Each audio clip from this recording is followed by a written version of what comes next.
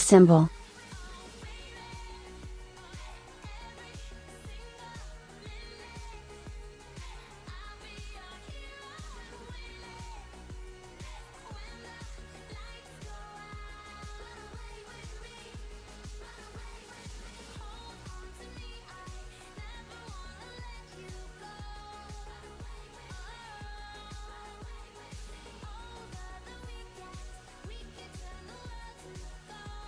QTC Party.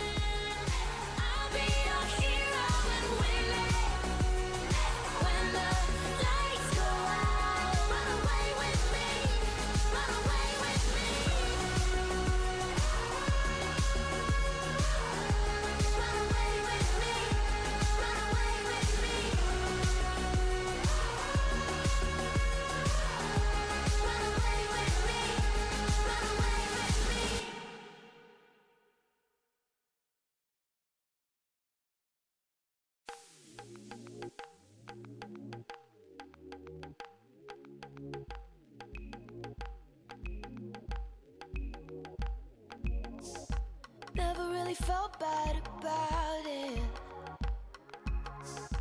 as we drank deep from the light.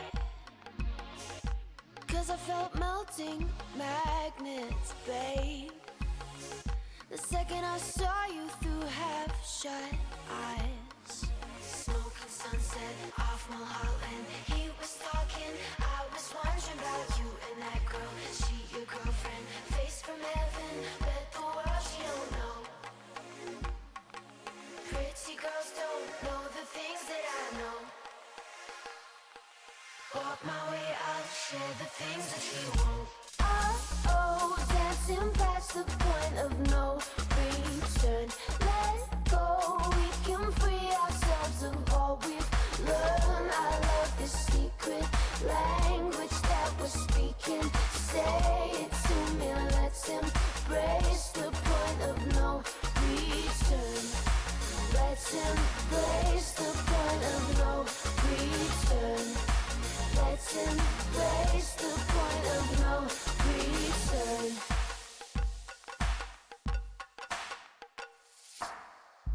Never really thought we would. I love this song. Wide time, wide time, wide time. Gwen Fartwave. But we've had a record summer, can't turn it down. Oh, now I don't wanna see the end begin.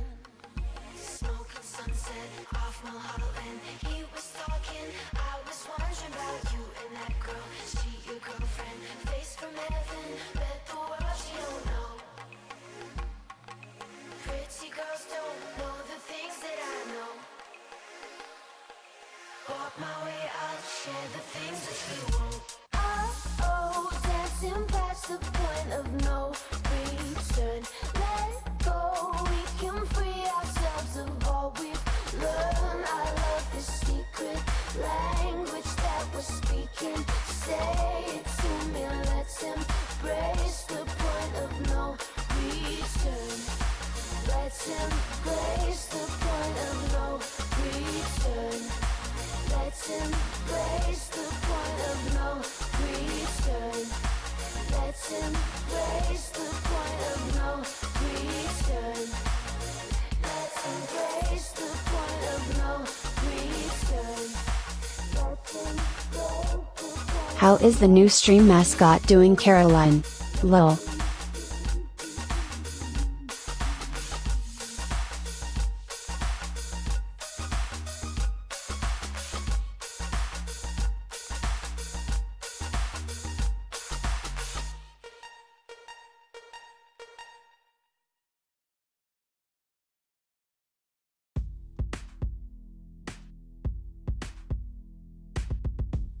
Every night I live and die, feel the party to my bones. Watch the wasters blow the speakers, spill my guts beneath the outdoor light.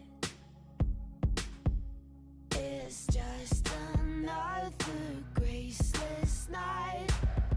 I hate the headlines and the weather. I'm 19 and I'm on fire, but when we're dancing, I'm alright. It's just another graceless night. Are you lost enough? Have another drink, get lost in us. This is how we get notorious. Oh, 'cause I don't know if they keep telling me where to go. I'll blow my brains out to the radio. All of the things we're taking, 'cause we are young and we're ashamed. Send us to perfect places.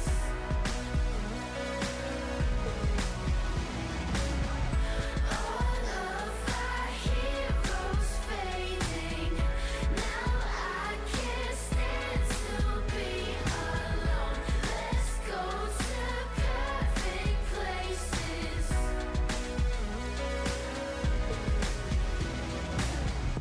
Every night I live and die, meet somebody, take 'em home. Let's kiss and then take off our clothes.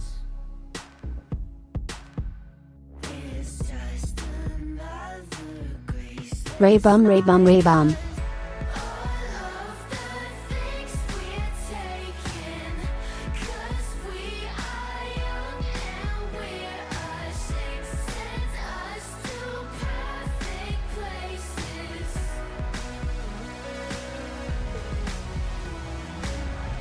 All of our heroes fading. Now I can't stand to be alone. Let's go to perfect places.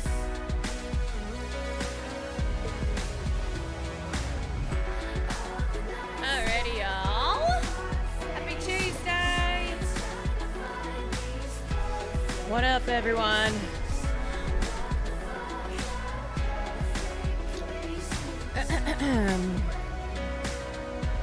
Okay. Alright. It's Tuesday, boys. It is. What the fuck are these perfect places? I don't know. The library? Ashley, thank you for the 33 months. Talia, thank you for the 18 months. Steph, thank you for the 30 months. Zeronograph, thank you for the 33 months. Nutty Kiwis, thank you for the 6 months. Whoa, it's me, thank you for the 10 months. Sequin, thank you for the 35 months. Alrighty, folks. Nerd. I need it to be Saturday already. Well, all you have to do is wait 4 more days, and then it'll be Saturday. All right, how are we? How are things? Okay, Browse. I'm gonna be so for real. I almost did not go live. I wasn't exactly feeling it. Hello, God damn it, I have got to not click links in the beginning without checking to see if my volume is on full blast. Ah! Goodness. Goodness gracious. Criminy. I made the Club Chalamet PowerPoint for last week's Fear and bonus app. You'd be proud of it. You know, I think there's a handful of us who have informed about half the world to the existence of Club Chalamet. And I'm one of those people. Oops. You know what? That's my legacy. Like thinking about what I have left behind in this world. If I were to die tomorrow, it'd be that a lot of people know about Club Chalamet because of me. I'm wearing a pet parent hat and the pet is a new spider. Yes, this is true. Will went and got a terrarium today at the pet store, and it's crazy because he's arachnophobic, but now is keeping ScarJo as a pet. I don't know. Just okay. Thank you for the 3 months. I'm like, is this like some way to conquer your fears? I don't know.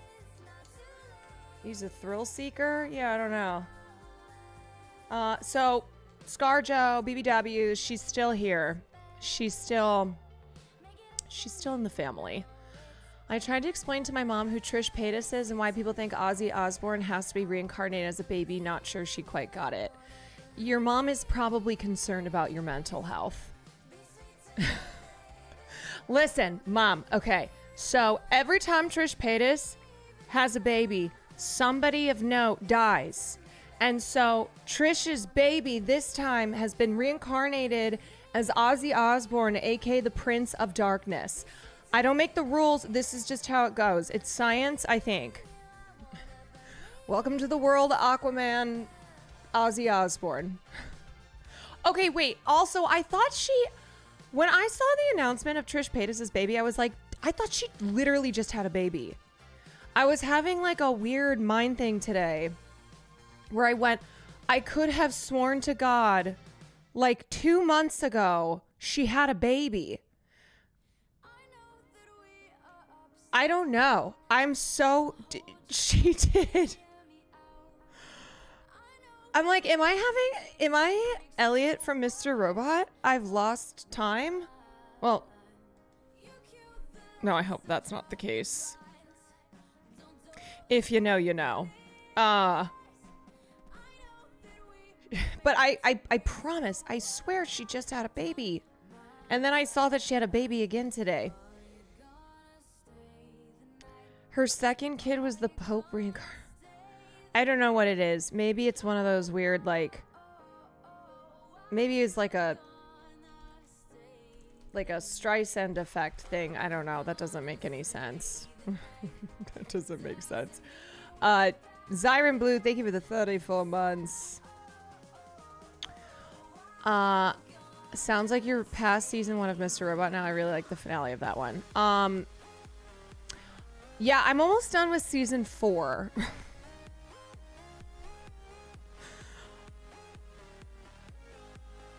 When did I start Mr. Robot? I've watched a lot, haven't I? What is almost? I have 2 episodes left. Started it last week. All right, I'm gonna be so for real. I've watched a lot.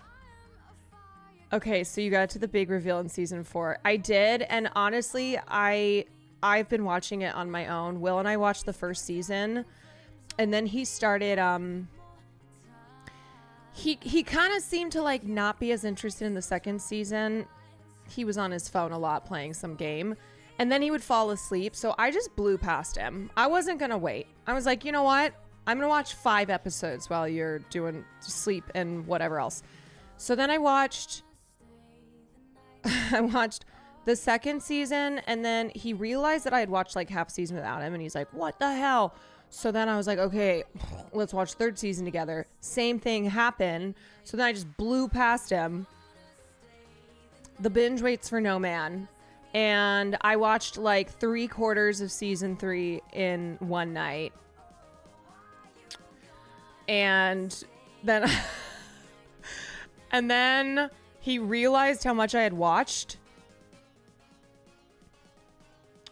So I was like, okay, fine. We can watch season 4 together. And then he fell asleep again. And so I just did it again. And now I've watched almost all season 4 and he has no idea. I wait for no man.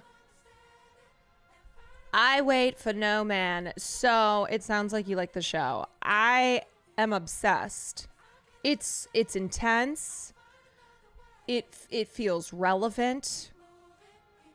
I'm in it. I'm really in it. It's one of those, like, I can't believe I waited this long to watch it. Like, to be fair, it was one of those shows that I was always like, okay, I gotta watch this show. It's so different from what I thought it was gonna be. So first season is crazy good. Second season, not as good.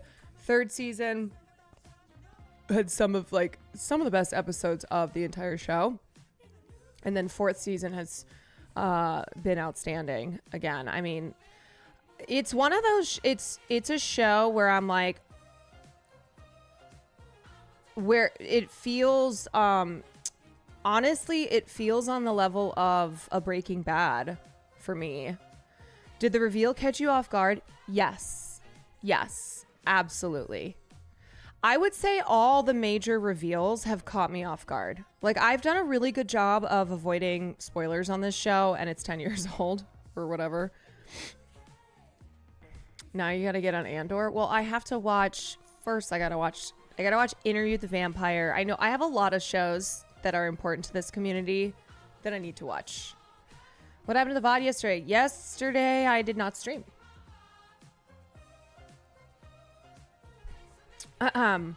Well, the good thing about Andor is that's a show that I don't need to wait. I don't need to wait for Will for, because he ain't gonna watch it. End stream and watch them all now. You know, okay, when I said I almost didn't stream, because I almost felt like it's so I'm far from alone, but when I get like really deep into watching TV, it kind of takes over my life. And so I try not to binge TV too often, because then nothing else matters. Like literally everything else falls to the wayside. I get very locked in. And so I almost was like, I don't even think I can stream. I don't even think I can stream, because I'm in that mindset of like, I gotta finish this, and then I gotta keep injecting it into my veins.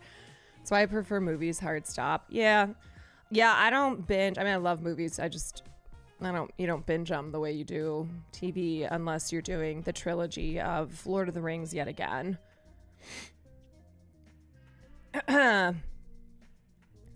There's so much to get through. Yeah, I mean, that's why it's nice with a show like Mr. Robot, because it's 4 seasons, right? There is an end point. It's not one of those, okay, I'm going to start this show and there's 20 seasons. Was the new season of The Bear good? I gotta be honest, I've kind of fallen off with The Bear. I've watched all the seasons up to this point, but I just like have not felt I haven't even felt a desire to watch it yet. I may at some point. I think I was like a lot of Bear watchers, where first season I was hooked. I was really I was in it. I was in the bear cave. And then it just started to go down in quality, and I kind of was like, This one was better, but it wasn't like, oh, we're totally back. Yeah. I just, that show is one where I don't feel right now, I don't feel a push to like watch it. It'll probably be one of those when I go, wow, I've watched everything. What can I watch now? I'll be like, I guess I'll watch The Bear. Glorpert, thank you for the 21 months. Short and Sweet is The Good Place. You know, I feel like I've seen some of The Good Place. I feel like I'm trying to remember the reason that I didn't commit to that show. Maybe it was just, this is so petty.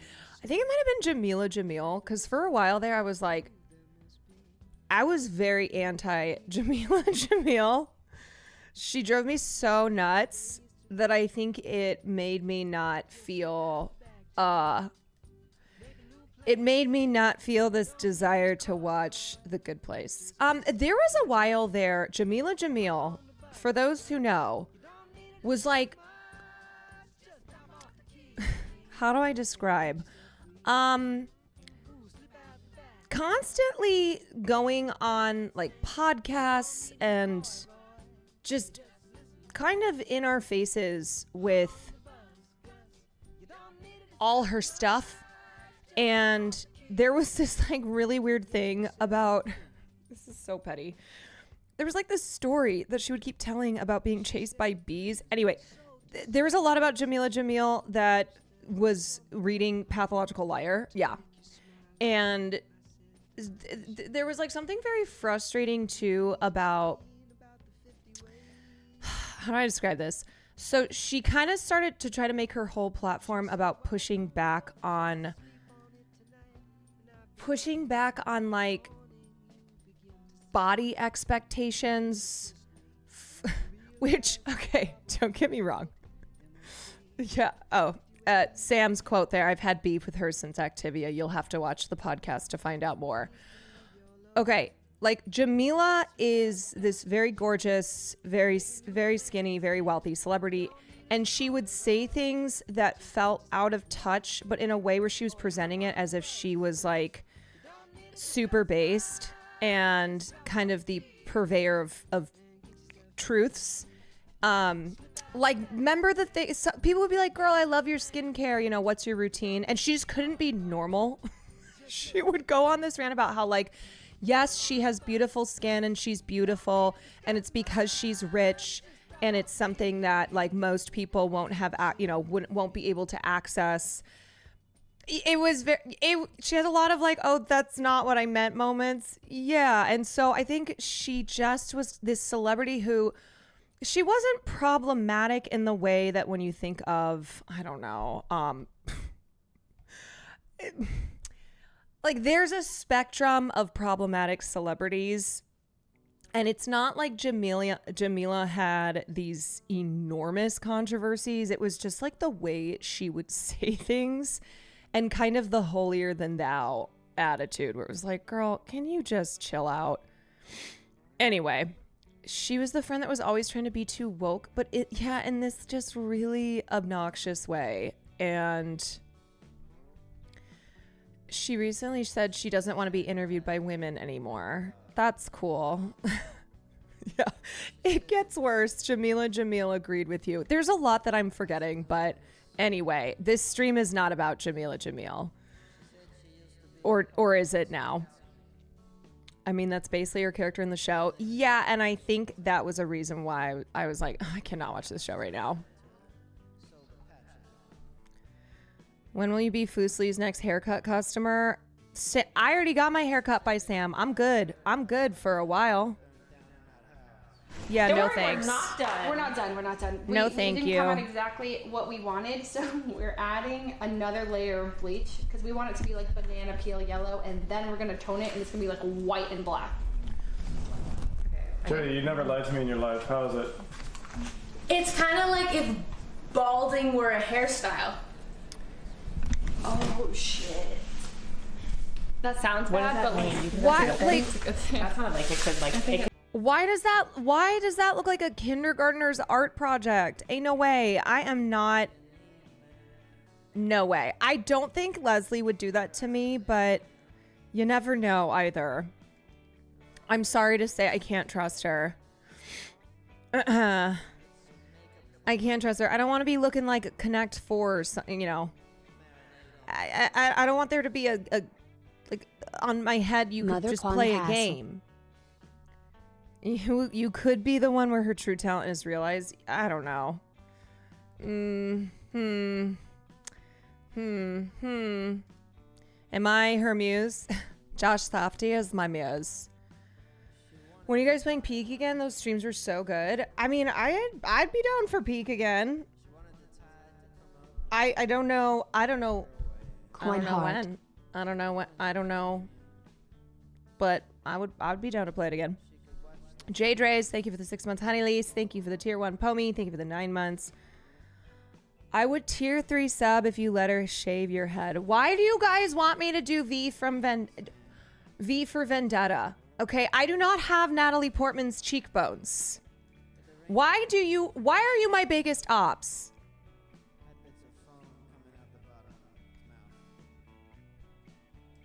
I swear to God, y'all know I cannot be bald, all right?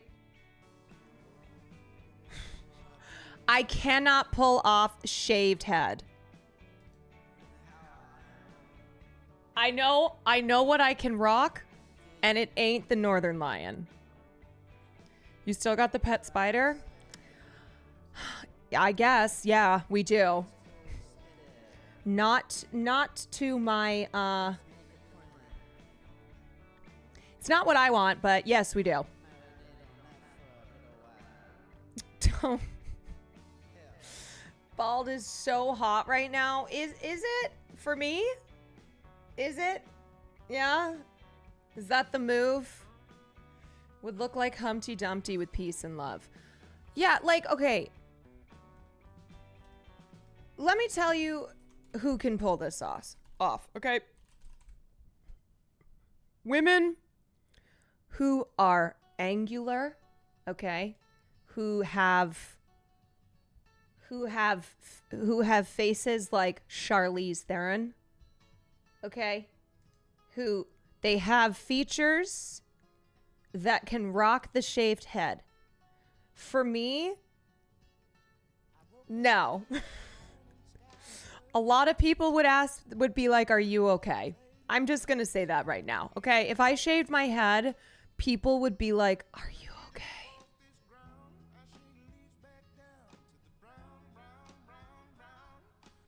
Are you good?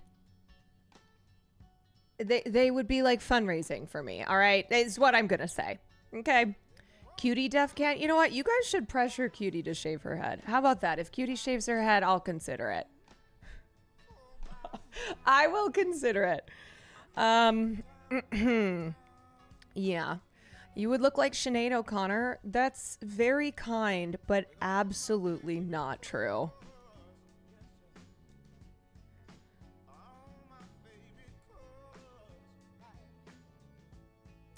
I don't know. She's on her hot girl shit right now. Yeah, no, Cutie would not shave her head. She's in her hot girl era. She's doing the Peloton. She's getting facials. She's you know, she's doing hot girl summer. 10K sub goal? Hell no. Besides, 10K sub goal is join the LAPD. Get on the inside.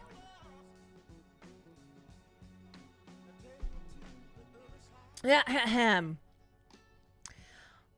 I hate to prod, but did Will's tree, why is that in quotes, give you that mark next to your eye? Oh, his tree, as in don't ask him about his tree? No, I don't. No, I know this tree thing.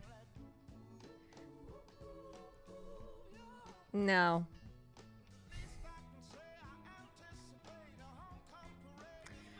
Okay, you know what? We're gonna watch this. Living human being who is currently alive. My first claim is that I don't think I should be murdered. Basically every Jubilee video. You know, we're in hell, ain't we? Ain't we, everybody? Hello. Okay, I'm gonna talk really fast in order to make a half-baked point and just hope you don't call me out on it. Does it really matter if I kill you? Secondly, hold on. Please don't interrupt me. I have a family. Do you have a family? Answer the question. Yes.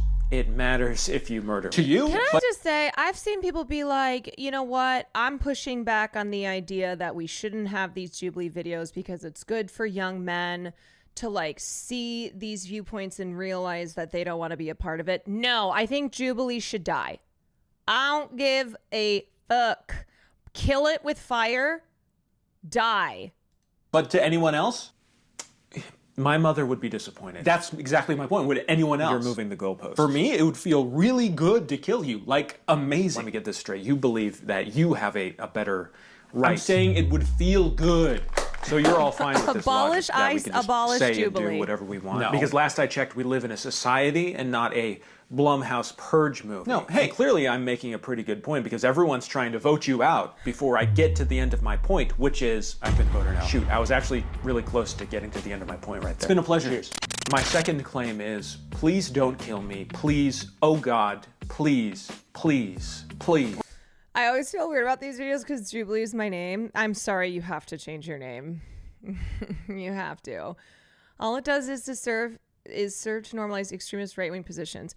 What Jubilee does is it takes the most vile fucking people from the deepest, darkest, cretinous corners of the internet and is like, hey, you want a massive platform to say to be like, ha ha ha, yeah, I'm a fascist. That's what it is. And then every time it's the same thing. These clips go viral, which is Jubilee's intention, and everyone goes like, oh my God, I can't believe Jubilee did it again. At least the guy got fired. Yeah, and then he's raised like $20,000 already from the, from the crybaby Nazis who are like, let me give you money. Or $30,000. There you go. All right. There you fucking go. Do we know their process for finding the fascists? Like, that's got to be genuinely, you just go on Twitter and search whoever Elon is in the comments of.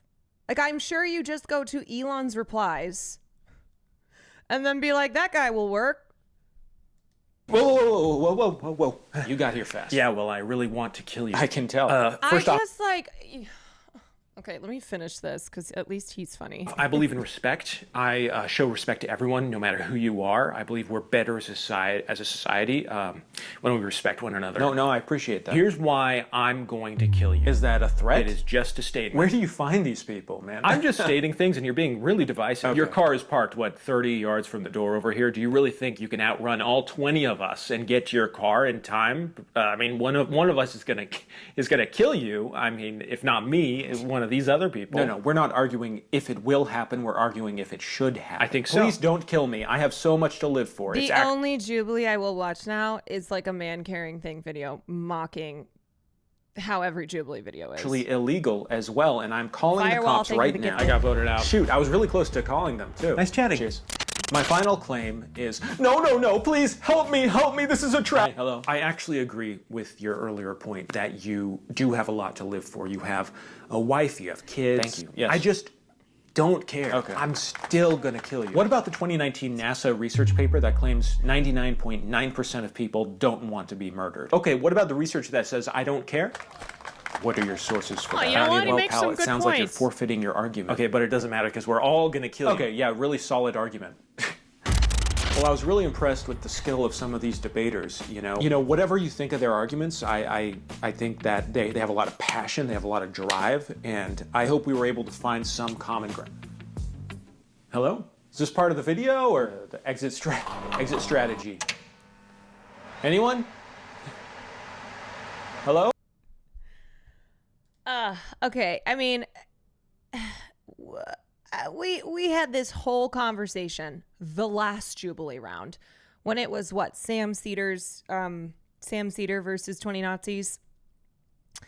And we talked about how Jubilee needs to die. Like, then by we, I said me. I mean, me. That's what I think.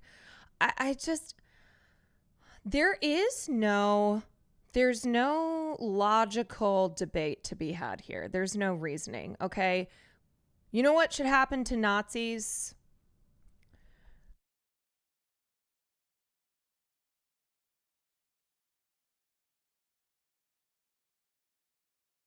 We shouldn't put them on Jubilee videos and give them a massive platform.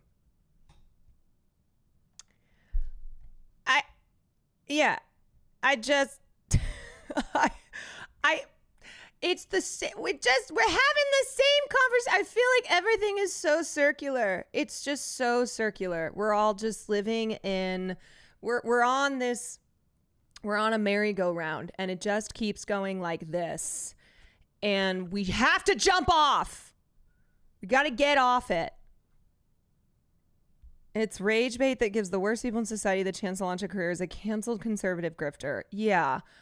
And people will be like, well, there's always at least one person who sees that and is probably like, you know what? That does seem kind of crazy for me. It's like, yeah, it is. But do we need to keep finding these freaks? I mean, these literal cartoon characters, and then putting them in a Jubilee video. And the thing is then it's like the same ones who will pop up. Okay, they find one who they're like, oh, that guy's a extra freak, so let's put him in another video. Even Dr. Mike said his time talking to the anti-vaxxers is a waste of time. He's so dedicated to healthcare and helping people. It is a waste of time. It's a complete waste of time. It's just let's have the most evil people say just the most blank, just point blank evil shit. And then clips go viral, and then everyone's like, oh my God, look at how evil these people are. Or whatever. Others who are like, hell yeah. Love it. Sam said they did the same thing to him and Mehdi, saying they'd be debating Republicans and conservatives, then oops, all literal Nazis. Because that is Jubilee's MO now. Jubilee is just like, let's take one person who's like reasonable and smart and normal and put him up against a bunch of Nazis. It's just Nazi clip farming. That's what it is. Oh my God. This one was particularly gross where they just went, you're brown and we hate you. Yeah, it's vile. It's so vile. And then, you know, the CEO of Jubilee sitting back and being like, yes, we have certainly accomplished radical empathy here. Thank you, folks. On to the next one. Where this time it's not 20 Nazis, it's 50. They quite literally, by policy, don't distinguish between conservatives and Nazis or liberals and leftists. Yeah, no, because Jubilee there's no genuine interest in fostering any type of productive conversation. It's not. It's you know what it is? It's like the worst. It's the worst aspects of the whole debate pervertry to its most extreme. Jubilee should do a video where it's one fascist versus 20 World War II veterans. They give the veterans guns and see if the fascists can convince the veterans not to shoot them by defending their tweets. Yeah, and you know what? Jubilee makes so much money off this. They make so much money because their videos they don't get demonetized, right? Because they present it as, well, we aren't saying these things.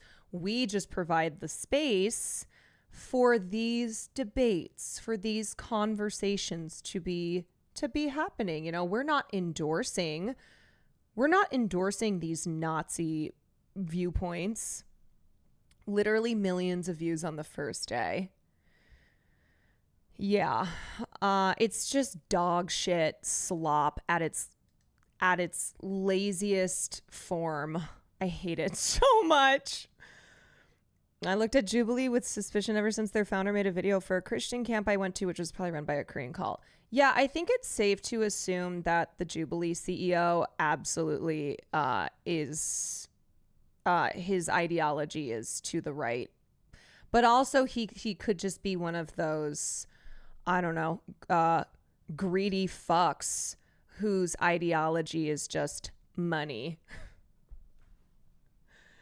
He just is all about the green.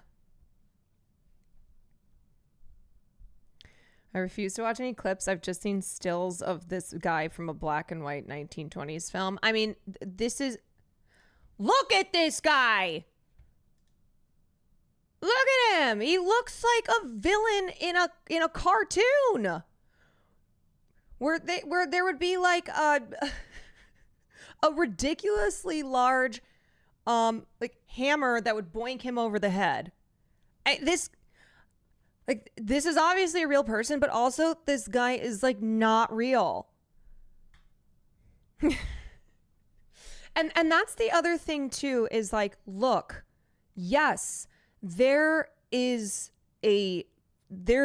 been a very troubling trend towards fascist ideology, towards supporting candidates who are fascist, primarily in the rhetoric and actions around immigrants being used as scapegoats, not just here in the United States, but across Europe, the rise of fascism, far right ideology in Europe. But also this guy, this is a Twitter guy. Do you know what I mean by that? Like, this guy is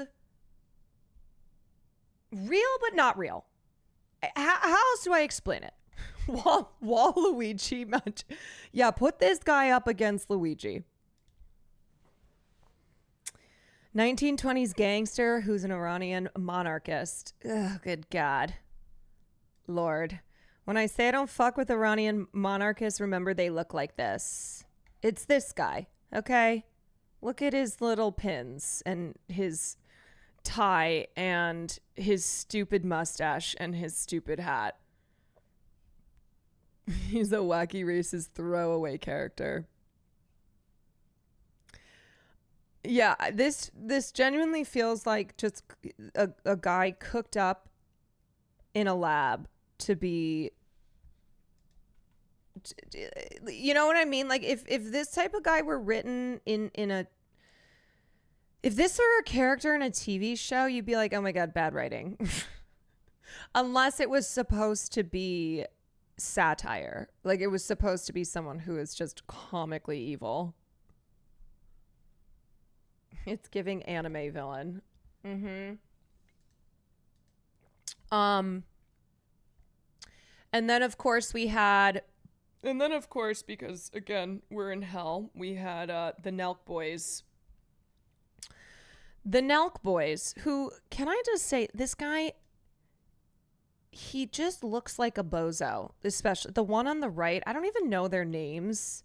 They're just the Nelk Boys. Is this one Nelk and this one is Boys? But this one on the right in particular with his backwards hat, he just looks dumb.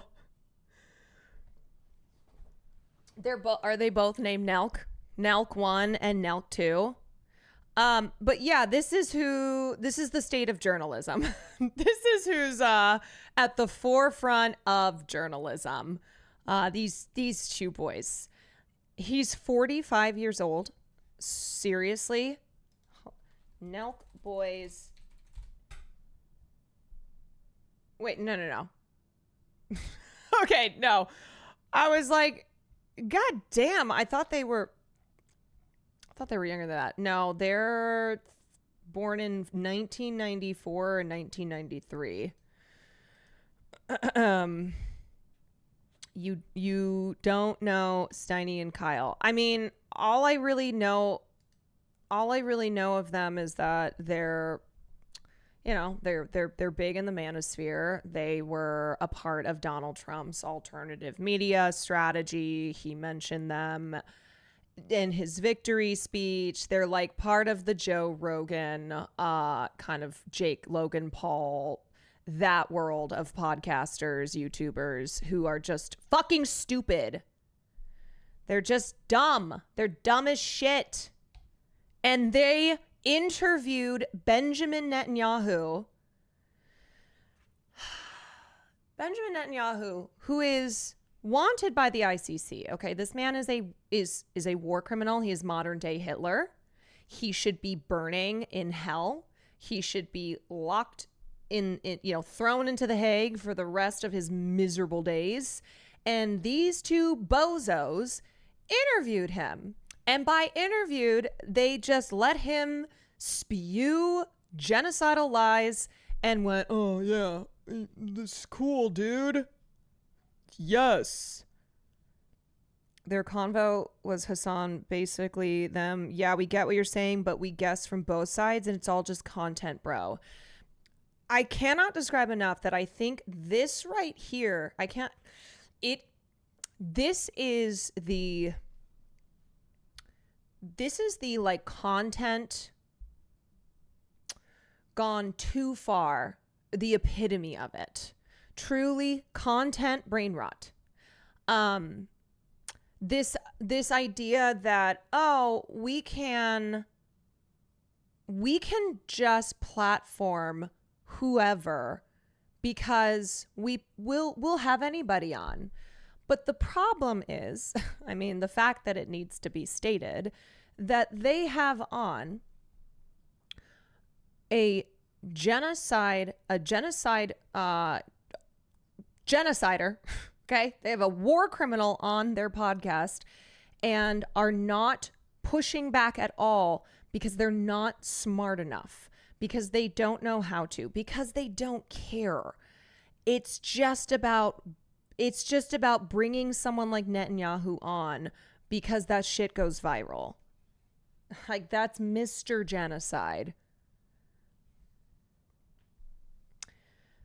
This comment, the one thing I will say is that a lot of their audience, at least a lot of comments were really angry about this, which I guess, I don't know, that's a silver lining here. Said, having Netanyahu on is like having modern day Hitler. No, I saw that. Which is, honestly, guys, I'll be honest. I'm here to. It's a good point. Everything is so fucking stupid. Oh, yeah. So you guys brought up the point that having Netanyahu on is like having modern day Hitler. And honestly, guys, I gotta be honest. Yeah, you know what? That's a good point. That's a good point. But the thing is, they don't care. Okay, these bozos, these dumbasses, they don't care. They'll keep doing this stuff. All right, Netanyahu will have, who else wants to have him on next? They don't give a fuck. It's content. Truly. It's brain rotted content. We're here to fucking learn, to be honest, guys. Oh my god, no, you're so good. It's a good point. Someone said, you're here to fucking learn, guy. We're here to fucking learn, guys. You know what, bro? Dudes, honestly, L. Hitler. Yeah, you know what? That's a good point. What you brought up, and we're all just here to learn. And no cap. For real. So, W's to you all for bringing up some pretty cool points. Yeah, I mean, Hitler was pretty bad, right, bruh? Yeah. The time to learn is not while interviewing modern day Hitler, and the thing is too, this is not. They haven't learned from this. I'm sorry, I just don't believe that this is some turnaround point for the Nelk boys. In the same way that a lot of these dude bro podcasters who are like, wow, Donald Trump is doing the thing he said he would do. We can't believe he's doing it. That they're taking a responsibility. They haven't apologized and been like, you know what? I was wrong. I bear responsibility for the part that I played in this, yada yada. They don't give a shit. No. The alternative viewpoints they brought up were Sneeko, Fresh and Fit, and Hassan. And it's really, I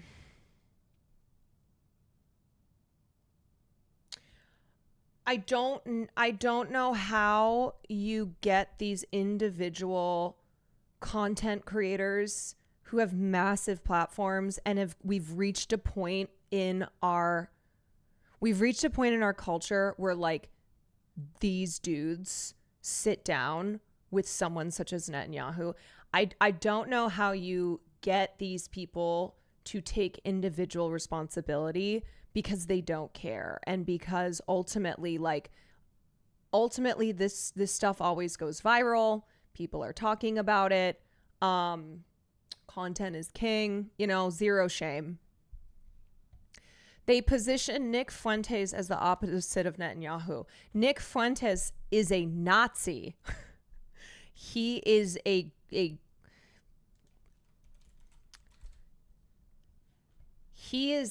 literal groyper who is a piece of shit white supremacist. So what world are we living in when it's like Nick Fuentes versus Benjamin Netanyahu? Yeah, two different flavors of Hitler.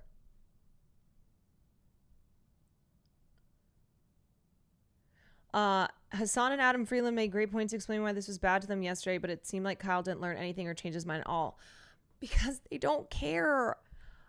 I know I'm coming across as like very cynical, but I genuinely don't think the Nelk boys, any of these fucking assholes, care. I think that was just PR, truly. I think like that's we talked to Hassan, see? We talked to Netanyahu, but we also talked to Hassan. They both cited they said they were neutral on World War II. Yes, and ultimately too, these people are they are not equipped to be having these conversations. They were using the outrage to farm. That's what it is. Y'all, most people in the world of content creation, the only thing they care about truly are views, is cultural relevancy, clout. Like, Asmongold does what he does because it gets him more views than World of Warcraft. He will never stop. And it's why I got to a point where I'm like, I'm not wasting any more time like picking through the latest Asmongold thing, of continuing to give him attention as he just like happily spews really hateful shit.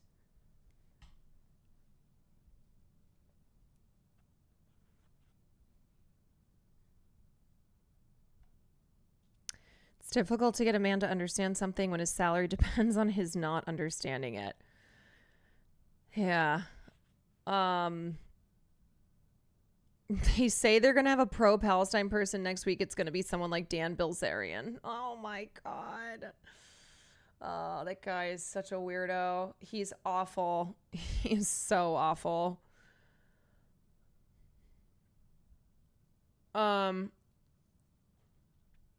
Okay. Here's a piece that Kat wrote on her Substack, Spitfire. Podcast bros are doing war propaganda now.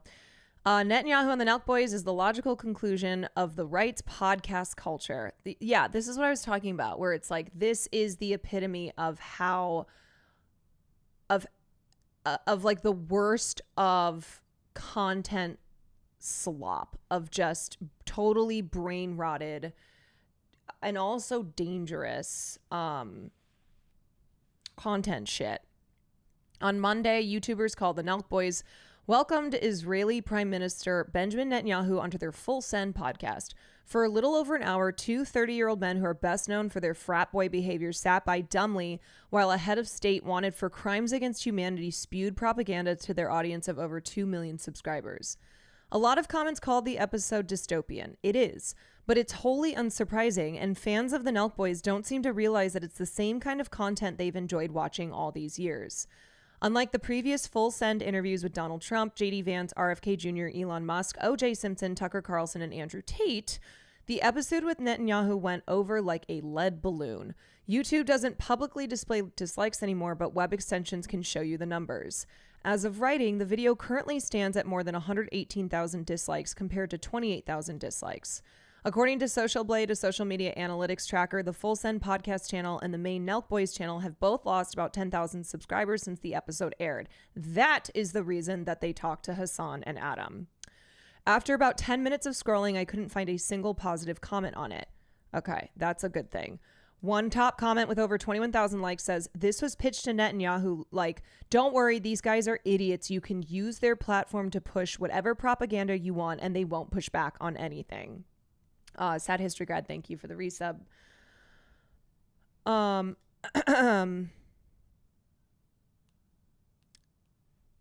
The a few hours ago were 20K to, wait, hold on a second. Fake numbers, but I'm sure they line up overall.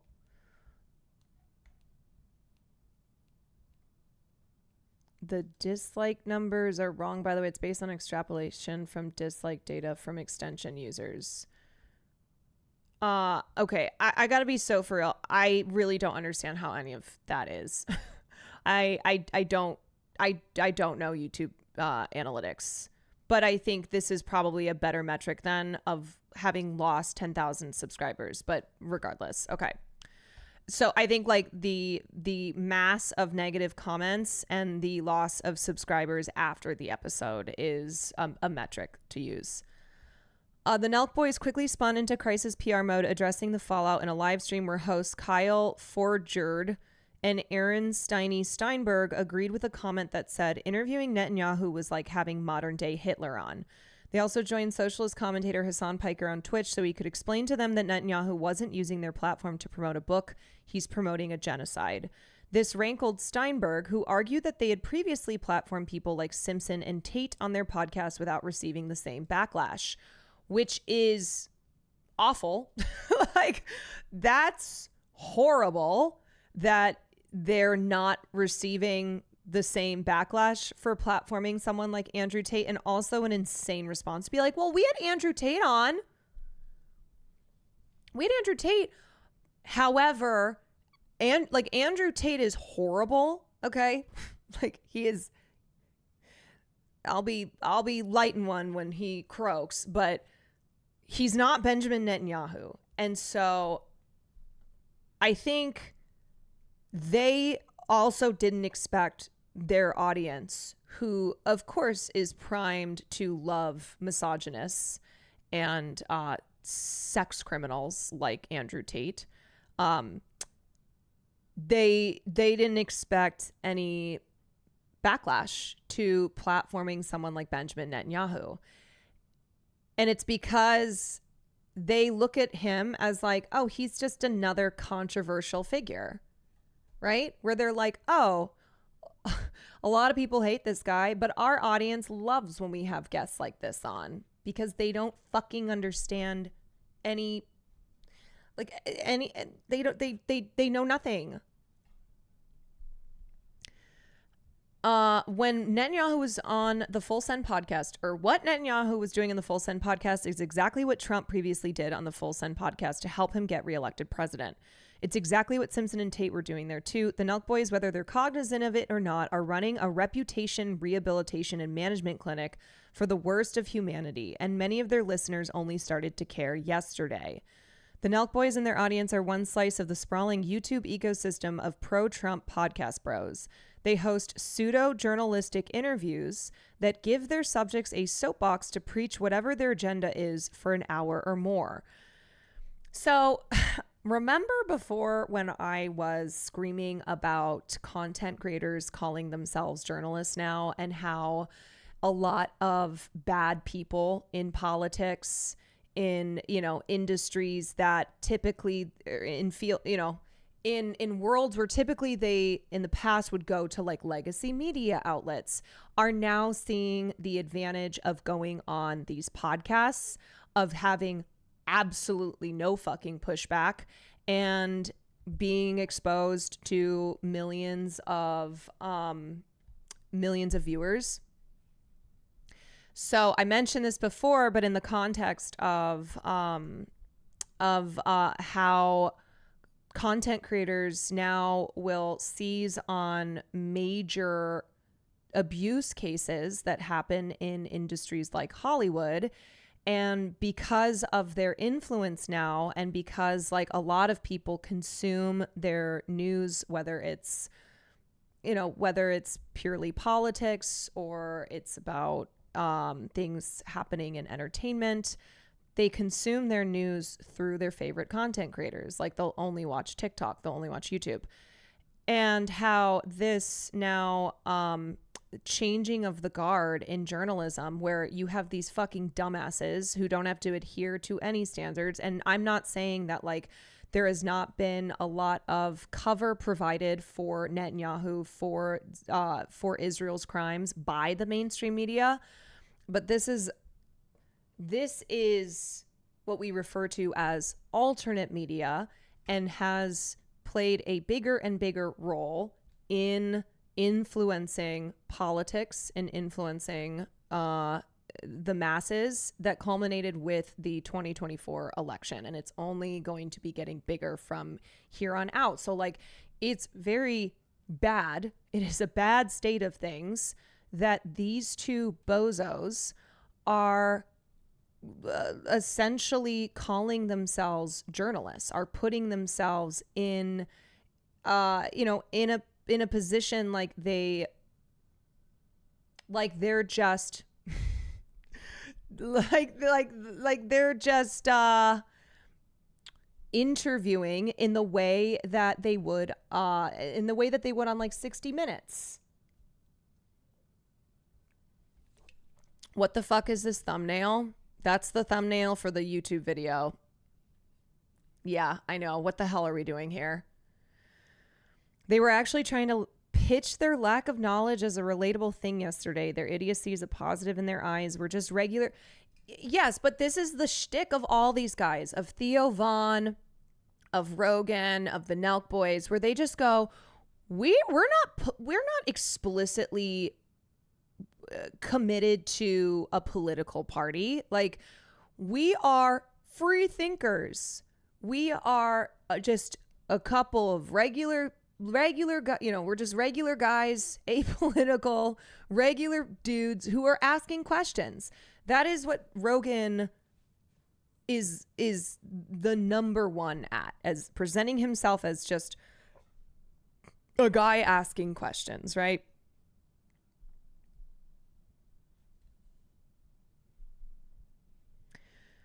The Nelk Boys and they host pseudo journalistic interviews that give their subjects a soapbox. In February 2024, Media Matters published a compendium of the Nelk Boys pushing extreme misogynistic views alongside guests like Tate, performing racist and transphobic stunts, and hanging out with anti-Semitic influencers, including one who praised Adolf Hitler as a good guy.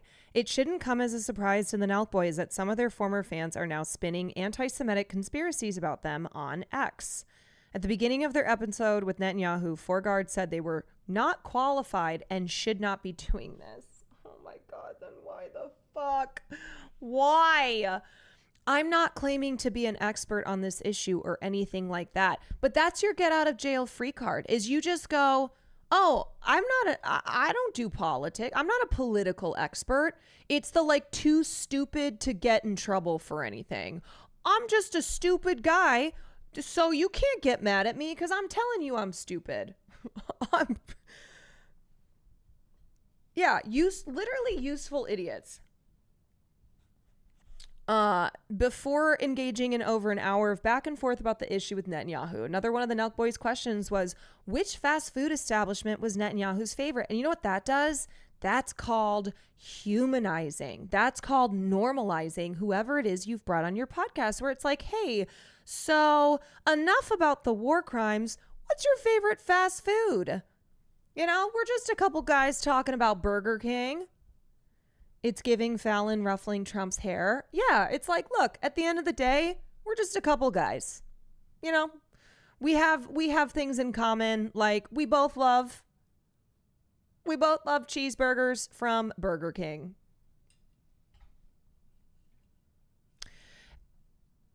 Conservatives realize these are platforms with audiences that younger haven't been as polarized yet, and that they can appear just as just a normal guy too. Yes, where their viewers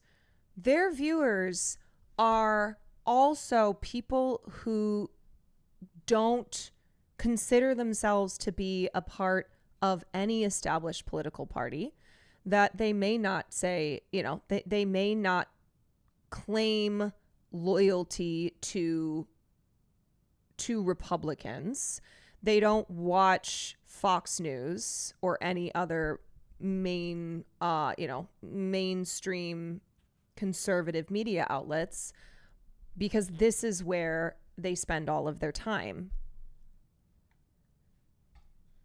Yeah. And also it's so gross too, the question around fast food, when in that same conversation they asked Netanyahu, hey, so people are say you're starving Gazans, and he lied his evil fucking face off and said, oh, well, no, Hamas steals the food and we're not starving Gazans. In that same conversation.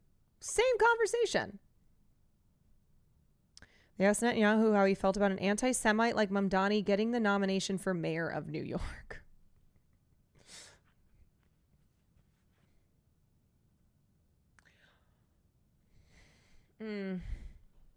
They're just neutral. Yeah.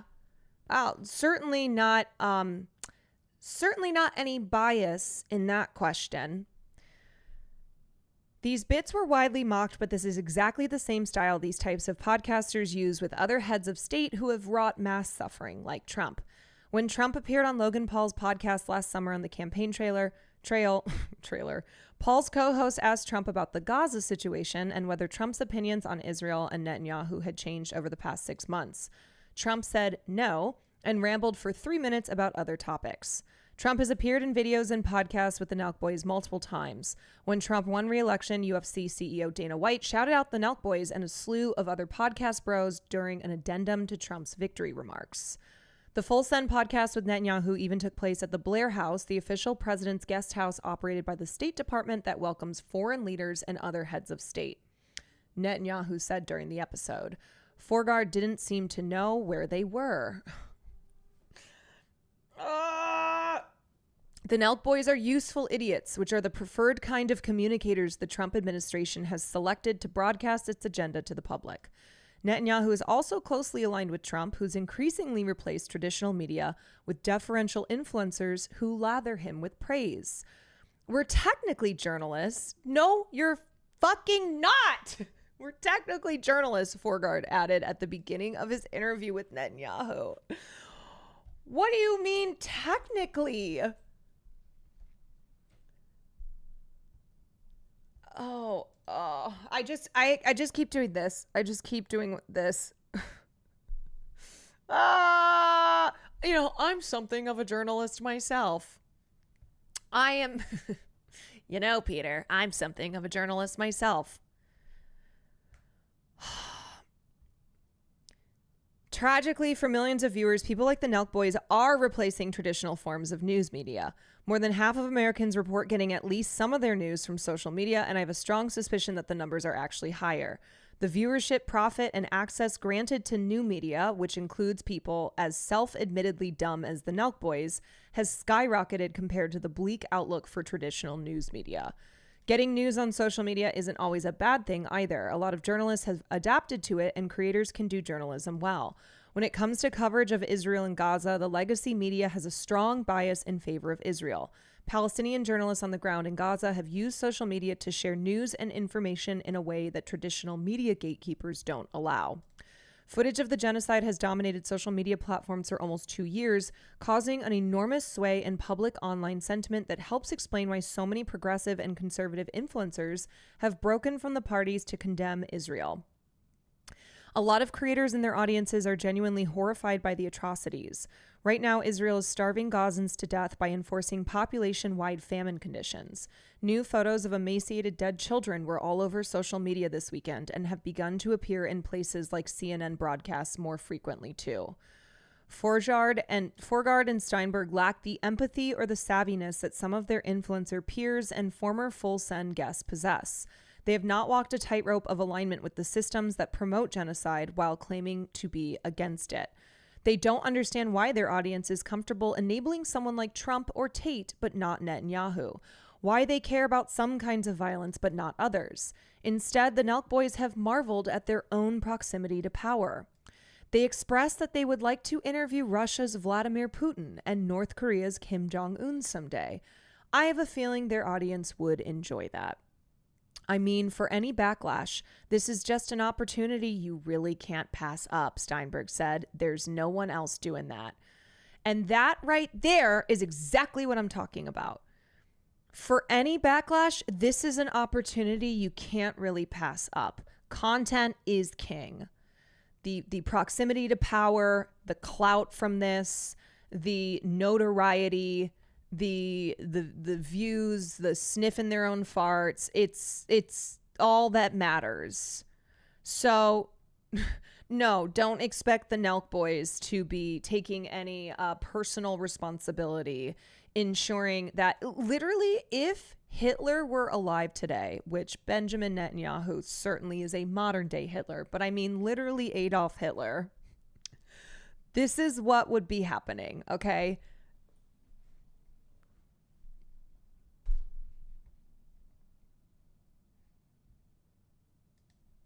In 2019, SpaceX offered to buy summary, out all of the residents, saying that with new FAA safety regulations, it wasn't safe a classic to stay in the village. This letter that SpaceX sent out is more of a bully attack, a hostile takeover. But at the same time, SpaceX was moving. The guy with the hat, Kyle, was like, he's not alive, I expanding. can't say. Soon there were Airstream trailers lining yes, the block. we and know. A new name for the street we that know was you once would. Called Meme Street. Meme Street. Everything is so stupid. Everything is so stupid. Everything is stupid. Everything is so stupid. So stupid. So stupid. Everything is so stupid. Everything is stupid.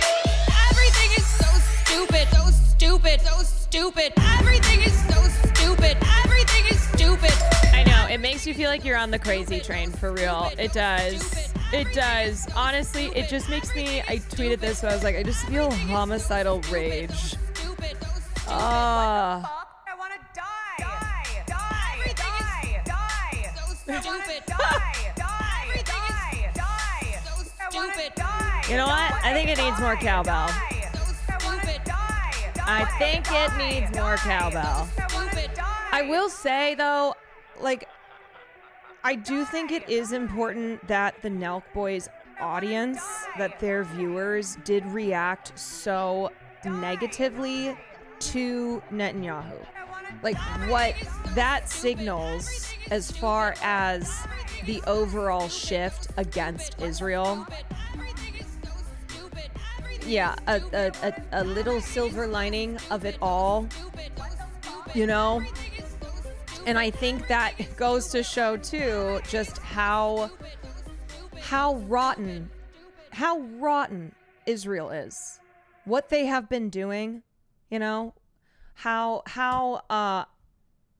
unbelievably evil they have behaved is like to the point that you have people who watch the Nelk Boys who are, you know, excited when they see Andrew Tate as a guest, who, you know, have no problem with people like Donald Trump, but they draw the line with Netanyahu and with Israel's genocide of Palestinians.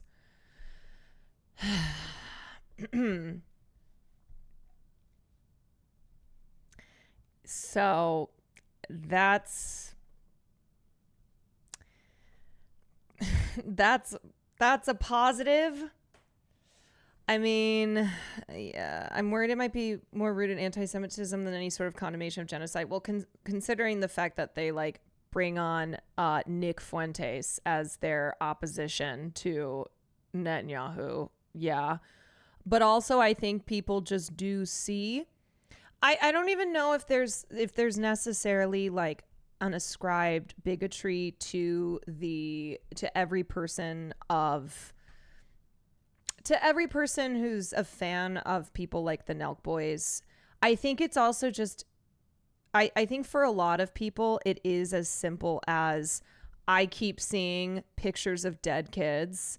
I keep hearing about Palestinians being starved to death, like being bombed and starved, and that makes me that makes me feel sick and sad. And I really think like for a lot of people, it's as simple as that, where they don't know the almost 100 years of Israeli oppression towards Palestinians. You know, they don't know all the history. They don't know all the details. A lot of them, they like don't understand what Zionism is still, or they're not locked in that way. But it's as simple as like just a basic response to seeing a live streamed genocide, right? It's like, oh, I'm not comfortable with seeing dead kids.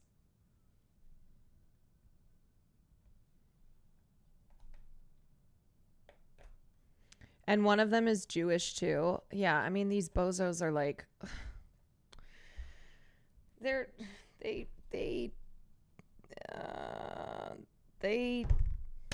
of course, it doesn't matter. Like this, there's no, oh, well, he's Jewish, so how could he also be peddling anti-Semitism? Because they're fucking, you know, they're platforming white supremacy all the time. That's like the crazy thing that's so frustrating, is how the white supremacy of it all, the anti-Semitism being rooted in white supremacy in that, is not the focus of the conversation around anti-Semitism, of, you know, not talking about like the violent domestic white supremacist threat that we face in this country, that is a threat to all marginalized people, you know? Okay. And then in other news, this article, this lovely piece that the New York Times wrote on Brett Cooper. Brett Cooper is spreading conservatism one celebrity drama at a time. How many fucking times can I say that this is what's going on? Okay. And what's crazy is like, this is not just young men. This is young women. This is young women who are drawn into the type of content that's in the world of true crime, of celebrity news, of wellness, of beauty, and are being radicalized by people like Brett Cooper and Candace Owens. The YouTubers set out to reach young conservatives who felt alienated by mainstream culture. Now she's the newest face at Fox News, though dreaming of her own goop. Did you know that Brett Cooper is only 23 years old and is married and pregnant and has a farm where she does like the trad wife thing too, and yet she's also very rich and very successful? Like, all of these successful trad wifers, they are business women, okay? They're not sitting there just like tending to their chickens as their husband goes out and makes the money and then comes back home and they serve up a warm meal. It's all part of the brand. Yes, it's all part of the brand, the aesthetics. So she has 1.6 million people subscribed to the Brett Cooper Show, where she publishes twice weekly monologues about celebrity and trending news with a conservative bent. She uses headlines about stars like Katy Perry or Simone Biles to argue against feminism and abortion rights, or the trans craze with young people. I genuinely hate to like put myself in even the same sentence as Brett Cooper, but if you like, for anyone who's new to my stream or my content, if you're like, hey, what are you all about? Essentially, I'm trying to be an alternative to this. I am trying to be a person who is in exact opposition to what somebody like Brett Cooper does. Caroline Cooper. Where I am also a woman. I am also a person who covers things happening in pop culture, who covers things happening in celebrity news. And I have not a conservative bent, but a leftist bent. And unfortunately, it's just a lot harder to succeed doing this. If I were doing things like Brett Cooper did, I would be so much more successful. I would have a much bigger audience. Like, that's just how it, I think that's true. I think that's how it goes. On YouTube Miss Cooper, whom Fox News signed in late June, represents a new evolution of Republican commentators, an entertainer playing by the internet's rules, rather than the established customs of right-wing media. Her speech is quick and jocular, like a Red State mashup of BuzzFeed and Gilmore Girls. She does not aspire to be a serious anchor or a party leader influencing Washington policy debates. Though Ms. Cooper supports President Trump, her cause is culture, specifically making conservatism look cool and normal to young people. She has the grooming for it. She's an alum of PragerU, the digital content empire that's designed to appeal to budding conservatives on liberal college campuses and prides itself on changing audiences' minds. And she worked at the Daily Wire, a media company for right-wing news with a woke-free streaming entertainment arm. Conservatives of the past, Ms. Cooper said in an interview, dismissed pop culture as irrelevant. So did liberals. They continue to do so. Same with leftists. Everybody seems to it's like, man, look at what's happening. How are we still dismissing pop culture as irrelevant? What do you think the Nelk Boys are? What do you think the entire manosphere is? Like, do you think they sit there and talk about policy? No, that's not why they amassed these huge audiences. This is our real life, especially for young people. The majority of our lives aren't spent debating policy and debating political candidates. It's spent engaging with social media, and that's where we learn values. Anonymous Gifter, thank you so much for the 5 gifted subs. Manchi, thank you for the prime. It's astounding how meteoric her rise has been because she was smart, because she knew what to dig her feet into. It's the same thing that Candace did, and they openly will talk about how they have only grown exponentially from making this shift over to being like pop culture commentators. That before, they had sizable audiences when they were doing mostly like political commentary, but by kind of more disguising their politics via the vehicle of what's happening in the world of celebrities, talking about movies and stuff like that, that they have only reached a wider audience, because this is what the masses are interested in. This is how they consume, the kinds of stuff they consume, and then how their politics are being formed. It's through culture. And they're good at it. Like, I will say that they're good at this.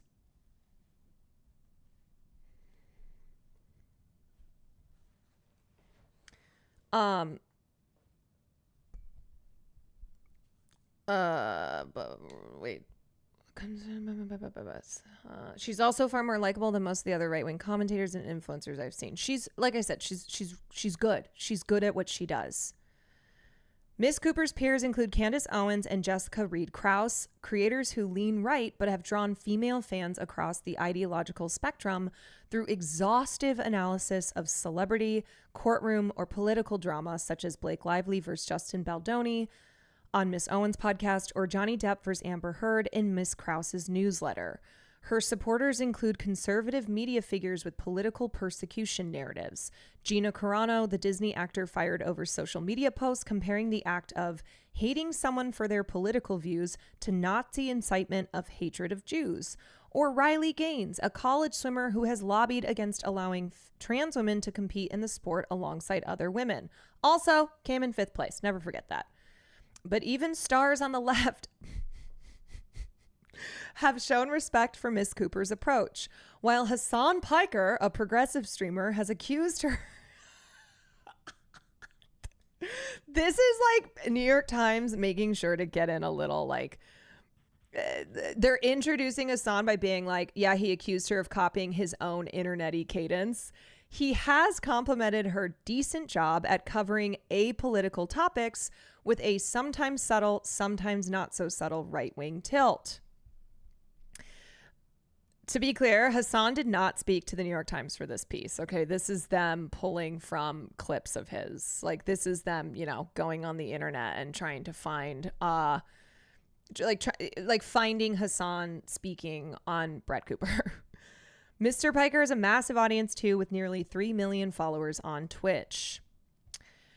You know what I would say too? It's not that the topics are apolitical. It's that they frame them as apolitical. It's the same way that Asmongold calls himself apolitical, that his supporters, his fans online will literally be like, oh, Asmongold doesn't do politics. And yet, anytime you click on his stream or anytime you see a clip of him, he's doing politics. But it's a disguise. It's like a way to just give yourself cover, you know? But like I am very clear about the fact that I am a leftist who a lot of my commentary and the things that I cover in my stream are in pop culture.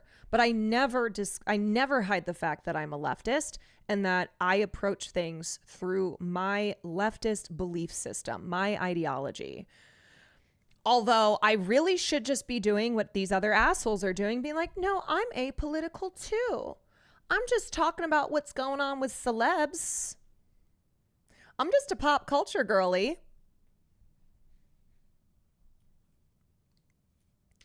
Tired of people acting like anyone's apolitical. It's a myth. We all land and lean somewhere on an issue. Right. But this apolitical disguise is so effective. Yes, plausible deniability. And I'm not doing politics. This is just common sense stuff. Okay. This is just cultural stuff. All right. I'm speaking to our culture. These are our values. Yes. That's what it's about. It's like, these are our cultural values.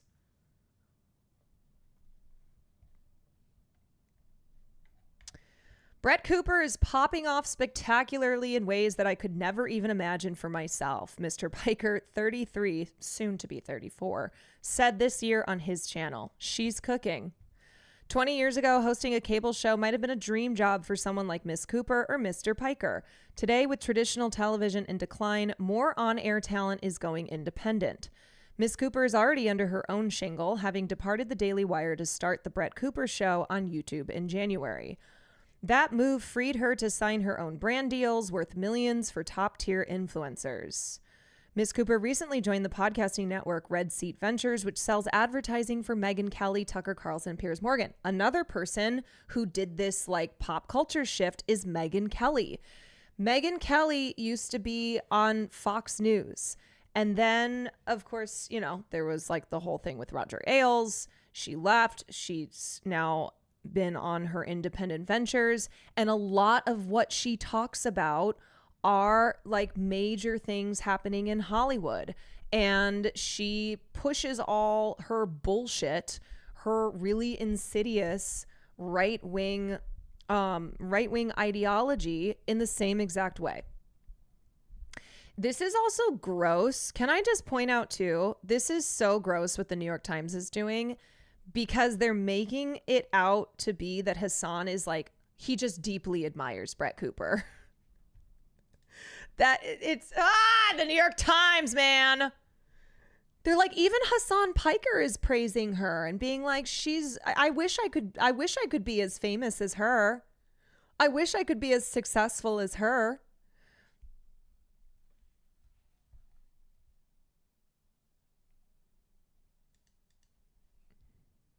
Okay, what's going on in here? Is she as good looking as you, Caroline? Shout out. What's your beef with her, Brett Cooper? So Brett is just the right-wing version of Caroline and she has a problem with that. Why can't Brett do her thing and Caroline do hers? Can we see pic of Brett Cooper? Shout out to all the, oh, there we go. Females. You use the word females. Yeah. That tells us all we need to know. Shout out to all the females out there killing it. Oh, brother. Oh, brother. Yeah, shout out to all the females. He was in Sad Girls chat and Enemy Charlie's chat being an absolute creep. Wow, I didn't get that feel at all. The chatter who said shout out to all the females? No. Not at all. Can we get a Jubilee of Caroline and Brett to hash this out? Just know if that ever happens, I've lost my fucking mind. If there is ever a Jubilee video that I am in. Oh God. Oh. That's it for me, okay? Take me out to the pasture. Zio, thank you for the gifted to females. Just Clown Biz, thank you for the 3 months. What if she was like, I don't fuck with libs, but you're cool as hell? I'd be like, I'm not a lib. You continue to insult me. Okay.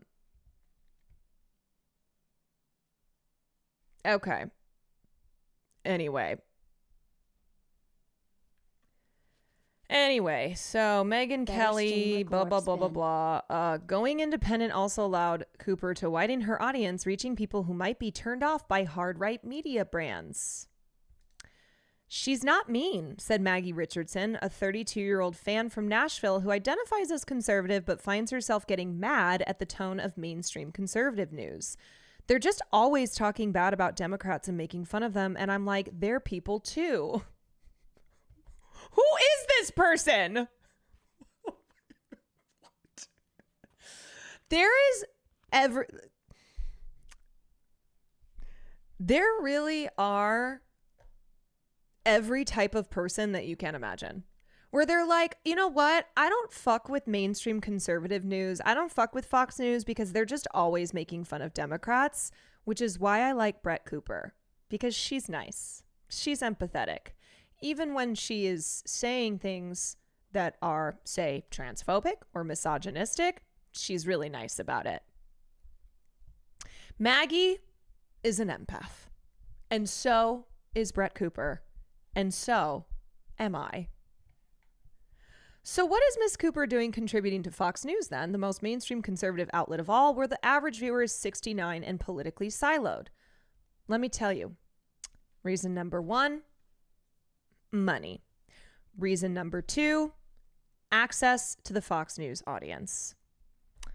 Oh, a conservative child actor, because yeah, the actor to fascist pipeline remains strong, man. On a Saturday this spring, okay, I don't give a shit about her collecting ribeye steaks and flowers and her cute little life.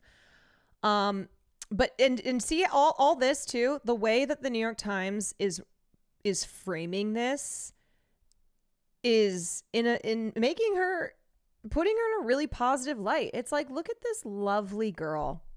Look at this lovely life that she has. Look at how relatable it is, you know? She's just going to the farmer's market. She's hanging out in her cute little floral dress.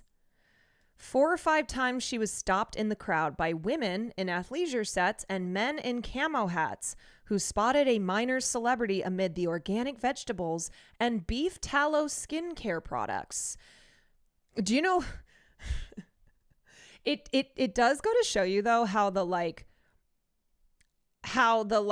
making fun of this kind of things, you know, like the organic vegetables, like in the past, that was something that would have been like conservatives would have made fun of. You know what I mean? where it's like, oh, these, you know, these soy liberals with their beef tallow skincare and their organic vegetables.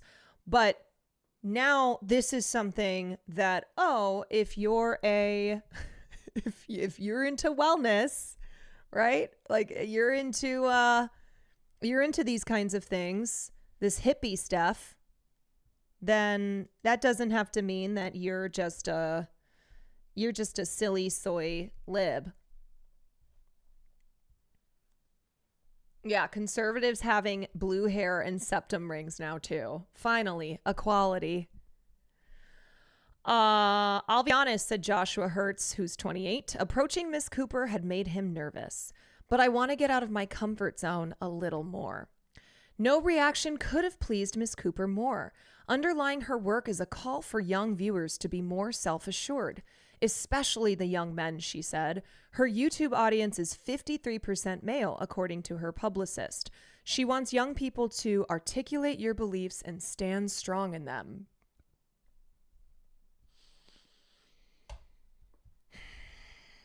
She learned this as a teenager, she said, while coming into her political identity and realizing it did not align with those around her.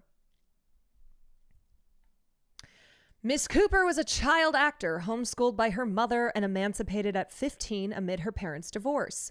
Her roles included Trailer Parker, a bullied high school student on the 2018 streaming series adaptation of Heathers. At least she was bullied. Miss Cooper enjoyed acting, but not the lifestyle. Filming locations and schedules were out of her control, and scripts were just too raunchy, she said. She enrolled at the University of California, Los Angeles, but found herself socially alienated. Her peers embraced Bernie Sanders, protested racial injustice, and could not tolerate her support of Mr. Trump, she said. She left her sorority in 2020 as it wrestled over whether to congratulate or condemn its alumna, Amy Coney Barrett, the new Supreme Court justice who would later vote to overturn Roe versus Wade. I wonder why she was socially... I love this. Like, she found herself socially alienated because her peers were protesting things like racism. Miss Cooper found community instead through Prager Force, the student street team of PragerU, a young conservative recruitment group. Moonsai Boop, thank you for the reset. PragerU wanted to produce more right-wing content creators. A few months after her graduation, Ms. Cooper received a message from a member of the Daily Wire staff in Nashville asking if she would audition for a new commentary video series tailored to a young audience. The comment section, which featured Cooper reacting to daily celebrity news and internet trends, debuted in March 2022. Unfortunately, when it comes to media, be it radio, television, the internet, conservatives are always ahead of the left, liberals and the left, okay? Like, they just understand it. They just know how to make really effective political appeals using whatever form of technology, whatever way media is being mass consumed.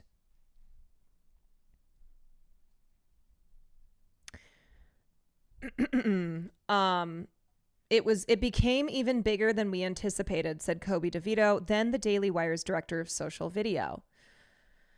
Anonymous gifter, thank you so much for the 10 gifted subs. Because the messaging and their audience, it's simple as hell. Yes.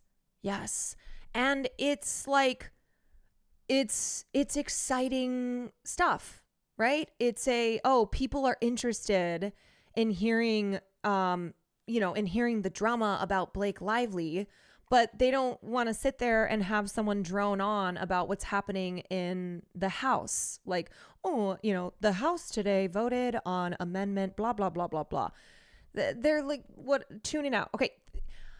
I am always reminded of this whenever I get together with friends who are not like politically brained. Okay. Just your average person, especially female, like especially my girlfriends, my females, especially the females in my life, who they're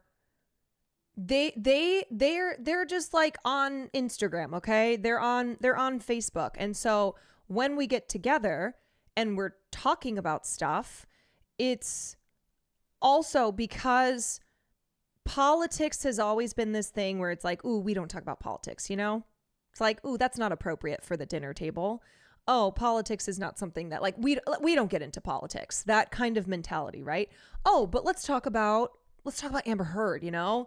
Yeah, that fucking bitch. Like, oh, what a lying whore. Or, oh yeah, did you see what happened with did you see what happened with like Snow White? Isn't that crazy? That Rachel Zegler seems like she's such a bitch. For a lot of political commentators, it typically takes years and years to find your audience, to find your voice. But within 4 months, the comment section reached 1 million subscribers, occasionally outperforming the Daily Wire's flagship properties, including The Ben Shapiro Show. That's wild. Within 4 months, Brett Cooper's show, which was all about daily celebrity news and internet trends, was eclipsing even Ben Shapiro's flagship show. Viewers have remarked on the and did you notice too that over the last couple years, Ben has also tried and pivoted to doing like commentary on what's happening in pop culture. Like when he does his like theatrics over a movie like Barbie. You know, when he's like burning the Barbie and doing a Barbie review. But what Brett had over Ben is, one, she was younger. She is younger. She's just more tapped in. She just comes across as like more natural speaking about these things.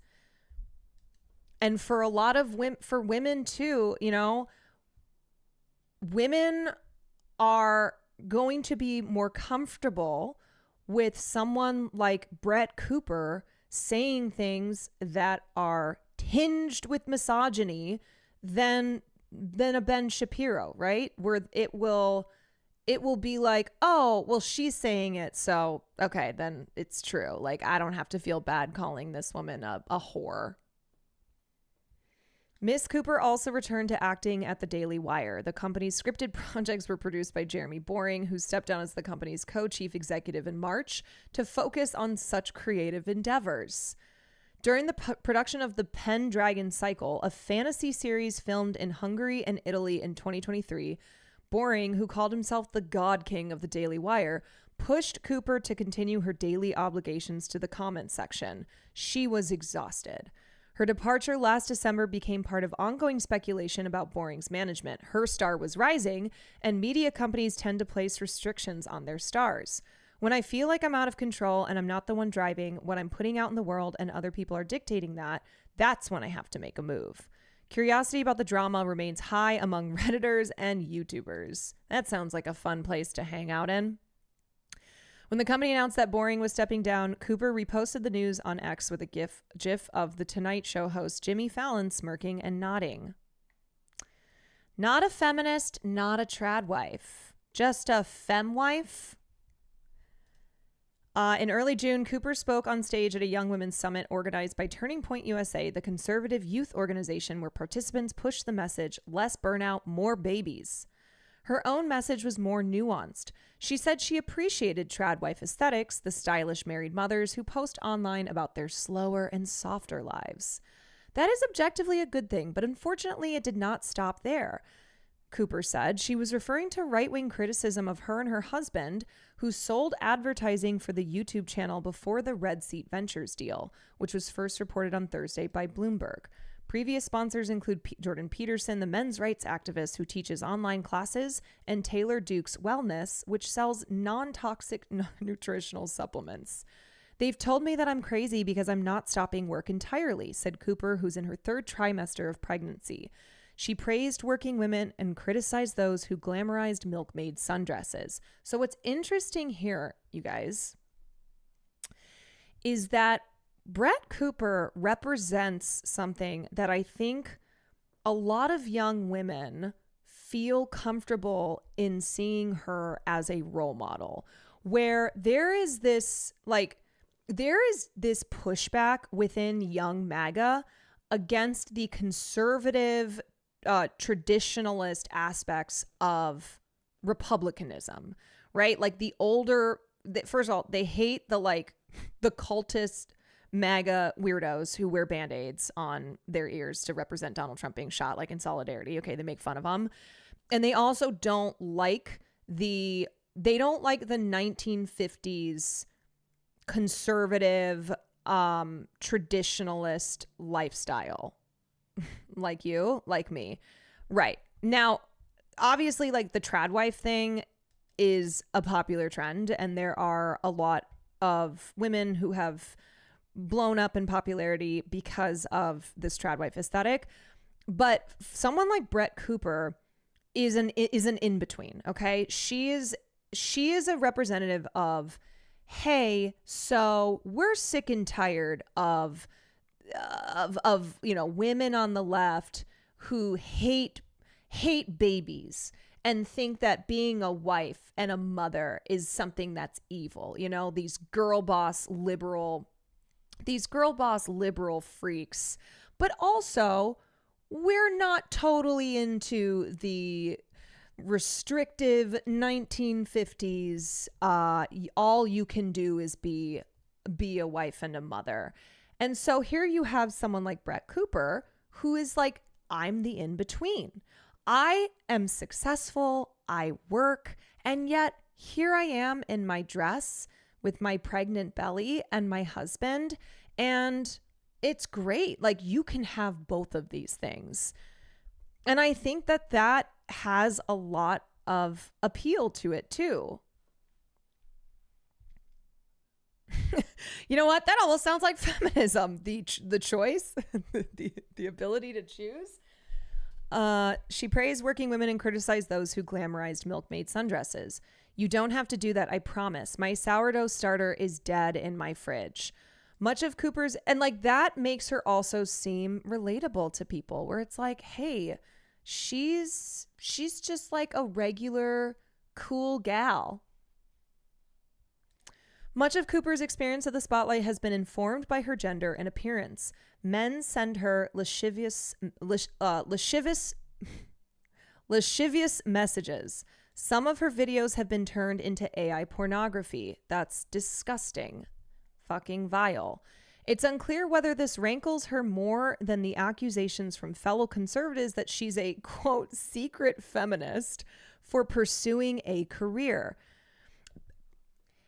Right, because like, okay, there are definitely a lot of young women who aren't enjoying these incel Nazi fucks like Nick Fuentes being and Andrew Tate, who are telling them that all they're good for is being vessels for children.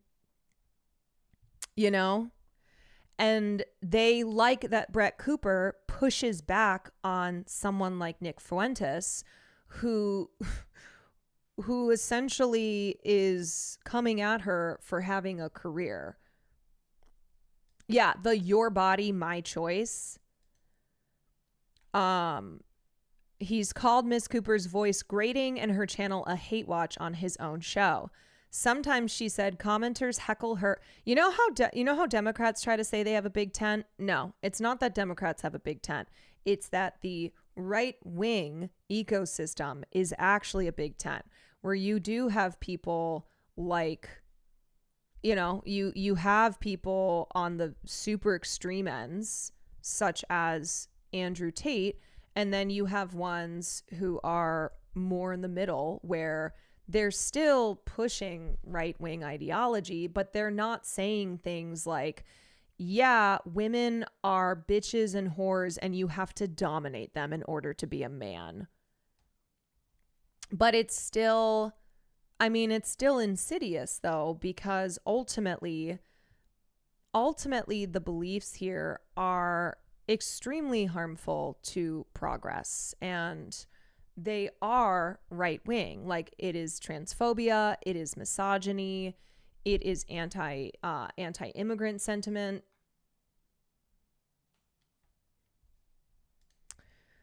Cooper has been critical of some prominent women in media, too. In a June episode, she listed a few women who need to just shut their faces, including Whoopi Goldberg and Meghan, Duchess of Sussex. Blake Lively, things would go well for you if you would just sit down and stop talking and stop fighting, she said. The goal of feminism, she argued in another episode about the actress Sydney Sweeney's and the singer Sabrina Carpenter's use of sex in their marketing, is not equality or empowerment, but to make men angry and dominate them. A common topic on the Brett Cooper show is what she refers to as transgenderism. In a July episode, Cooper reassured her viewers that they were not hateful and bigoted for questioning the science of gender-affirming care for minors. In case you ever doubt yourself or feel insecure, she said. Cooper pointed out that she does have LGBTQ fans. One came to her first live show, at a New York City comedy club in January. During a moment of audience participation, he asked for the host's help in finding other gay conservative men in the city. Afterward, Cooper's publicist, who had enticed a whole row of reporters to the club from Vanity Fair, NBC News, W Magazine, Semaphore, and more, that is fucking insane, tried to set up the fan with a New York Post reporter. Yeah, I mean, look at her audience here, okay? There are plenty of women in her audience. There's couples, there's singles. Like, I don't really see many people of color, but probably some who are there. Is she doing stand-up? No. Much worse, which says a lot. No, she's not doing stand-up. She's doing a live presentation of her show. Okay. Before the Fox News deal, Ms. Cooper was not so sure about television. I think there are probably other people who love news more than I do who are better at TV than I am. Cooper was more interested in merging media and commerce, true to her generation. Mr. Beast, the world's most popular YouTuber, now generates more revenue from chocolate bars than from videos. How? Who's buying the Mr. Beast chocolate bars? He's generating more revenue from chocolate bars than from videos. That's fucking crazy. Y'all, it's a ripoff of, it's a lesser version of a Crunch Bar. Oh my God.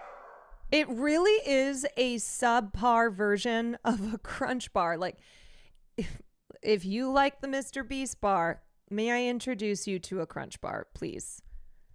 Cooper, who's working on a book of essays and brainstorming a consumer product, a subscription cookie dough business has been floated, did not cite political commentators or podcasters as her influences.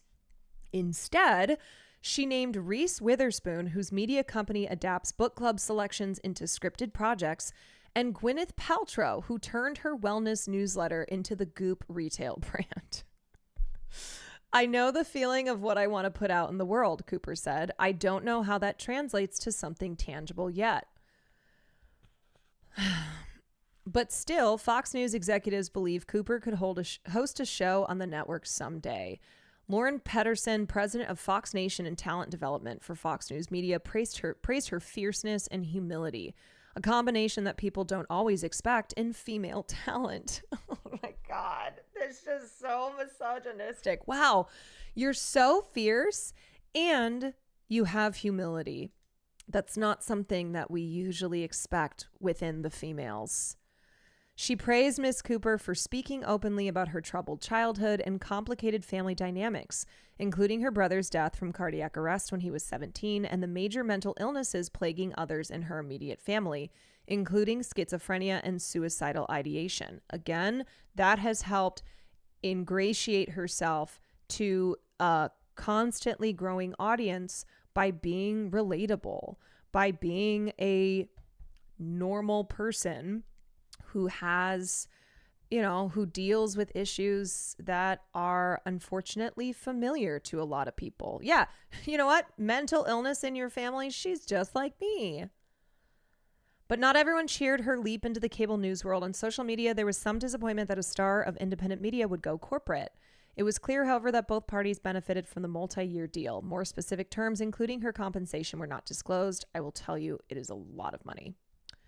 Cooper gives Fox News another fresh new face and ideally some of her younger viewers. Fox News gives Cooper access to a larger audience, 2.6 million people in primetime compared with her average June viewership of 500,000, to better sell her future books and any other wares. Cooper called Fox News an unrivaled cultural giant. The job is also paid. Though Cooper declined to share her own YouTube show's revenue figures, her manager said it was profitable. So far in Fox News, she has been asked to opine about the strong, intelligent women in Mr. Trump's White House and to explain Democrats' generational divide as young progressives call for new party leadership. For her generation, she said on Fox, nothing resonates more than people who are big on social media but actually feel like they are speaking directly to the public. And you know what? Fox is smart to bring on someone like her because there is something that there is a level of trust and of parasocialness that an internet creator, of which she started off as, still is, has with their audience, which will then cause them to come over to a platform like Fox News that they otherwise would not have been interested in watching. And also the fact that she's a young woman who just knows how to talk the talk, and it makes her an asset for Fox. Hi. So anyway, I don't know.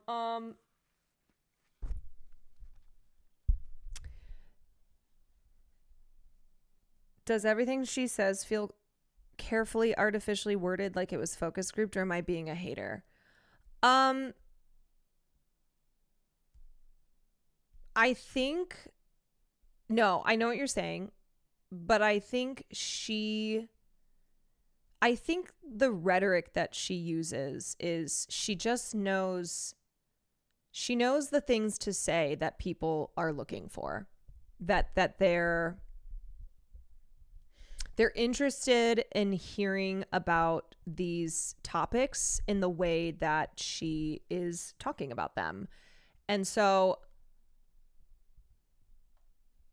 it's not that it's total authenticity, but it's that her audience feels like it's authentic.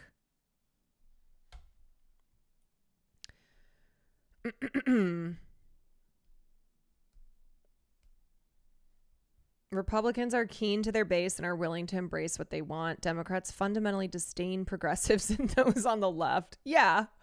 I mean, they're constantly fighting us. They really are. Like, Democrats look at their biggest ops as progressives, the left. They're like, we gotta take them down. Okay, that's who our number one enemy is. And then, you know, for every, like, what's frustrating is that Hassan has gotten a lot of coverage in mainstream outlets, but he's like one person. No, he is one person. And meanwhile, you have like Brett and Candace and a multitude of these right-wing pop culture commentators who I'm just always seeing a massive piece on them, right? Whether it's in Variety, in Vanity Fair, in New York Times, and they're just there's not enough people on the left who do the things that these people do, but through the lens of leftism. But also they don't get They don't have the support and the mainstream coverage and the just built-in massive network that these people do on the right. It's just harder to do this when you're on the left.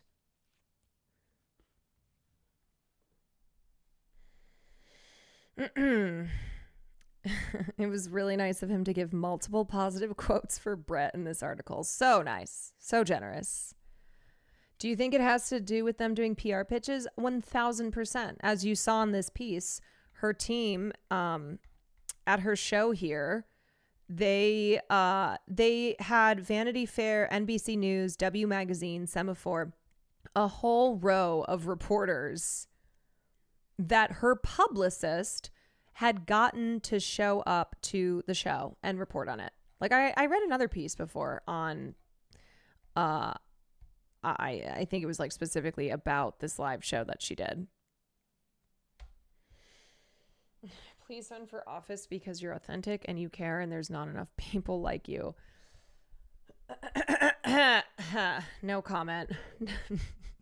No comment. But thank you. That's very kind. That's very, very kind. Okay. Wait, did y'all see this? Did anyone see that like insane Andrew Callahan and Hunter Biden interview where Hunter Biden was just going off on the difference between crack and cocaine, going off on the Pod Save America bros, and then also he alleged that George Clooney ordered Jack Black to break up Tenacious D after the duo's guitarist Kyle Gass asked that Thomas Matthew Crooks, who allegedly attempted to assassinate Donald Trump in 2024, aim a little higher next time. Remember this? Last year, Kyle Gass on stage at their show. It was his birthday. Jack Black brought out a cake. He's like, "What do you wish for?" And Kyle made a joke where he said, "Yeah, maybe that kid could aim a little higher next time." And then it led to like, oh, this big, how could Kyle do that? You know, he was forced to apologize. Tenacious D, you know, Jack Black berated Kyle's statements, said, I don't support this, essentially threw him under the bus. And then Tenacious D announced that they were going to be taking a break. So according to Hunter Biden, following a claim that George Clooney's wife Amal was responsible. 2.5 hours into the video, following a claim that George Clooney's wife Amal was responsible for a full-page advertisement requesting an arrest warrant for Israeli Prime Minister Benjamin Netanyahu, which if she was, that's good. Callahan says, "My only really famous Hollywood friend is actor Jack Black. We used to be neighbors in Los Angeles, and Tenacious D did a concert in Sydney, Australia, and this is the day after they tried to assassinate Trump, and I guess Jack Black's guitarist or whatever jumps on stage, and he yells something into the effect of, 'Hey, next time you try to shoot Trump, aim a little bit closer.'" Oh, sorry. I thought this was Hunter Biden who made the George Clooney claim, but apparently it was Andrew Callahan. He continues, "George Clooney is blowing his phone up, being like, if you don't kick your band member out of the band and like publicly denounce this guy, I don't know what the consequences were, but it was kind of like, you're out. Out of what? We don't know." And so his hand was basically forced to be like, "Oh, sorry, my band member has serious mental health problems. We're breaking up the band for now. The tour is canceled." Why the fuck would George Clooney be involved in this? And so he continues, "I mean, it's cool to see Hollywood actors voice more progressive opinions, but fuck him." Biden shouts, "Fuck him and everybody around him." He then launches into a long tirade about Clooney. "I don't have to be fucking nice. Number one, I agree with Quentin Tarantino." What is happening? Fucking George Clooney is not a fucking actor. He's a fucking I don't know what he is. He's a brand. Okay, Hunter. Oh, because Clooney wrote... Oh, right. Clooney wrote the op-ed. I forget that... Not that I forget. I'm remembering that George Clooney is very tied in with elite Democrat politics. And so Hunter Biden has beef with George Clooney because George Clooney wrote that op-ed being like, it's time for Joe Biden to step down after everyone knew he had fucking dementia. And Hunter Biden, I think is now viewing George Clooney as his biggest op. So that's why he went on a tirade against Clooney. Biden then abruptly changes tack to say nice things about Clooney. What the fuck? This is the most whiplash interview. And by the way, and God bless him, you know what? He supposedly treats his friends really well. He buys them things and he's got a really great place in Lake Como and he's great friends with Barack Obama. Fuck you! What do you have to do with fucking anything? Why do I have to fucking listen to you? He then continues his tirade about Clooney's alleged efforts to tear down former President Biden. Hold on. I feel like I have to see. I was drinking so much. Oh my God. This is a 3-hour interview. Okay, let me just find the part. It's just in a generation, and the list goes on and on. There's a over and over again. Speaker. Anyway. So moving forward, you feel like did he want to drop out? No, so we got to Nevada, and he made the speech before the Black Caucus, and then right before he was about to give, which was rousing success, and he then was going to give a speech to the Hispanic Caucus, who was in Las Vegas at the same time. I cannot believe this 3.5 hours. And he woke up in the morning, and he had a severe case of COVID. And the pictures of him getting on and off the plane were just devastating. And then the vultures descended. George Clooney's, came out with his, maybe it was a little before that, with his op-ed. And then you had all the money people, and then you had a whole host of other people that had, I guess that, Truman said. My ass listened to the entire 3 hours. Oh my God. It can be applied to Joe Biden more than anybody else. If you want a friend in Washington, get a dog. Why is George Clooney always saying shit? I thought he was just acting in Ocean's 11 and stuff like that. He's seriously been saying shit. Yeah. Yeah. George Clooney has seriously been saying shit. Here's what he said. He said that the president needed to be introduced to him at a fundraiser that he was ostensibly the host of.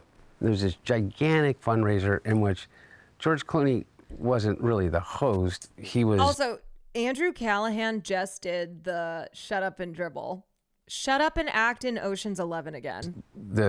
He's the entertainment, I guess. You know what I mean? Like, God bless him. I appreciate when entertainers and movie stars and people of conscience and that are on our side want to do raise money and stuff like that. If you're with the president at any given time, have you been like at a rope line for the president or anything like that? Anyway, what happens is that you go to people come to take pictures, and usually before or after an event, the president will line up. People will come and they'll take a picture with them and they'll say hello. And there's a person that stands next to the president and they say, Mr. President, wait, George Clooney and Julia Roberts. Oh, hey, George, Julia, how you doing? Mr. President, Andrew Callahan. And you may have been filming him all day, and he may know George for the last 30 years, and he may have met him 15 times. But the guy on his shoulder, who's usually a military officer, has one job, to say the name of the person that's walking up. That's it.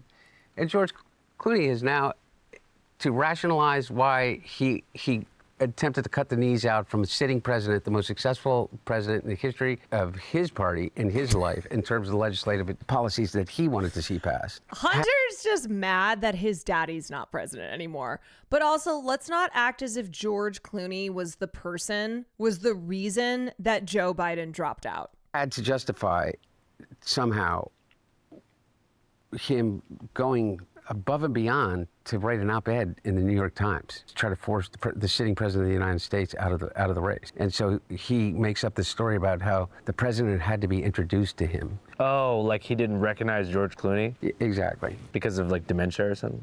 Oh, I don't know. Well, that's the implication, right? Yeah. Like he's forgetting things. Yeah. And by the way, I remember this story. Is that George Clooney? Yeah, because that's what happened.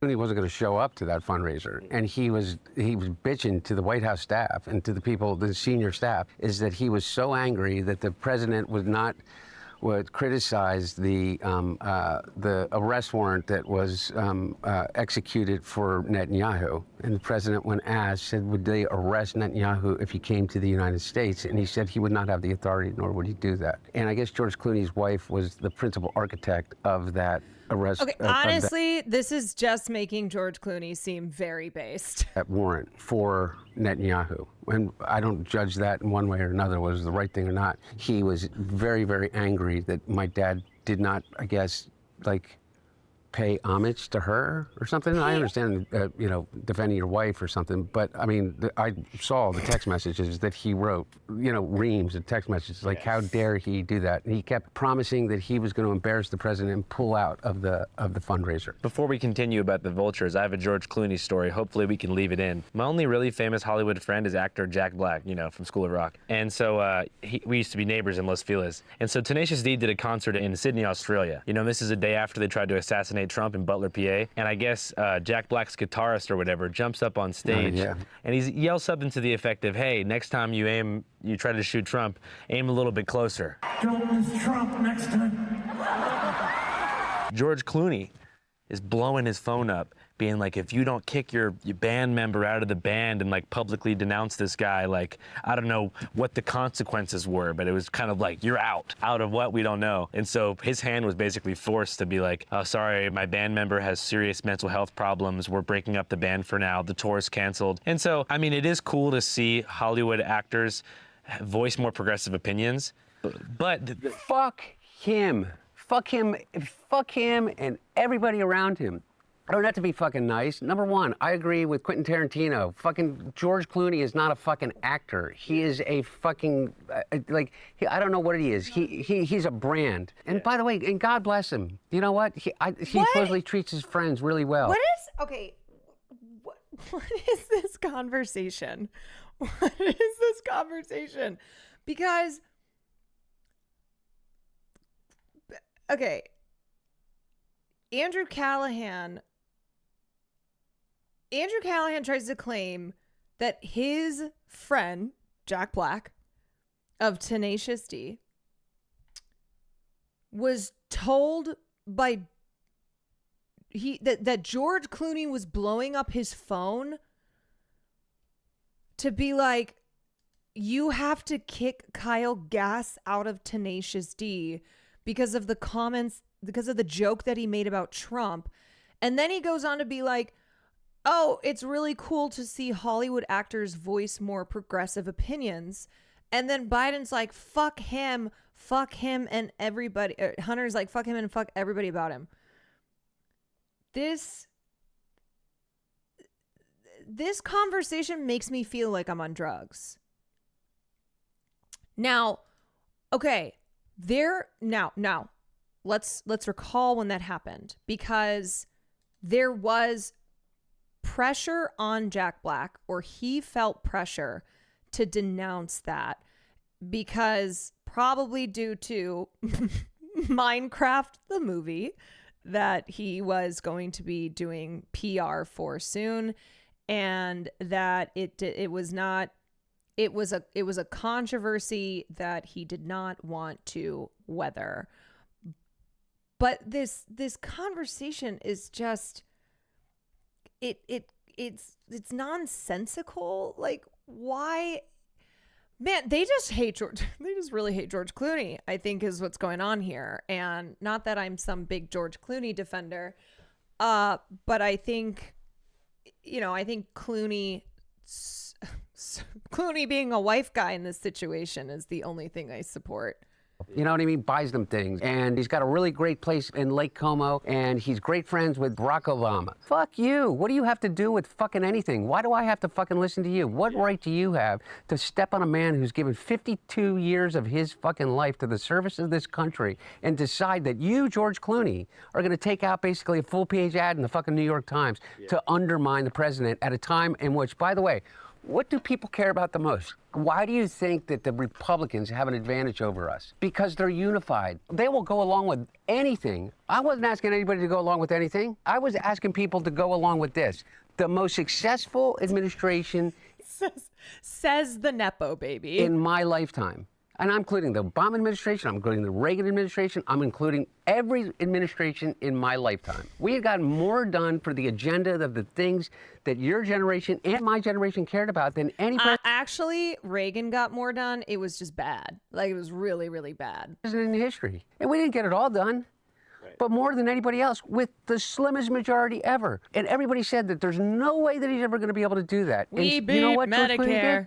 Because he sat down, I guess, because he was like given a blessing by the Obama team or the Obama people and whoever else, and David Axelrod and whoever the fuck else, is to go, okay, yeah, you know what? We are going to insert our judgment over yours. Me and James Carville, who hasn't run a race in 40 fucking years, and David Axelrod, who had one success in his political life, and that was Barack Obama. And that was because of Barack Obama, not because of fucking David Axelrod. And David Plouffe, and all of these guys, and the Pod Save America guys, who were junior fucking speechwriters in, on Barack Obama's Senate staff, who have been dining out on the relationship with him for years, making millions of dollars. Basically, Hunter Biden just went on, he did this interview with Andrew Callahan to be like, I can't believe that they kicked my daddy out. I can't believe that everyone conspired around my daddy. Like, that's what this is, because it's better for Hunter Biden for his father to be president. And he's mad, which is funny because Pod Save, David Axelrod, George Clooney, all of these, all of these big Dems, they served the establishment and they held on for as long as they could, long after a lot of the party's base, and certainly those on the left, were like, brother, what is happening here? You cannot run Joe Biden again. Those guys that he has all mentioned, they were like the last ones to hang on.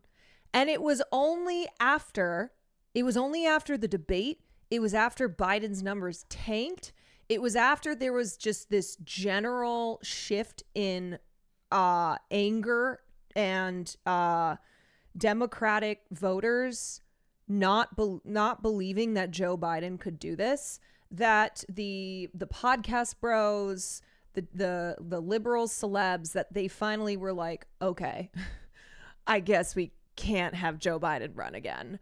But it was so last minute. And knowing that Joe knowing that he was not physically and mentally up to the job at all.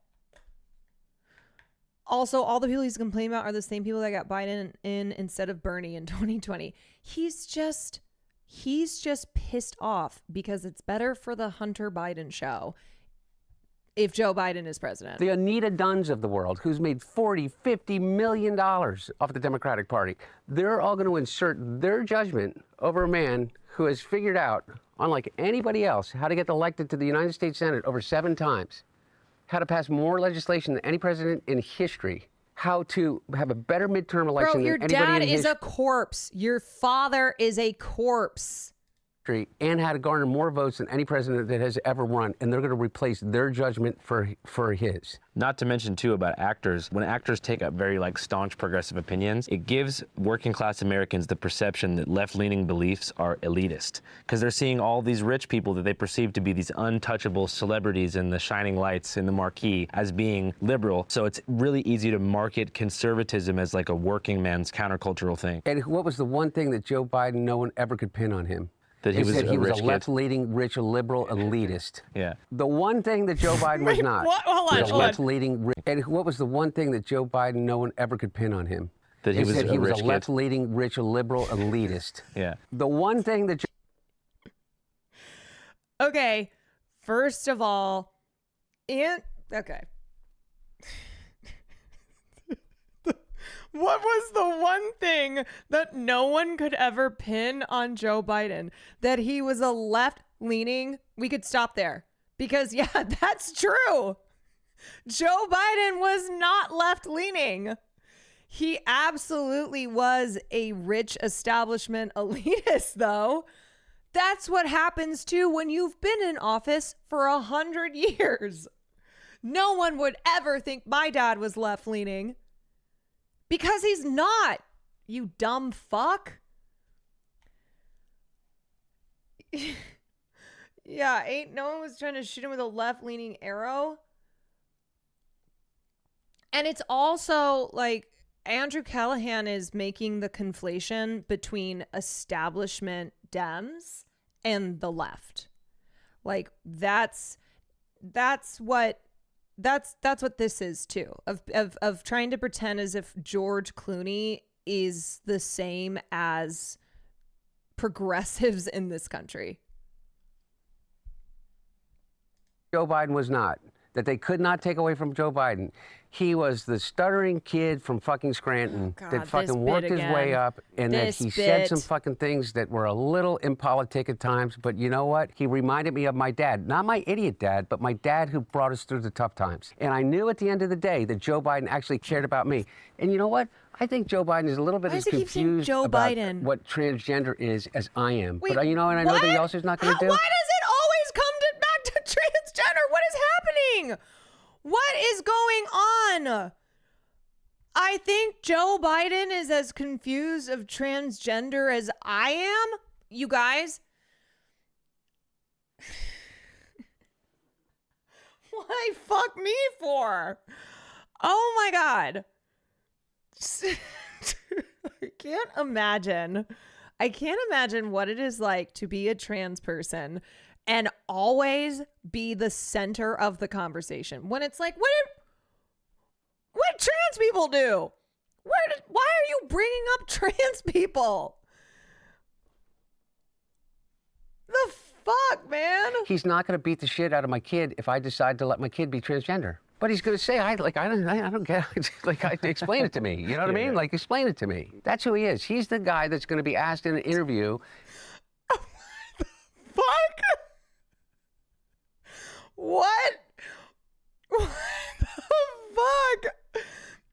He said he's not gonna, Joe Biden is not gonna beat the shit out of my kid if I let him be transgender, but he's gonna be confused about it, and that's okay. This feels like why does this feel like a 3-hour therapy session for Hunter? It really does. Oh my God. If I decide to let my kid be transgender, my dad, Joe Biden, isn't gonna beat the shit out of him. Okay. That's great. Y'all, why didn't we elect Joe Biden? Honestly, I'm convinced that we should have had Joe. Because as a trans person, Joe Biden will have questions. He won't understand. But at least he won't beat the shit out of you. Your president that you could have had, again, would not beat the shit out of you for being trans. Wow.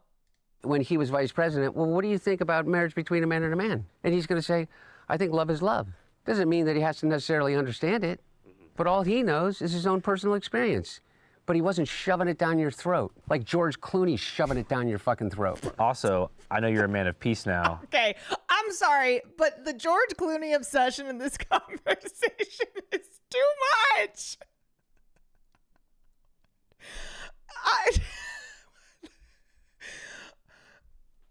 George Clooney is shoving down our throats that everyone should be gay. He is so livid about George Clooney.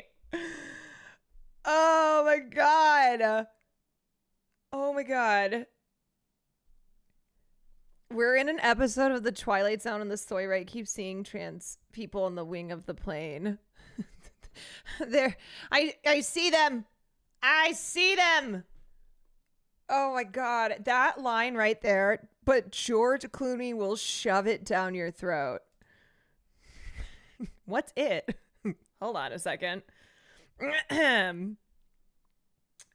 Excuse me? Who says that? Well, but if you did see Jake Tapper, would it be time for a little bit of a schoolyard fight? Look, man, I mean this sincerely. It's almost not worth commenting on it because he's completely irrelevant. And I really mean this. Who's Jake Tapper's audience? Jake Tapper? My mom or something? I don't know. Well, I don't know. Yeah. For real though, I don't even think it's your mom anymore. No. By the numbers, what influence does Jake Tapper? Wait, someone said go to an hour if you want to see. Okay, wait. In Leonard's case, as related to the lead up to that event on Pine Ridge, where the tribal police force, along with the FBI, had basically created a goon squad. And over 60 individuals had been tribal members and living on the reservation I think it was over 60, had been murdered by this goon squad, had been taken out. Or was it 60 or 16? I can't remember the exact numbers. But they were on a mission basically backed by the FBI. And the judge never allowed all of that information, which they had got, into the case when... Genuinely, this conversation feels like, what the hell, sure. Leonard was tried. And I can't remember all the other inconsistencies, but one of the things that also was... Wait, where's the part where he talks about the difference between crack and cocaine? That they said was Leonard's girlfriend. When they were able to extradite him from Canada to the United States, they used her testimony to justify the extradition from Canada. Once they got him back, she completely recanted and said that she was basically threatened by the FBI to say that she was Leonard Peltier's girlfriend and that she witnessed the whole thing, when in fact they hardly even knew each other. She had lived on the reservation but didn't have any relationship to Leonard. But there's a whole bunch of other inconsistencies. On a deeper level, what do you think it was about Leonard that scared the federal government in such capacity? You know, that's a good question. If you believed Leonard, then you had to understand the rest of the story of what the federal government was doing, which was they were systematically murdering members of an organization that were setting out to highlight the injustice that was occurring on reservations across the country. I think that we are in... Hunter Biden really runs the spectrum here. A historical... Okay, here's the crack cocaine versus... Crack cocaine and cocaine is sodium bicarbonate and water and heat, literally. That's it. And those things are pretty much free if you go to a science store. This conversation had it all. This is free. You can go to your neighborhood convenience store and just get... Anyway, I don't want to tell people how to make crack cocaine, but it literally is a mayonnaise jar, cocaine, and baking soda. How different is the experience? Oh, it's vastly, vastly different. Wait, so did Hunter Biden make his own crack cocaine? It's not just that he was doing it, it's that he was home making it? He was chefing it up in the kitchen? And for real, I feel really reluctant to kind of have some euphoric discussion. I know you're not asking me to do that, but have some euphoric discussion about crack cocaine. I think this might be kind of the opposite here. Okay, no, it's the exact opposite. I'm saying I don't want to have the experience of some euphoric recall. That's how powerful crack cocaine is. Does crack cocaine make you act? PSA, if you want to completely, utterly fuck up your life, I don't think that anything is necessarily, you do it once, you're addicted. But there's about the closest thing that statement could be true would be with crack cocaine. Yeah, I mean, if you look at the impact in communities in the inner city. Does he talk about his father's 1994 crime bill at all, in this conversation around drugs?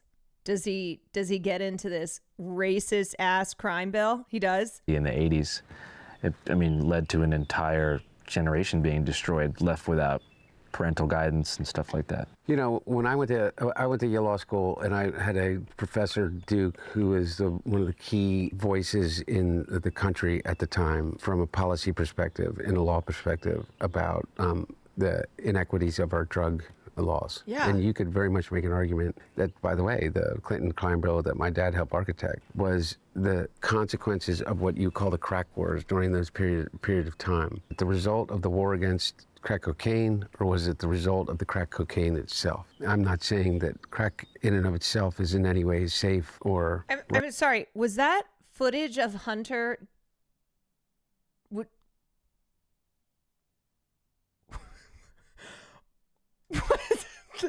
was that a video of Hunter Biden spliced into this conversation around crack and around racist crime bills? And it was a video of him smoking crack. It's called White Culture. Where they were like, "Hey man, can we use one of your videos?" He's like, "Yeah, sure, no problem." Recommend it, but the response to it, I think, was far more destructive in those communities than the actual drug itself, which, by the way, like all drugs, all addictions, are completely dependent upon the way in which a community responds to them. Nobody gets clean and sober without community. Nobody gets clean and sober without support. Yeah, demonstrating the inequity in our system because he's not in jail despite video evidence. The response is, met with just violence, from the dealing to the destruction. Do you think that, like, looking back at the crime bill and stuff, your dad and that kind of... Oh yeah, my point was, when I was at Yale, I wrote my senior analytical thesis was on the disparity between crack and powder cocaine sentencing. That was in 1996, in which, we knew then. And, that's when my dad became president. He did away with all of that. And I think that Obama did part of it, and he eradicated it all. And then he pardoned almost everybody at the very end of his administration that had been swept up and were pardoned almost. Oh, I thought, wait, is that... I can't tell if that's George Clooney or Hunter Biden or just somebody else. Everybody. Yeah, also, pardons 39 people, did away with all the damage. The administration that had been swept up and were still in prison as it related to those disparities in federal sentencing. Obviously, he has no control of the state, but hundreds of people were commuted sentences and were pardoned. And you feel like your paper at Yale kind of helped implant that idea in his mind and help forward that cause? No, I don't think he remembers my paper at Yale more than anybody remembers my paper at Yale. I think I'm the only one who remembers my paper at Yale. But I do know this, is that at the very end, I was the only thing that I can say that I truly weighed in on with my dad was on that level. And he was pushing on an open door. I think people forget the historic record number of people that he pardoned based upon the drug laws. Yeah, but that's kind of like, I burnt your house down and then provided more buckets of water. Like, I set your house on fire and provided more buckets of water than anybody else did. Hunter Biden, what a fascinating mind. Also, this conversation really had everything in it. The whole shebang. There is nothing. This is like a PS. Nothing that was off the table. And I'm just like, George.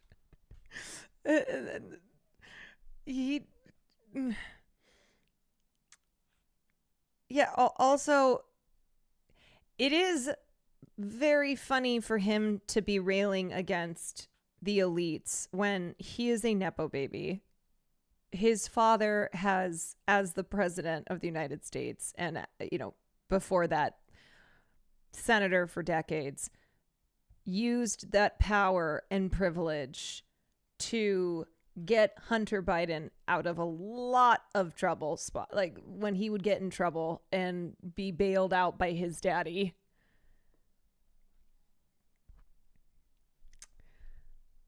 The whole Hunter Biden ramblings remind me of this gem by Ridley Scott. At what point while making the original film did you decide that Deckard would be a replicant? Oh, it was always my thesis theory. It was one or two people who were relevant I can't remember if Hampton agreed with me or not, but I remember someone said, well, isn't it corny? I said, listen, I'll be the best fucking judge of that. I'm the director, okay? So, and that you learn, you know, by then I'm 44, so I'm no fucking chicken. I'm a very experienced director from Commercials and The Duelist and Alien. So I'm able to, you know, answer that with confidence at the time and say, you know, back off. It's what it's going to be. Harrison, he was never, I don't remember actually. I think Harrison was going, I don't know about that. I said, but you have to be, because Gaff, who leaves a trail of origami everywhere, will leave you a little piece of origami at the end of the movie to say, it's been here. I left her alive. I can't resist letting you know what's in your most private thoughts when you get drunk as a freaking unicorn, right? So I love Beavis and Butthead. So what should follow that is duh. So now it will be revealed in the sequel one way or the other.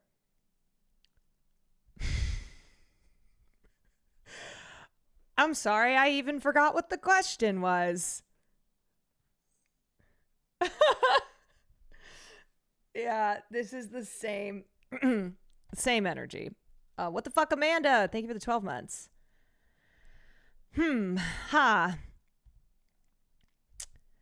This is the confessional, so America forgives him as cray-cray as it sounds. I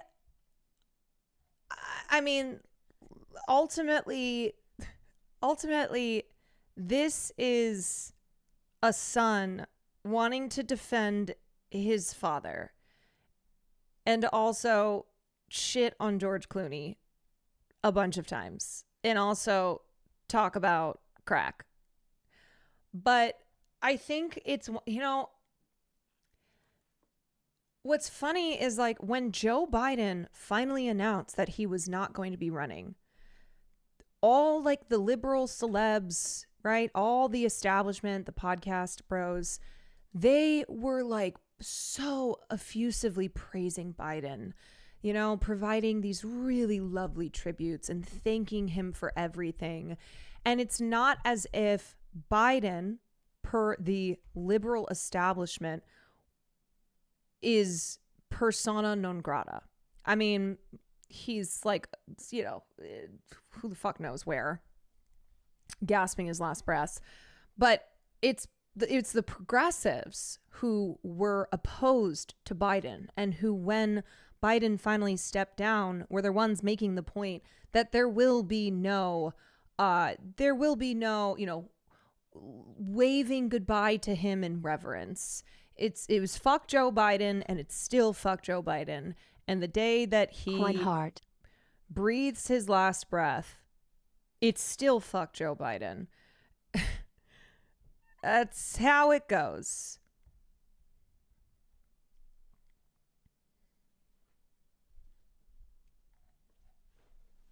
Hunter's acting like they hanged Joe. He's genuinely just mad that Joe was... He's mad that the establishment, when they realized that the voters did not want Joe Biden, that the establishment was like, okay, shit, we can't run Biden against him. He got his ass whooped in a debate by Donald Trump. It was downhill. They knew that he was physically and mentally not up for the job long before they turned and were like, yeah, Joe Biden needs to step down.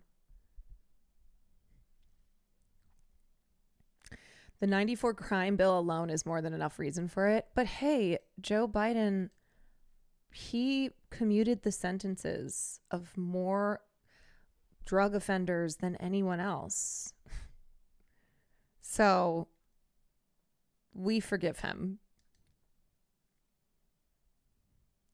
Biden was absolutely unable to fulfill his duties if he'd been reelected, and they still try to get him there. That should be some kind of illegal, you would think. What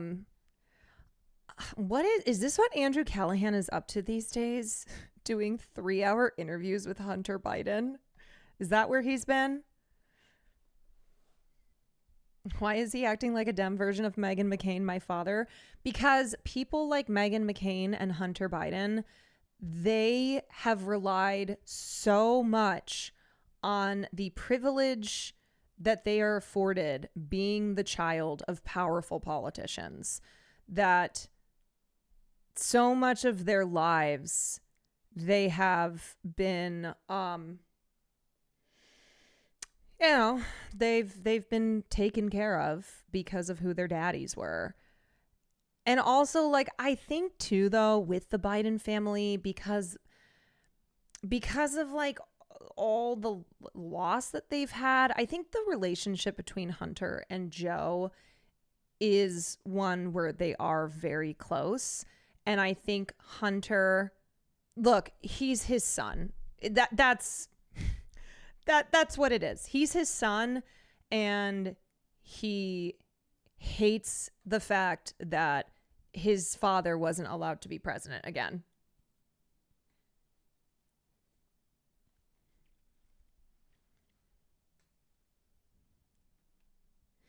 It would be so funny when Trump dies before Biden and then Biden dies shortly after. What if they died on the same day? Can you imagine? What if they died holding hands? His coverage of the Lebanon invasion was actually really good. I'm not saying that like Callahan can't still do good journalism. I think a lot of people turned away from him after, after all that stuff came out. So it's also just funny to see him sitting in this little garden for 3.5 hours with Hunter Biden.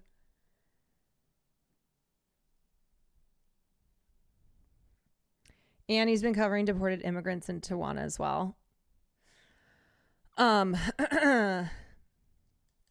Yeah, I don't know. I felt like he never made an effort to right the wrongs. He just went AFK for a year, like that was enough, because that's kind of how it goes these days. You leave for a period of time, or you don't leave. The fact that he even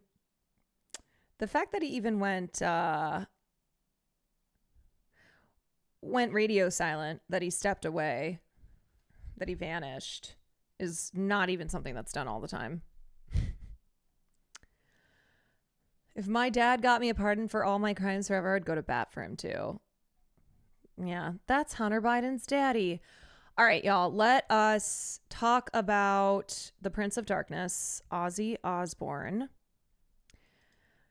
So let me just start off by saying, before I get into this, as you all know, I am not a listener of metal music. I did not grow up listening to music like Black Sabbath. This is not my forte, is what I will say. I know the enormous influence that Black Sabbath had on heavy metal music and also reality television. But from a personal standpoint, like, this was just not music that I listened to. I really didn't listen to Black Sabbath until I started dating Will, because he's really into music like this. And also, I did play Guitar Hero when I was a kid, and that was when I think that was the first time that I heard Crazy Train or something like that. And also, I will say too that, of course, those who know anything about Ozzy Osbourne know that there was the crazy antics of being a rock star or being a metal star, where, okay, he bit the head off a bat, he would like do all these crazy stunts. And then there was the behavior that was literally attempted murder. I don't know how else to say it, because that's what it was. So it's one of those where I'm not going to not mention all these things when looking back on the life and legacy of Ozzy Osbourne. And I'll also just say that this was not the type of music that I grew up listening to, but I know that for a lot of people, this was like fundamental to their youth, to their development, that like it wasn't for me, but I know for a lot of people that Black Sabbath was a major influence in their lives, and the music meant a lot. He and especially Sharon are Zionists, unfortunately. Yeah, I mean, fuck Sharon Osbourne. And it's when somebody who is a cultural icon had an influence on music and on culture the way that Ozzy Osbourne did dies, I don't believe that it erases the bad things that they did. And yes, Sharon Osbourne, as of late especially, has been saying really horrific things. But Ozzy also did try to kill her when, what was it, back in, was this the 90s maybe? I can't, hold on, let me find. Okay, whenever date it was. So Ozzy was also, like, that was bad. It was the 80s. Yeah, so this isn't like it's okay that Ozzy Osbourne tried to kill his wife, because Sharon Osbourne has really awful beliefs. It's bad that he tried to kill his wife. All right, so anyway, what we're going to look at is the impact that Ozzy Osbourne had on heavy metal music, and also the impact that the Osbournes had on reality TV, which you may not know, but the Osbournes, which was a show that came out in 2002, genuinely changed the state of reality television. It was not the first reality show, and it was not the show that like really fashioned reality TV into what it is today, but specifically in the world of celebrities. The idea of camera crews going into the homes of famous people, of rich people, and like showing their lives to the world, that was something that was pretty unheard of until the Osbournes came into the picture with their show, The Osbournes, which premiered on MTV in October of 2002.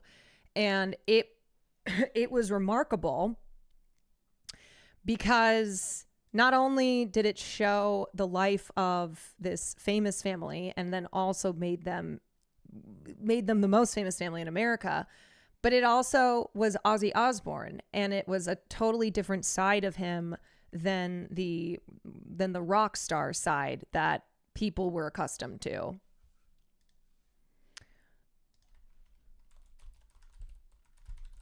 Wasn't he drunk for most of those episodes? Probably. I mean, Ozzy had substance abuse issues for most of his life. I think the Newlyweds around that time. The Newlyweds was in 2003. But again, the Osbournes are the reason that you got the Newlyweds, the reason for the success of Keeping Up with the Kardashians, of the Real Housewives franchise. The Osbournes was the show that basically kicked off this entire genre of celebrity reality TV. Sharon! Prior to Osbourne's, most reality TV was cramming strangers together doing contests. Yes, and I would say, like, in the history of reality television, The Real World was a massive catalyst, and the impact that had in the 90s on what then became the reality world sphere of the 2000s. But specifically with celebrity reality TV, you can't talk about that subgenre without talking about the Osbournes. I just recently rewatched season 1 and 2, and Ozzy was legit the most sane one looking back. Yeah, it was basically him always yelling because he couldn't find the remote. That was like a big, that was like Ozzy on the Osbournes. Okay.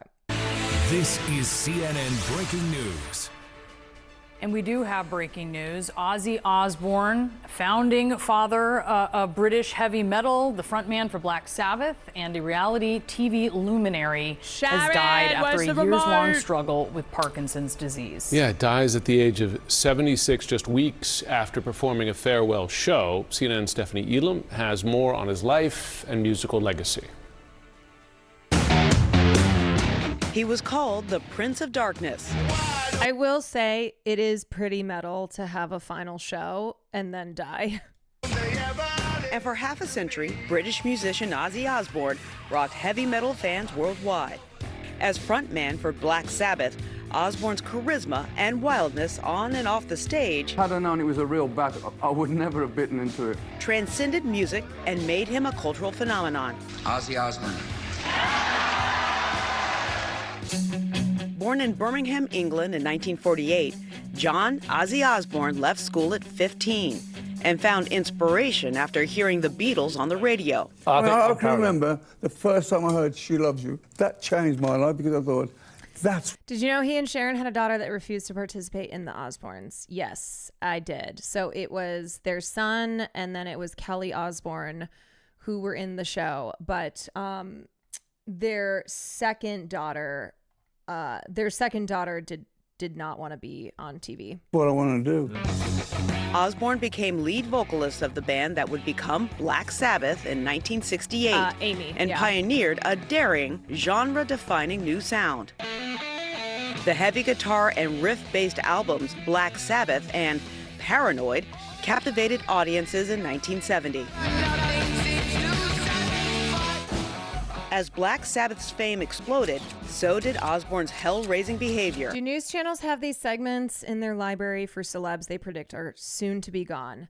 Oftentimes, yes. So outlets like the New York Times will have obituaries pretty much ready to go.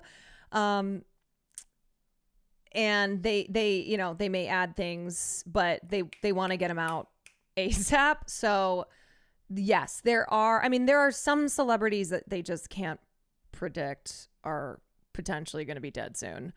Henry Kissinger outlived someone who wrote his obituary. Yeah, I can't believe we live in a world where Henry Kissinger lived to be over 100 years old. But anyway, so you know what's an interesting horror film idea is like a person who writes celebrity tributes, obituaries, murdering them so that they can have their obituaries published. Like going around and murdering celebrities and then being the first to publish, like to have their tribute published because they know that that celebrity's gonna be dead. He was fired from Black Sabbath for drug and alcohol abuse in 1979. Those same issues broke up Osbourne's first marriage and followed him for decades. Have you been? Genuine question. Should I say something to my friend who refuses to watch Eurovision or drink Coca-Cola because of Zionism but post about Ozzy's death, or do I just let him mourn? Honestly, I think it's fine to just let your friend mourn.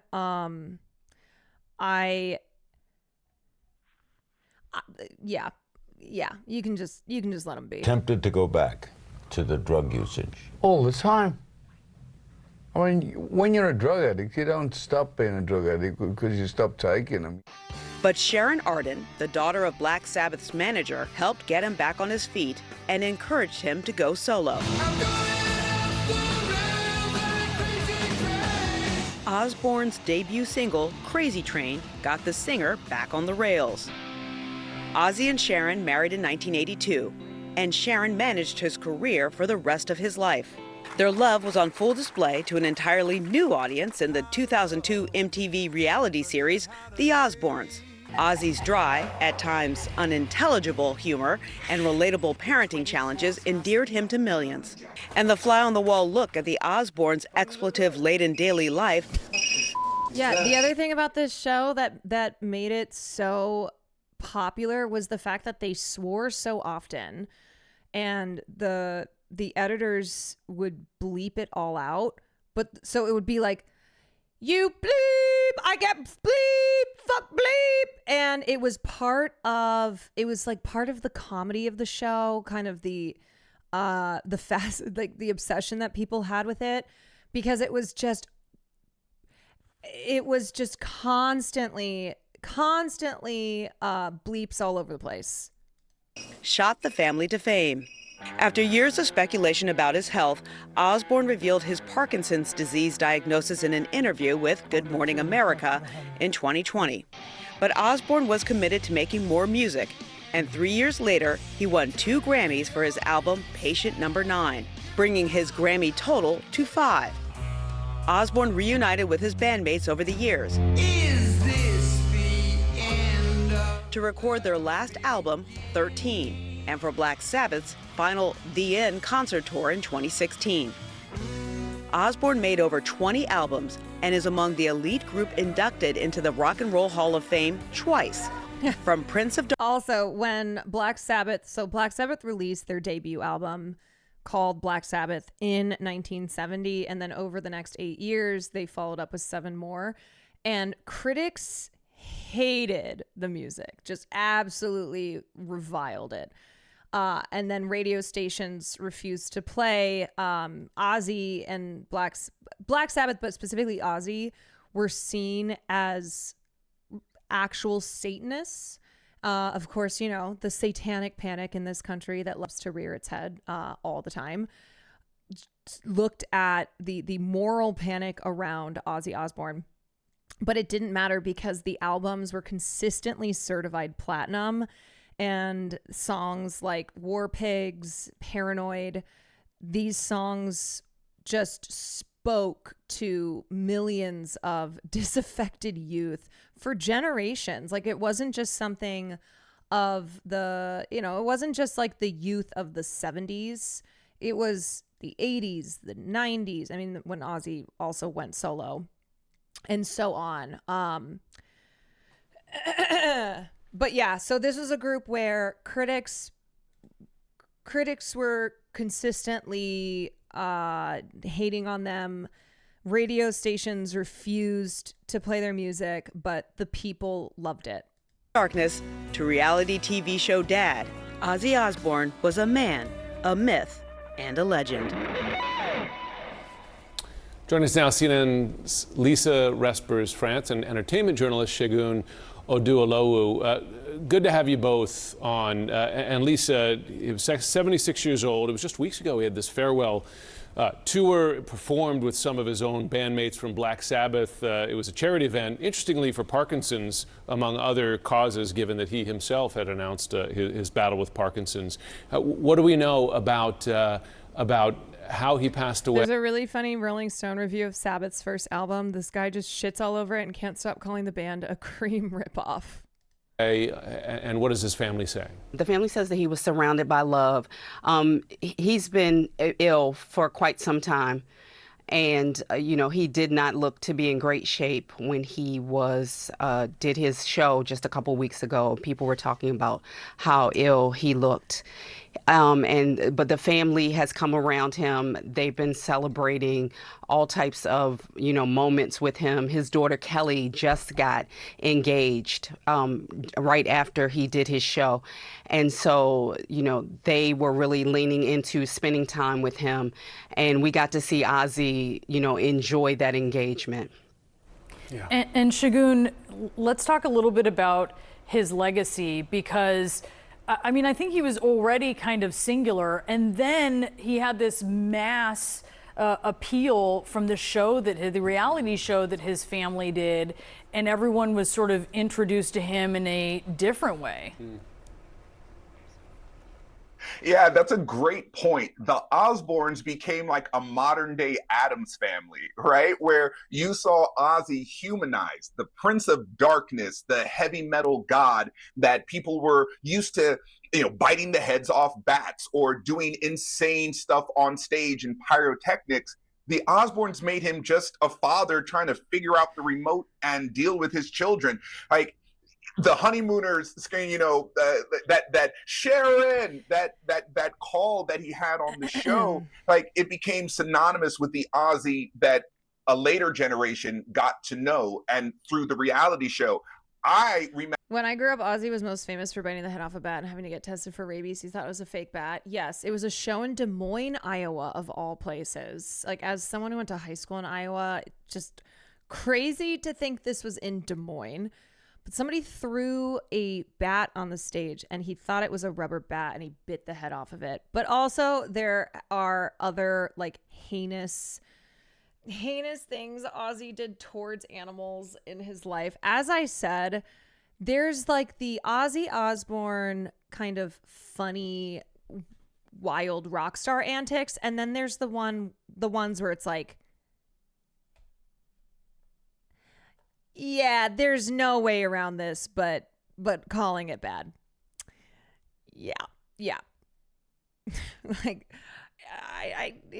he went into like the barn or where they lived in the UK, their farm, and he like just murdered all these cats, and I think they had a hen house. He just went crazy and like murdered all these animals. Remember Headbangers Ball on MTV, and you would rush home from school. I know. I'm and sorry listen for those to, who didn't you know that.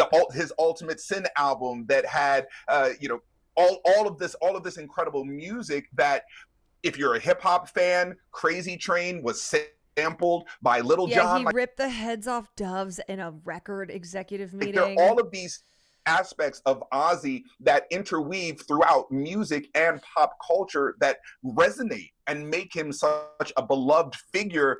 So from where he was and where he came from to what we finally have lost, it's such an incredible arc of a very talented musician with a signature voice, but who also had the ability to humanize and laugh at himself. So he will definitely be missed. Yeah, in the family statement, we just want to read here. It is with more sadness than mere Yeah, he was not right in the head. He was also a legend, and his impact in culture is enormous. Yeah. words can convey that we have to report that our beloved Ozzy Osbourne has passed away. This morning, he was with his family and surrounded by love. We ask everyone to respect our family privacy at this time. White Grizzly, thank you for the 22 months. Death Size, thank you for the 4 months. I mean, Ozzy, it's not, we never say like having drug addiction is an excuse, but he was, for a good part of his life, consuming like every single drug intoxicant under the sun enthusiastically. He wrote in his own memoir, "Over the past 40 years, I've been loaded on booze, coke, acid, quaaludes, glue, cough mixture, heroin, Rohypnol, Klonopin, Vicodin, and too many other heavy-duty substances to list." And throughout his career, he would frequently announce his sobriety, but then would slip back into consuming like every single drug. Supposedly, he said the cat incident, the little he talked about, it was a turning point for him to try and get somewhat better. Like, yeah, he would do something bad that went beyond just like, ooh, haha, yeah, classic rock star, that's metal. And then would go, I have a problem. Like, I can't keep consuming drugs the way that I am. I'm going to get sober. And then would be sober and then slip back into consuming drugs. Living until nearly 80 with all the drugs he took is pretty impressive. Honestly, it is. This is a sad loss. He went out on a high note after that concert, certainly. When he ran out of drugs, he was snorting ants with Motley Crue. He snorted a fucking line of ants. With us for decades, right? I mean, he was an icon of the 70s, right? Black Sabbath, hard rock, and then to sort of be resurrected in this new era in the 2000s with the Osbournes and still performing right up until, well, sadly, the final weeks of his life. That's right. Shagun, thank you so much. Lisa, thank you. Yeah, He'll still be. Oh, sorry, go on. Shagun. Can I just tell people to go back and listen to his old... Yeah, I just want people to go back and listen to his albums from the 80s. I want them to listen to songs like Shot in the Dark and Killer of Giants. And the Ozzy after Black Sabbath, the solo Ozzy that was also, again, inducted into the Hall of Fame. I want you to just listen to the power of his voice. We talk about a Freddie Mercury and how how singular that voice is. But for heavy metal, for rock and roll, Ozzy Osbourne, I put him right up there with that unique level of voice and a supreme talent. I just invite our viewers to go back and listen to his solo albums, that young Ozzy in the 80s. The voice held through the entire career. So again, one of my favorites. I just hope the viewers will go back and listen to his work. We really appreciate that, Shagun, because his legacy is going to live on through his music. I appreciate the recommendations. It's Iron Man and Crazy Train that gets played in my car with my kids. They love it. And that is going to continue for so opening many riff people. in Crazy Train is Nothing better. it's Nothing memorable. better. Heavy metal icon Ozzy Osbourne passing away at 76.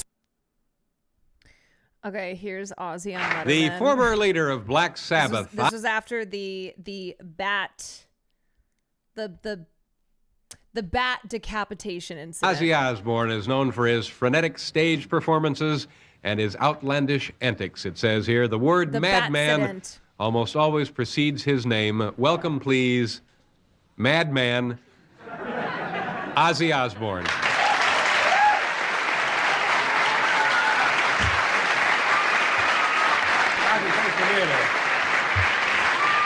Ozzy, thank you very much for being here. You don't look like a man. Like there were definitely things he did that were like crazy, but not in the abusive crazy way.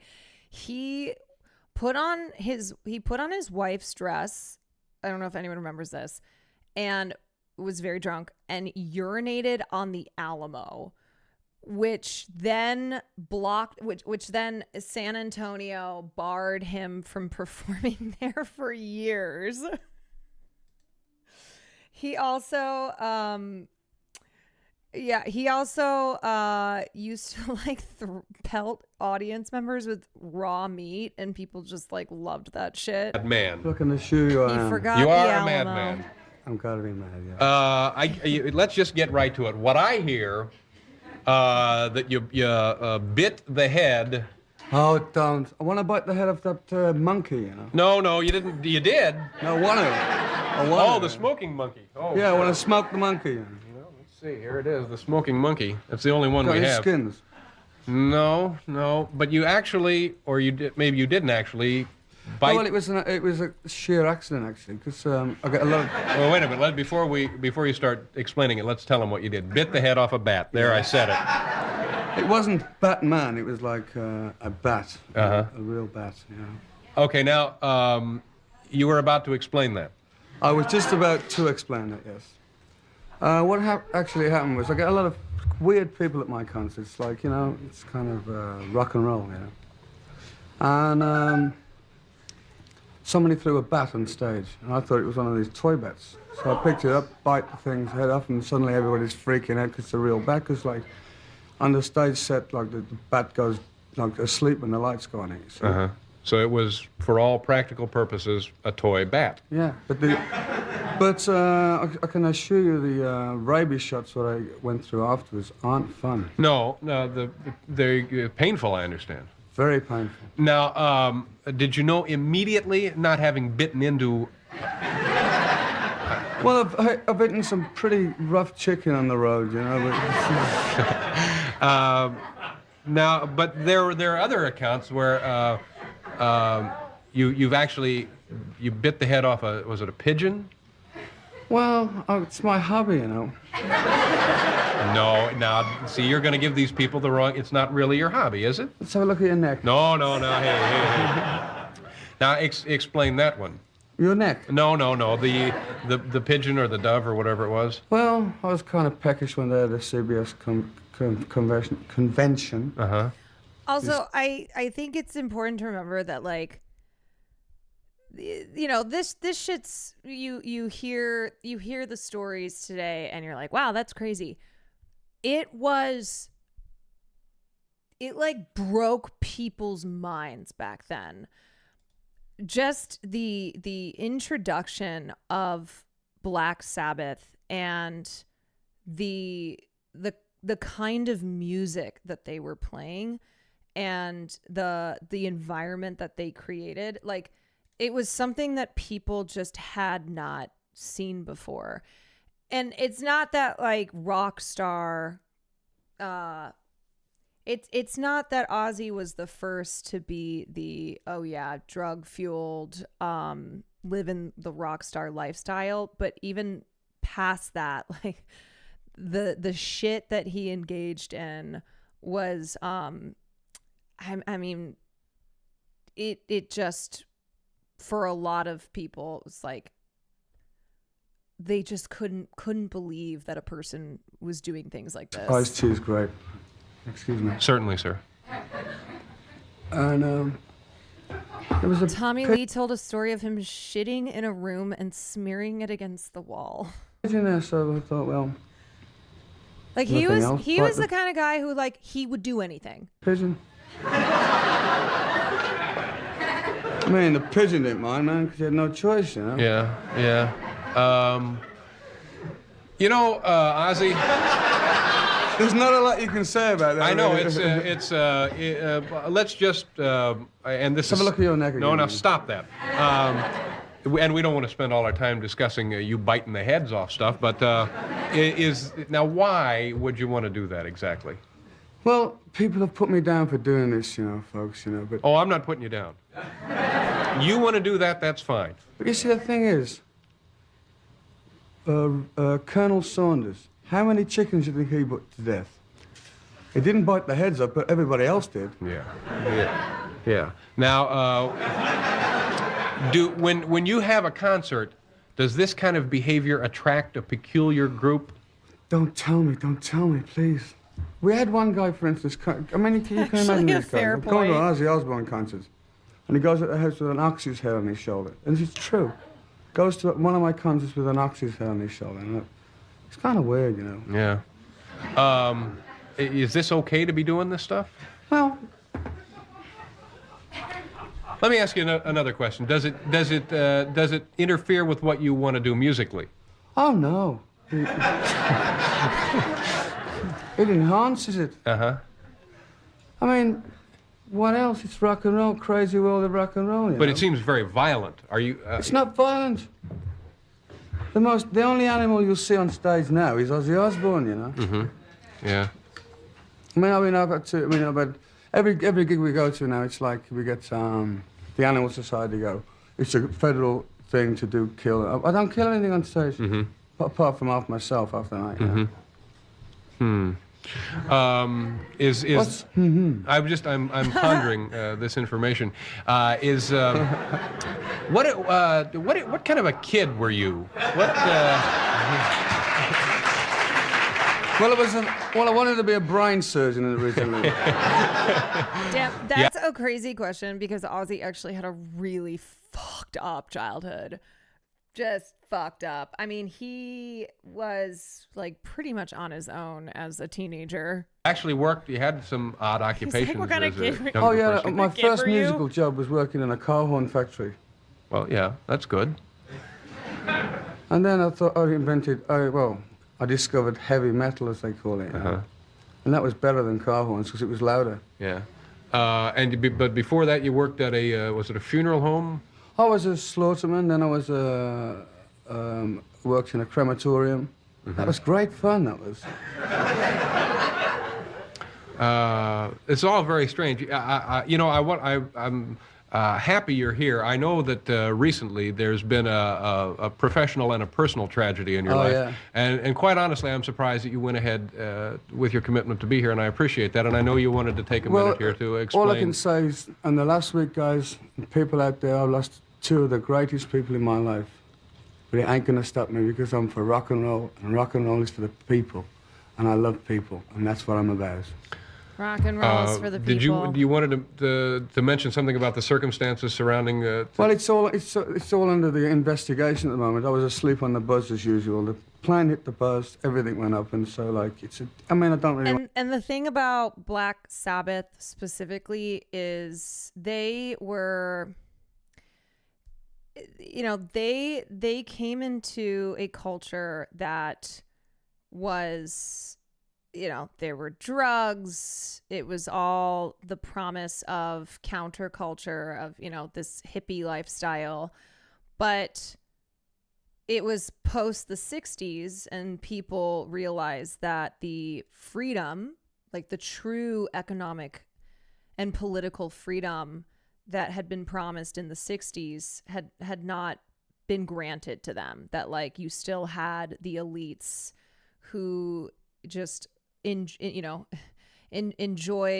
the power and privileges of their status. And so the music of Black Sabbath and the environment with which they with which they were producing within the environment with oh my God, I cannot speak. The environment which within they were producing these sounds was one where people were like they were rejecting the fact that the promised changes of the 60s had not arrived.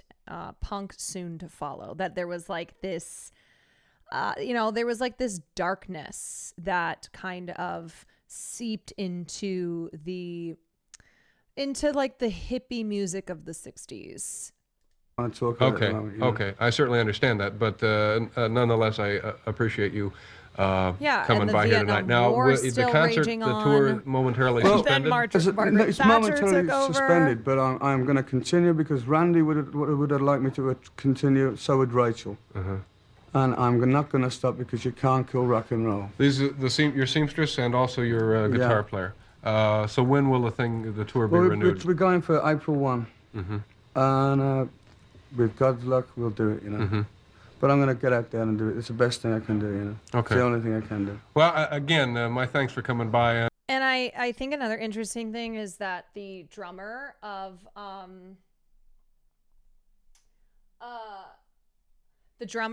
Black Sabbath, Bill Ward, he basically looked at their branding as the equivalent of horror movies, but make it rock.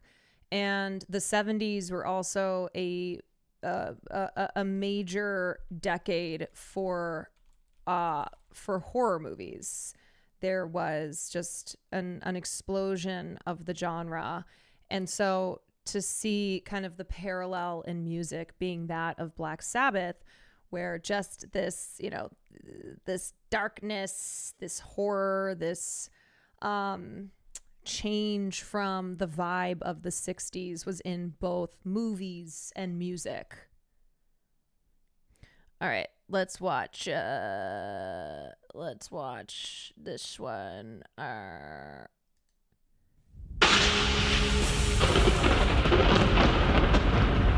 Hail Satan!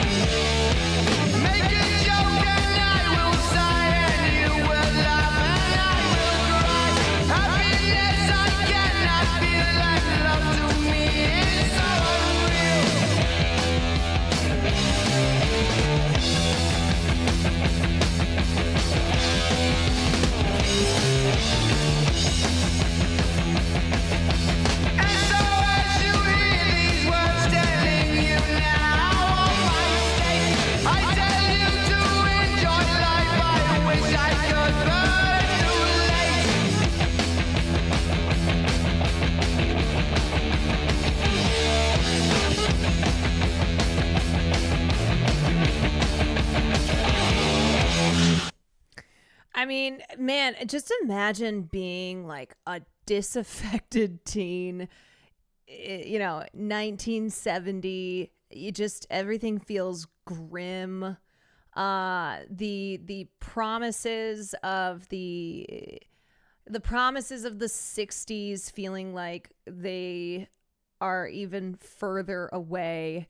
This kind of I don't know, these feelings of like alienation, of darkness, of apathy, and then in comes Black Sabbath. I mean, I don't think we need to imagine that hard. Totally. I just think it's always interesting, like, I think it's always interesting to think about living in that era where there had never been anything like Black Sabbath. This genre of heavy metal, which they pretty much invented, just being blown away by it, where for those of you who were Black Sabbath fans and did not grow up in the 70s and maybe discovered it in the 90s or in the 2000s, and how the music spoke to you, obviously, the sounds, the lyrics spoke to you. And I just think about like being alive at this time though, and never having had something like this before, and being like, oh my God, finally something that speaks to my, that is externalizing my feelings inside.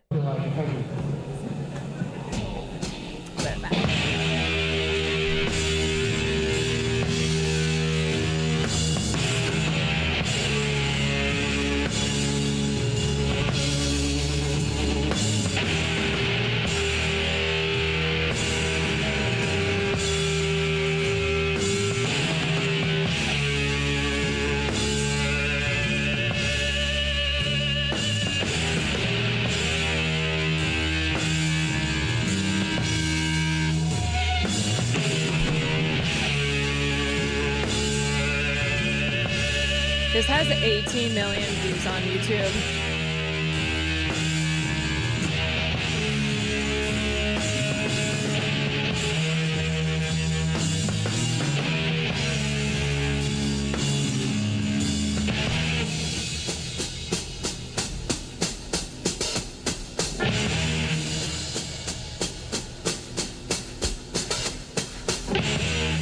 Gathered in their masses,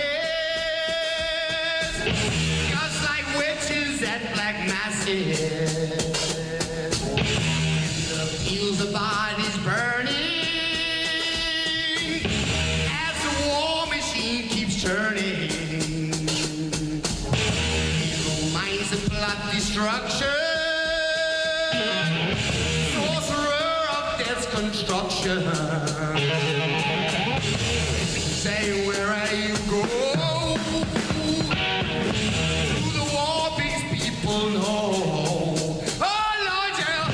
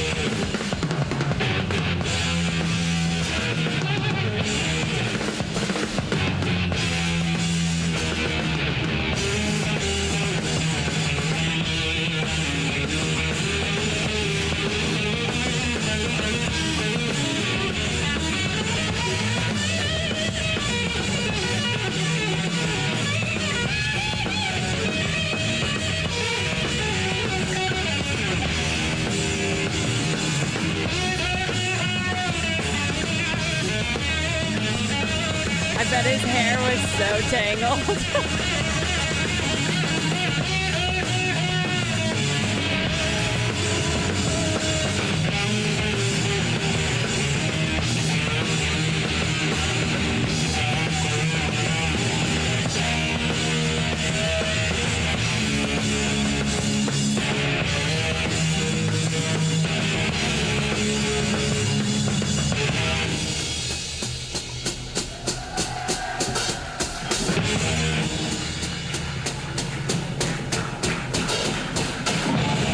The scene of Beast appears, head is falling at his knees. He sends out hero fire, casts the priest into the fire. Praise for all bad sinners, watch them eating dead rats in the saying wherever you go, through black masses people go. Oh Lord, yeah.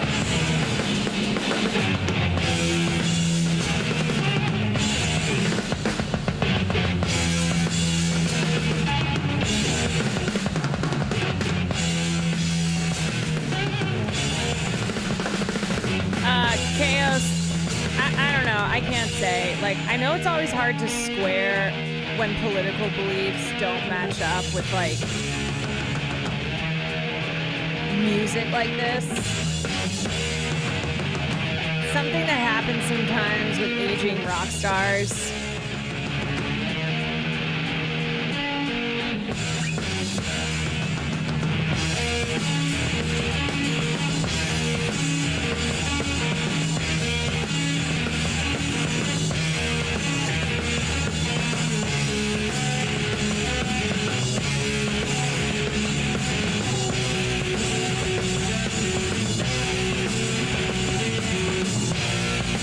Like, remember when Alice Cooper was being transphobic and everyone was like, dude, what? I'm sorry, Alice Cooper?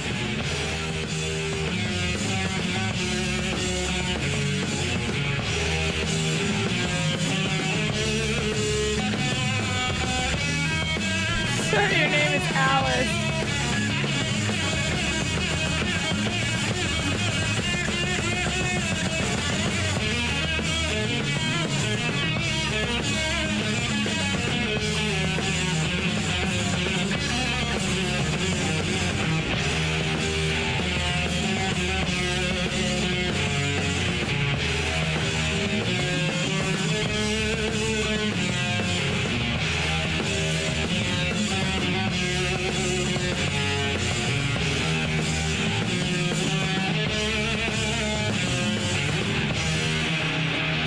Also, Brian May from Queen. Freddie would have come with receipts about his famous queer parties.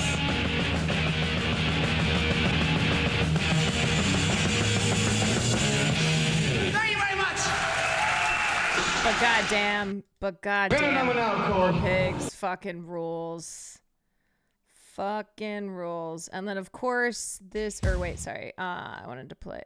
Shit. Oops. Okay, wait a second. This is a song that everybody knows, Crazy Train. And Crazy Train was a song that was on Ozzy's first solo album, Blizzard of Oz. So he got kicked out of Black Sabbath due to his drug abuse issues because he fell asleep. He passed out and woke up 24 hours later and had missed a concert. And so Black Sabbath fired him. So in 1980, Ozzy goes solo, releases Blizzard of Oz with his trademark song, Crazy Train. It's a massive hit. He tours, he records a bunch, he becomes an even bigger star than before. And he sells more than 55 million copies of albums worldwide. I want to watch Mama, I'm Coming Home just to show just to show the range. I'm trying to find a good live. Damn. Man, this hits different now that I'm older. I mean, isn't that how music works, you know? Speed Razor, thank you for the 5 gifted subs. The first time I've heard this song since my mom passed last year, and this hits different. Yeah. I mean, that's the ability for music to speak to us at different points in our lives. And maybe you heard that song when you were a kid and you liked it, but maybe you were an adult and you've been through a lot more shit and that song hits differently. Yeah, I love that one. Love. Okay.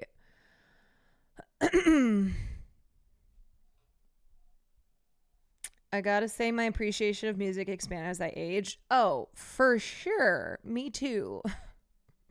A lot of stuff that like my dad loved when I was a kid that I just, oh my God, I cannot listen to any of this. The Grateful Dead, namely.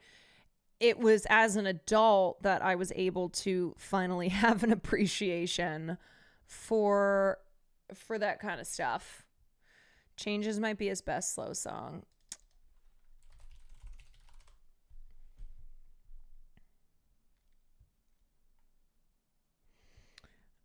Okay, let's see. There's the live. Let's do live in studio. Was my dad a Deadhead? Yes. My dad was a hardcore Deadhead. He told me that he lost track. He stopped counting how many shows he'd been to after like 300. But yeah, he traveled around. He would just go from show to show, somewhat of a groupie. 300 what? Yeah.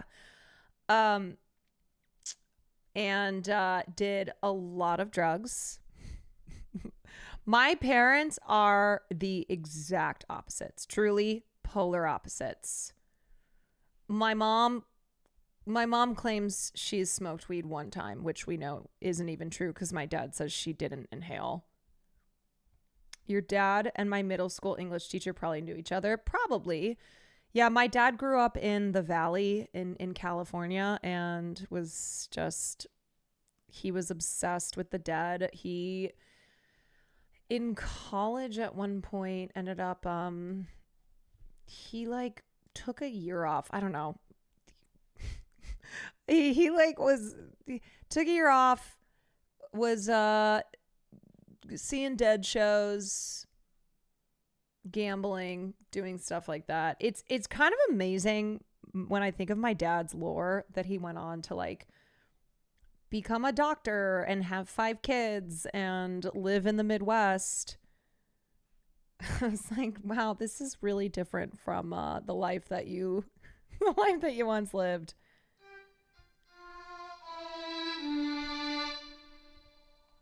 Your mom is Bill Clinton.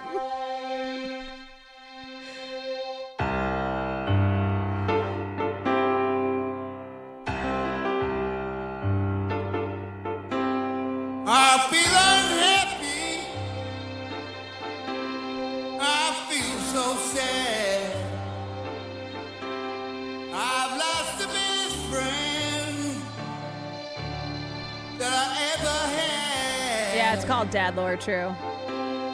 She was my woman.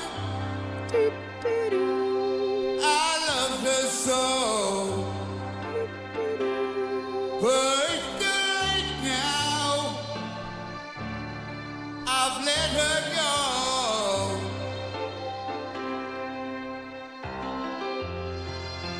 I'm going through changes.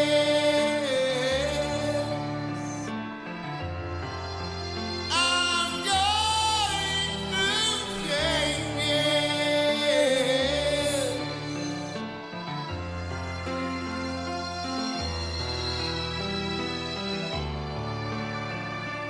I like that he's still doing the rocker in the studio. Is Sharon younger? She's like 4 years younger.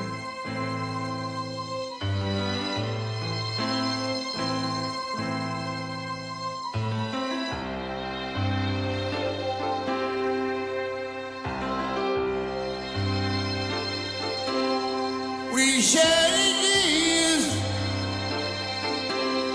We shared each day. And Oh my God, wait, is this after he got diagnosed with Parkinson's? Oh my God, I'm sorry. I'm sorry. I thought he was just still doing the rock. together, we found a way. I was like, he's still doing it like he does on stage. But soon the world had to keep away. Oh Lord. My heart was blinded. Love went astray. Like, rock on, brother. I'm going through changes. Okay, thank you for the gifted. I'm going through changes.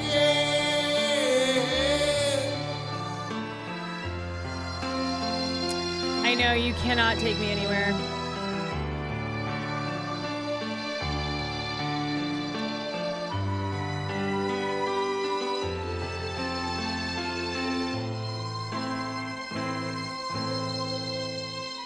This is in Big Mouth.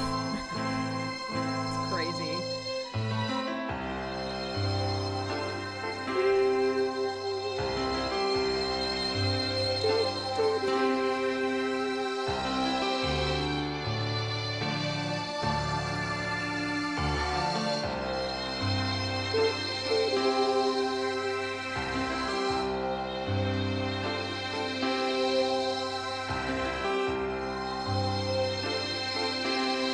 It took so long to realize, but I can still hear her last goodbye. Now all my days are filled with tears. It's wild, like, how strong his voice is here. Even with having Parkinson's and years of drug abuse. I'm going through changes. This is the intro song for Big Mouth. I've actually never watched it. Changes.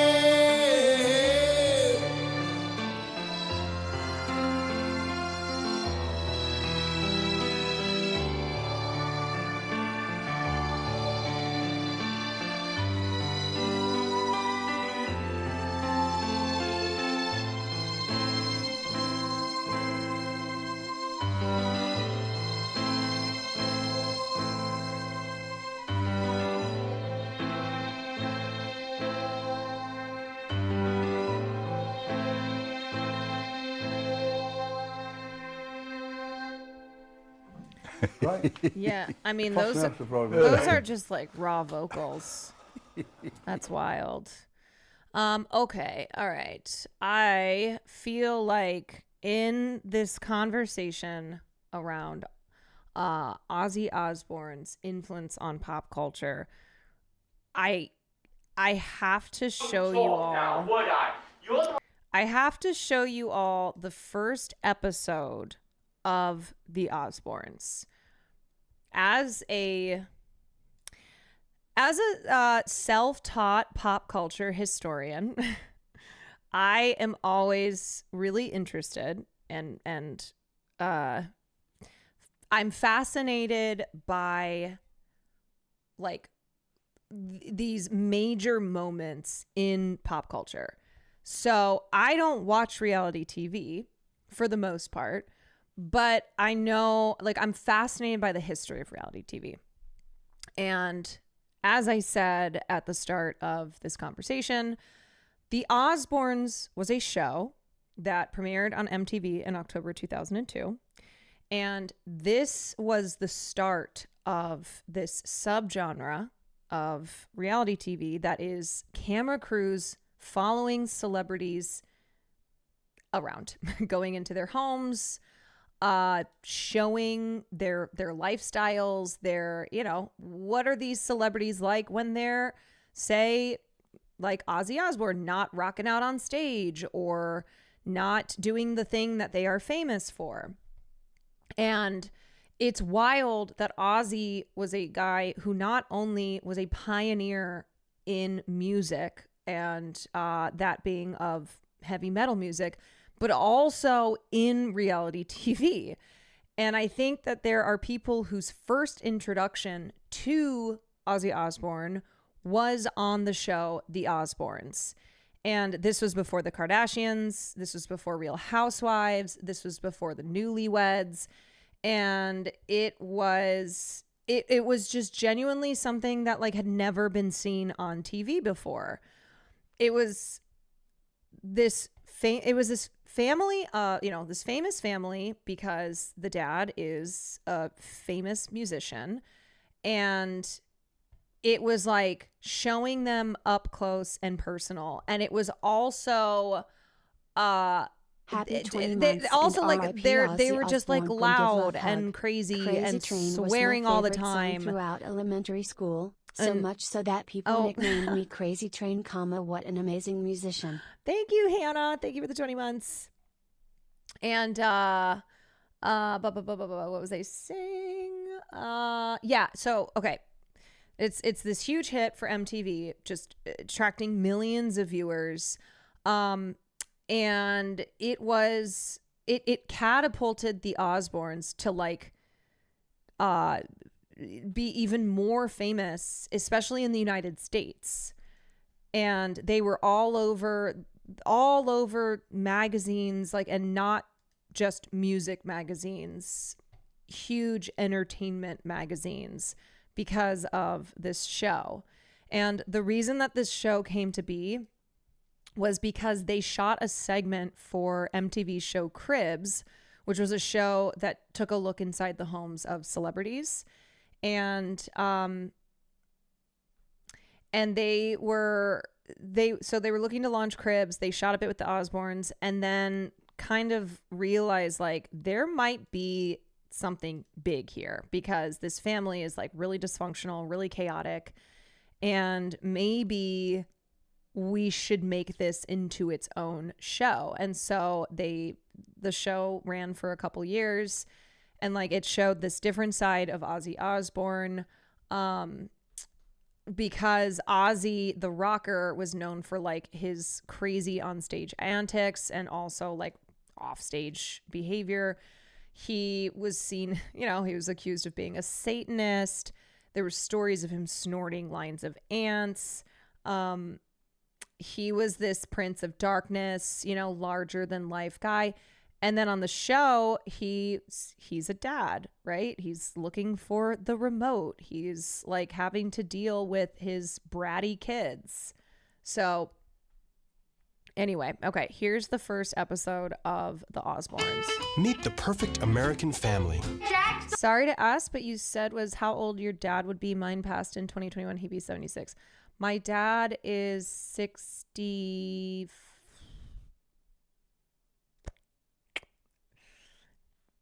66? Uh-oh, I don't know. I know he's at least Social Security age. I think he's 66. Stop telling people you're Ozzy Osbourne's son to get into places because you're a fucking loser. Also, I'm going to put captions on because it is so hard to understand. There's the mom. I can't sit here and say, like, I'm really the next Mother Teresa. Well, I tell you what, I'm Ozzy Osbourne's wife. Now shut the fuck up and go to bed. Fuck no. The son. Studies show a teenager's brain doesn't really become functional until past 10:30, I think. The daughter. I don't really care what people think of my hair. If they like it or not, like it's not their hair, so I don't really care. Oh, that rhymed. And of course, the dad. Rock and roll! You're a fucking man. This is part of the deal in the early 2000s. We couldn't actually understand what they were saying. Millions of people living as foes. Maybe it's not too late to learn how to love and forget how to hate.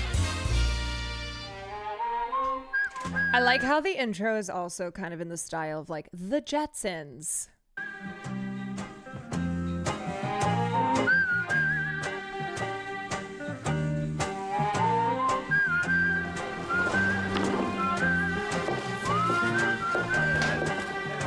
Hola, ese. You can put it in Dígame, the dígame. Vamos, despacio. Ah, ok.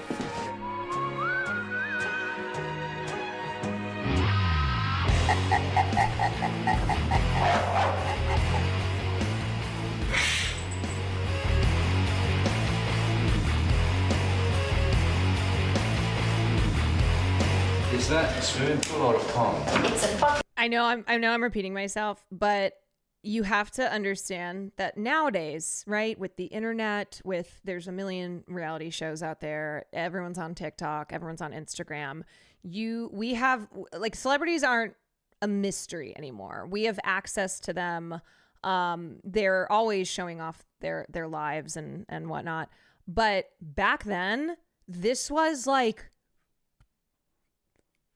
oh my God, insane. Like, never before seen. Couldn't believe that this famous family had allowed cameras into their home and was showing us their lives.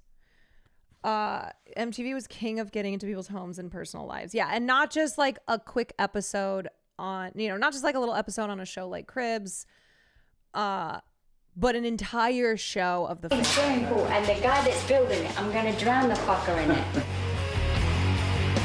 This has got to be like the a 24th celebrity house as that my big kids as have lived in. Ozzy. We've got crosses going everywhere. There's crucifixes. I'm having them painted on the walls. We've got crucifix door handles. We'll never be able to sell it. Where do you want me to put my gun, Sharon? Under the bed. Thank you, Lizard Shadow. I'll put it under the bed. So many reality shows wouldn't have happened if it weren't for the Osbournes. Those fuckers packed it. Dude, how does my sister's underwear just get mixed up in mine? You know, that's just wrong. Look at it. There's a fucking big chunk out of it. That motherfucker. Where is he? The way I see it, the less shelves, the less shit I'll put on them. Therefore, the less shit I'll have. Okay, so is that good or bad? It's good. Everything we open is broken. And they keep saying to me, I'll glue it. I'm gonna glue his fucking mouth. Anything to do with like the History Channel and the war channels or all stuff like that. News channels, okay. Yes. Weather in Afghanistan, 2,000 degrees and cloudy. What the fuck am I doing? Also, this is the first episode, and this is before they started bleeping it. And so the audio is obviously unedited, and this was a huge point of discussion. And so they made the decision in the first season to then start bleeping the Osbournes. Stuck on the Weather Channel. Ah! What the fuck is that?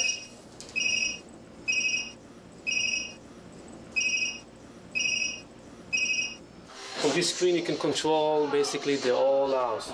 Satellite, and then they have satellite music, CD. What kind of fucking stupid thing? We didn't give the owners any written instruction. We gave them the remote controls, and then the owners figure out by himself how to work it. So that's how easy it is. Look at that Weak fucking signal, remote. that's about what's that all fucking day? Weak signal. Jack! Can you get this fucking this television to work? I'm a very simple man. You gotta have like computer knowledge to turn the fucking TV on and off. Jack! Fucking thing. Why can't I get a normal fucking TV, man? I press this one button and the shower starts. I'm going, what is this? Where am I, man? This fucking space age shit. The nightmare continues. Nightmare in Beverly Hills. Click satellite. The remote is the villain of the show. Yes. It should. Come on. With all these buttons, you can give you a fucking blowjob as well as come on the television. Press blowjob. God. Sick fuck. The coyotes are going to eat you. Yes, I think they're nice little cartoons. Lightning fast fighters to shoot down enemy planes. Deadly bombers to flatten German and Japanese warplanes. And tough, reliable cargo planes to airlift troops and supplies into battle.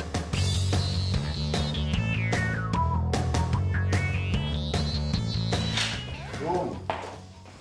Why did you probably fit on my gun? Jack, I found a bayonet, Jack. I found a bayonet. When did that fit on my gun? Oh, let me see it. I've got two of them. Hold that. Let me see the gun. See if it fits on the gun. That'll fit.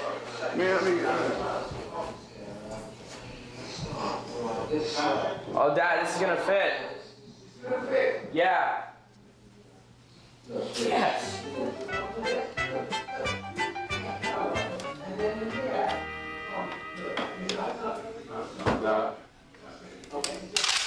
What are you doing?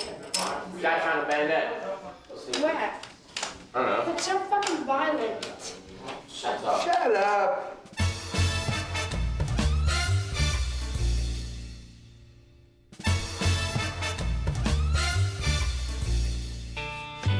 Fucking bayonet. Is this what you want to wear to the Tonight Show, though? Yeah. It's very Jackie O, Kelly. What is? This outfit. Hey, Ozzy.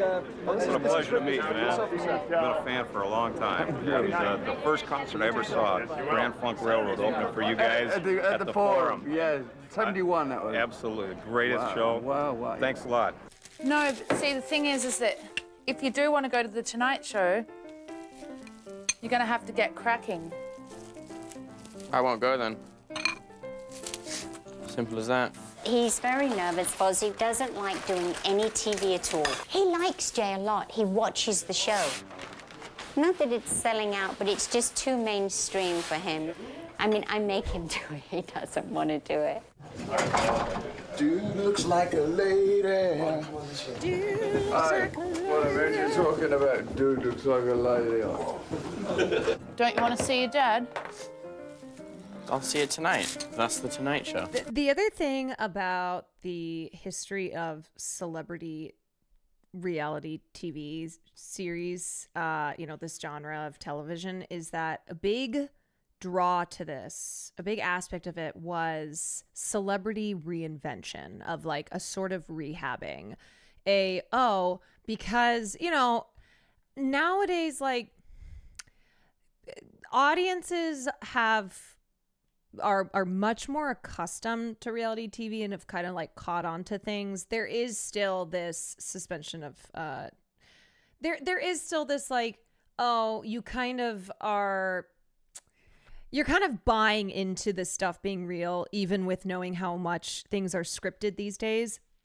But at this time, like, reality was in the name. So a big part of it was like, what you're seeing is real because this is television that is reality. And so people just fully would buy into whatever was presented to them on these shows that they were watching. So it was a way for celebrities to reinvent themselves, to show like a side of themselves that people either hadn't seen from them before, wouldn't have expected. And to give them somewhat of a makeover if, say, they had gotten into trouble for things in the past, if they had bad reputations, and they could fix all of that. They could rehab their images through something like a reality TV show. And we talk all the time about Donald Trump and his era of reality television and how that show of his, The Apprentice, gave him a golden opportunity to cosplay as a very big, successful businessman and that the success of that show led up to the success of his first presidential run, where in the eyes of a lot of Americans, Donald Trump was like this glitzy, great businessman, and he was a celebrity because of his success in Hollywood. It gave him new fake cred. In a way, this show feels more raw compared to most reality TV shows today. Yes. I mean, I will say, I think like the scripted elements of reality TV, the way that like producers really craft storylines and just how this genre has really moved a lot away from feeling authentic. But yeah, that's a big part of all of this, is like how a show like The Osbournes helped usher in this era, because a lot of celebrities saw this as a chance to not only become more famous or famous for something else, but also this was a way to like do an image makeover. Oh, really? Ah, I didn't know. Oh, you are blonde. Fuck off. Get a real job. Hey, guys, you got Ozzy? Yeah. I'm Robert. Oh, big fan too, eh? Tony, I'm tied up here. We're going to cut them because they're too long, so we'll cut some of the ends I got off. to get me to sign a CD from my nephew. He's like, Okay, I'll bring it back in a for minute. you, really, isn't it? No, it's for my nephew Rick, but well, I'll take one too. Sorry, you're not watching a movie that's about marijuana smoking. Turn it off. I'm serious. Fuck off. I'm serious. You're not watching films about marijuana use. Shut up. Go leave my room now. I don't need your help. Can you send it to Rick? To Rick. Rick, R-I-C-K? He wanted to Rick be cool. If that's all right. How old is he? He's, well, actually, he's like 28. I'm thinking it's like 16. No, he's a huge fan. Don't you want the Eagles No. CD? Throw it. Why? Just throw it. I don't have to All right. answer every question for everything I do. Fuck off. Oh, bugger off. Bugger off. So, are you nervous before you perform, or what? We do it this way. I don't need a laxative. Ah! See, I told you were funny. One thing on your lips? Get it. Now we're getting too. No, we're going into the... We don't go there, do we, huh? This one here. Hold on, wait.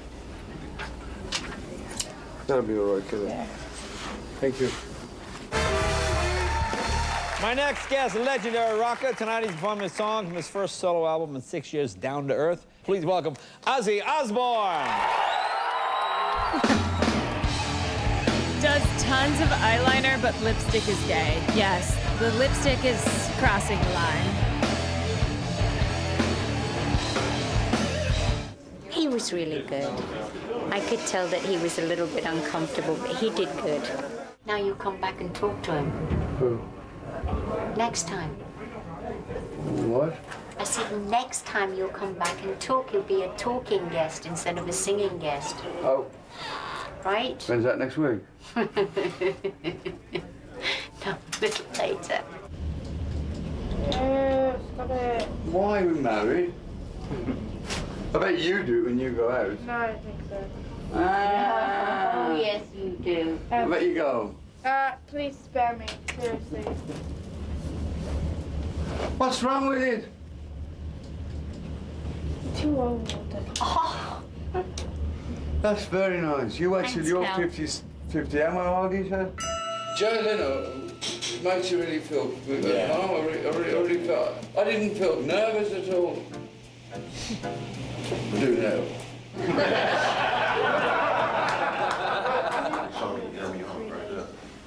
Right? Why can't you? Why do you start these things? You never tell me you're going.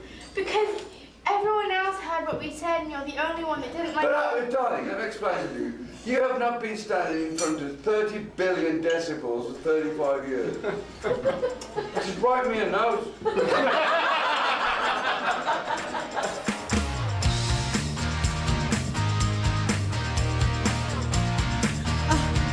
All I remember from the show is Sharon throwing a frozen ham at their neighbors. Yes. Another interesting choice. Packing your bags and leave a stand. They deserved it. Oh, hi, Michael. Guy got how you doing? This guy got a delivery for someone. My name is Michael, and I was hired as a security to watch the Ozzy Osbourne and Mrs. Sharon Osbourne house. I walk around the perimeters. I walk outside. I check the front house, the doors, the windows, the back house. Make sure just everything is okay around here. Green eggs and hammer stand. This a blood clot. It's a blood clot? Yeah, feel it right here. Where? I have fun over here. Bye-bye, Taliban. My next guest, legendary rocker. Tonight he's performing a song from his first solo album in 6 years, Down to Earth. Show Please is welcome so random. Ozzy Osbourne. It honestly feels that way because it's the beginning of this kind of TV. So it's before they, I think, really edited and drove these storylines and manufactured narratives. It really just felt like they had a camera crew. They went into their house and just recorded.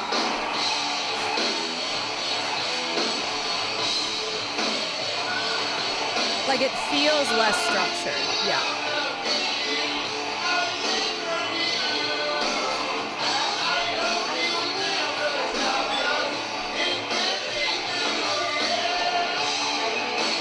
It almost feels like Arrested Development, yes.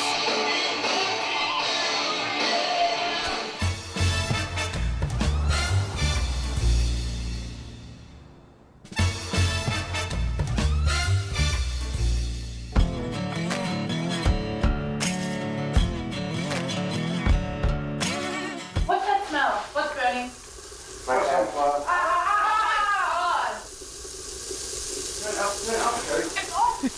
Camera zoom in. Who's that? Is it out? That's a good idea. Everyone, within 5 minutes, we burn the fucking house down. It's electric fucking kettle, you dimbo. So why is it on the fucking... It was on the stove too, Kelly. That's alright. And I watched Kelly, you do it, so round I'm of just stupid.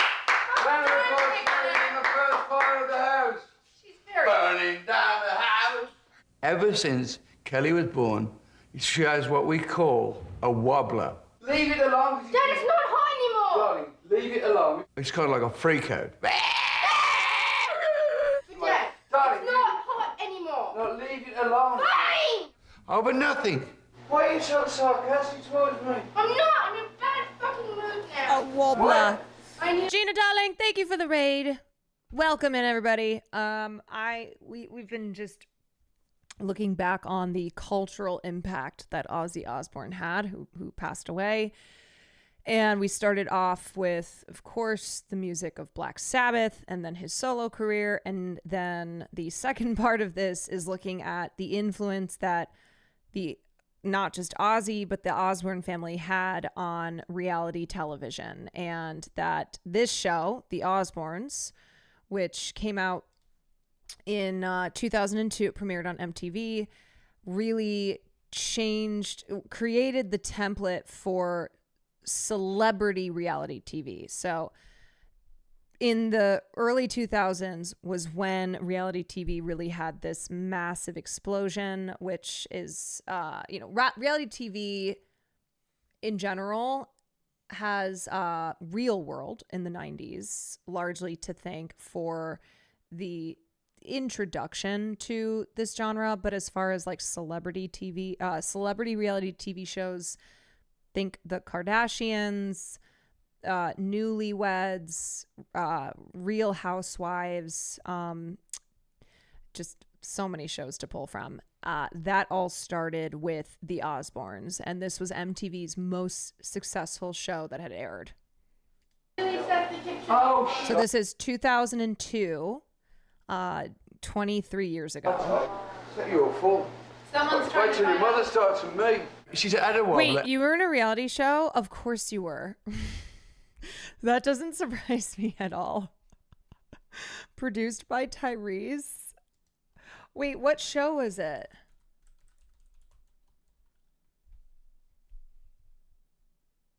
I'm dying. Then went really crazy with the 2007 writers' strike. Yes. When the WJ went on strike in scripted, scripted television in 2007, well, what filled the spot? Reality TV. No, it was so OMG. I'll DM you. Please DM me. Every day since she's been living. So when you say, what causes a sore out? You can't. Jack, stop telling people you're Ozzy Osbourne's son to get into places because you're a fucking loser. Really? I wouldn't fucking talk now, would I? You're the one that goes to fucking all these clubs. Yes, I'm Ozzy Osbourne. I don't tell anyone. I get it because my friends know the doorman. Oh, really? Why don't you shut the fuck up? Oh, Hey! Stop.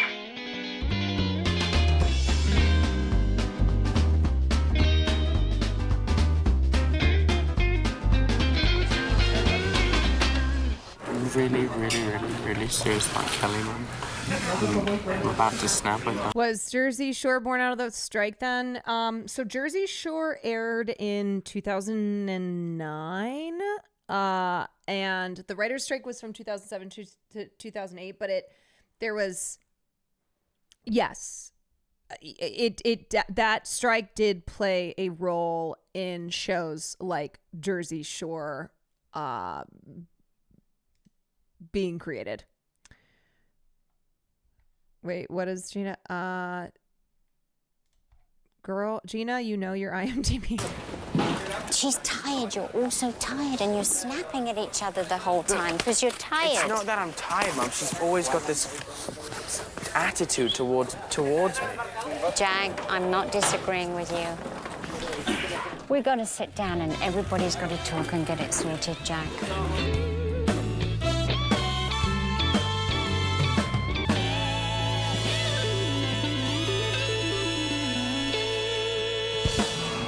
Has anyone seen the cat? You haven't seen her? And I picked her up and I threw her in the kitchen.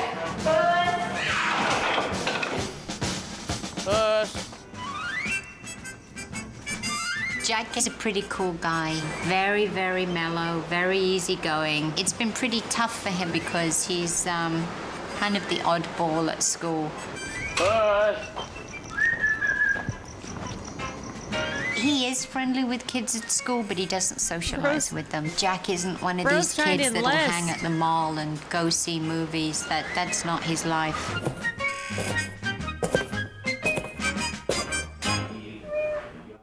Well, you want to come out to town with us? What time are you going out? I'm going to leave for about another hour and a half, maybe. Where are you going to? Brockton.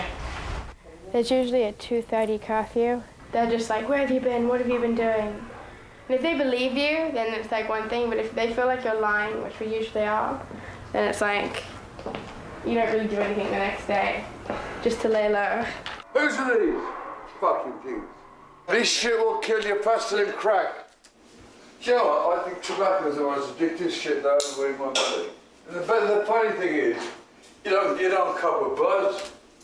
You do it first, actually. No, you fucking don't. So I heard. I smoked heavily for 40 fucking years and I've just quit 7 months ago. But I can't stand the smell of this shit anymore. You know what? I'm an ass-kicking fat kid. What? Nothing. You got money, pal? Yep. 20,000.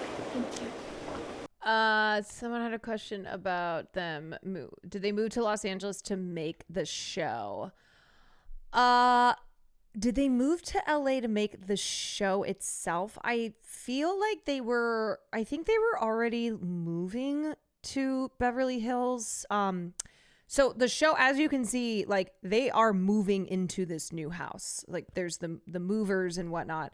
I don't know if the reason that they moved to Beverly Hills was because of the show, or I think it might have been that producers were like, oh, this will be a perfect starting point for the show, is you guys are moving into this massive house in Beverly Hills, and so we should shoot something.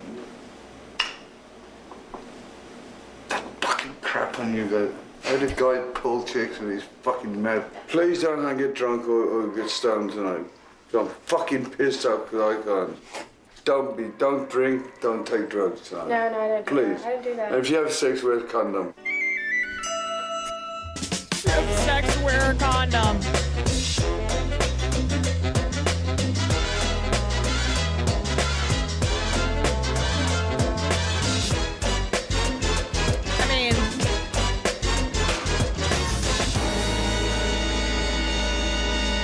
Kelly has this thing about just leaving us when it comes to going to the stand. It's her thing. She tells me to fuck off and all this. Kelly's she's a little bitch when it comes to that. Kelly was a big ass mall rat, and I just started taking her clubs, and then she kind of just, told me to fuck off, and that was it. He's been running around talking crazy shit about me, and I found out. And I think it's more that he feels guilty about doing it, so he's trying to be mean, and so he gets in a bad mood. Kelly's a fucking bitch. What? Fucking had enough of Kelly, Dad. What's going on now? Jack can do anything he wants to, say anything he wants, talk all this shit, but if it comes back to him, he just freaks. Dad, Why don't you ask your own? Dad, I have. She won't do fuck all. She goes, oh, I will, but she hasn't, and she won't. Dad, I'm really about to lose it with her. She ditched Sarah, who's supposed to be her best friend, and just left us. If it wasn't for me, she'd still be at a fucking mall with her dumb friends. See, it was me who said, hey, Kelly, when she used to hang out at the mall with her little stupid friends, I was like, Kelly, come with me to some clubs, we'll hang out. Jack, I really understand, but you gotta understand where I'm coming from. I love you all. I love you more than life itself. But you're all fucking mad. Life can be so sweet. Love can be so fine. I know I'm complete when I hold your hand in mine. Stop shouting at me! I'm such a fucking prick! You and I embrace, share a tender kiss as we stand there face to face. He's just a dad. If you hate me, I'm gonna do it again. Kelly? I believe a chance. Gonna fall in love. That's on camera, Kelly. I'm showing that to Mom. Jack and Kelly are still fighting. My husband's still moaning because he still can't work the remote control, but at least we finally moved into the house. We're home. Oh, can you imagine the neighbors when they see that at the door? Some think that I'm a son of a gun, but I'm out to have some fun. Next time on The Osbournes. It's like fucking Dr. Doolittle's fucking house here. Get off the fucking... Oh my God, she demolished the fucking seats. Maybe we have too many dogs. Did anybody feed the dogs? No! Oh my God! Pissed on my new couch. Tomorrow Oh, it's a therapist, and she's going to help us with the Well, dogs. no, darling, you don't need a therapy. You just need to get up at 7 and open the fucking door. Hey, but that's how it goes. Yeah, so that is episode 1 of The Osbournes. And the other thing about this show is that people were also obsessed with it because random celebrities would just show up. Like Jack, the son, was good friends with Mandy Moore. She would come over and they would watch TV. He was friends with Elijah Wood. Like Steven Tyler came over one day. Elton John came over one day. And basically Sharon would just tell production, hey, Elton John's coming over later. And so they would have to deal with Elton John's team and get it signed off on. But because reality TV was still new, even major celebrities like Elton John, they just were kind of like, whatever, you know? It wasn't like today where there would be such a big process around having a celebrity appear, getting them to sign off on everything on the show. It really was just like a casual, oh yeah, okay, that's fine. I don't really know what this is, but whatever. And because like it was known that the Osbournes' house was, that they were filming at their house, that they were that it was a live set, there was kind of an unwritten agreement that if you came over to the house, then you were agreeing to be on the show. I remember Kelly's feud with Christina Aguilera. Yeah, Courtney Love came over too. Yeah, there were a bunch of celebrities in and out of the house. Ones who were friends with Sharon, Ozzy, the kids. They were just living their lives. Yeah. And they didn't really discuss what they were shooting. They just would shoot it like a documentary. They spent, like, the camera crews spent so much time in the Osbournes' house. They had 1 or 2 cameras following everyone around. But again, this was all so new. So they just, like, would shoot a ton of footage and shot it like they would shoot a documentary.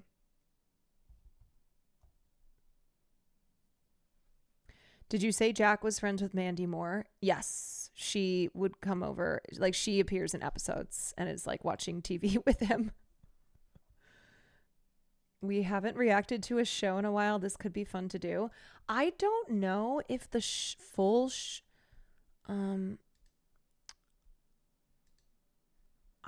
okay, wait, let me see.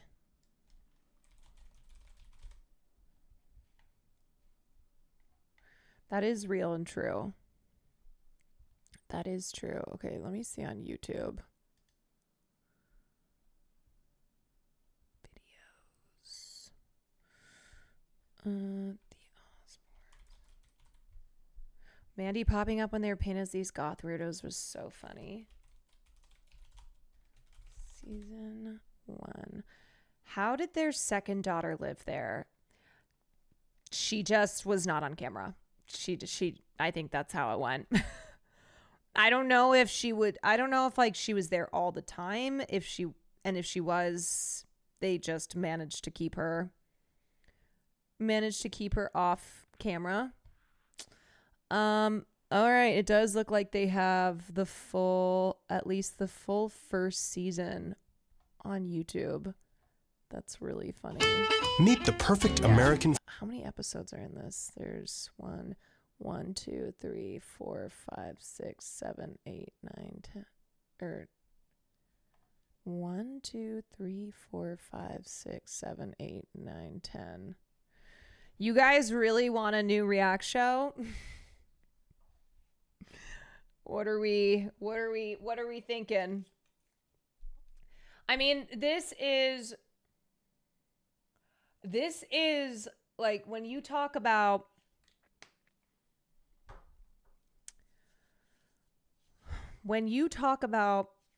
iconic, classic, famous reality shows, the Osbournes.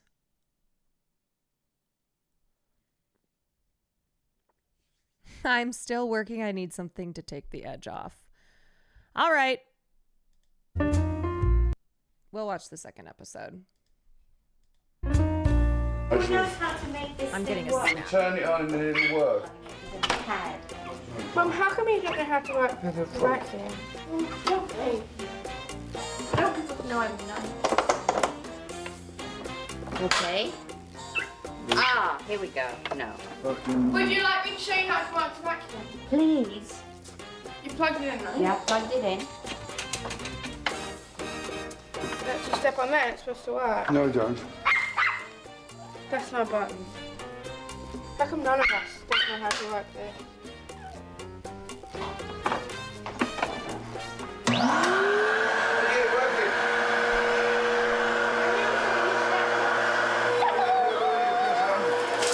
Fucking hate the sound of vacuum.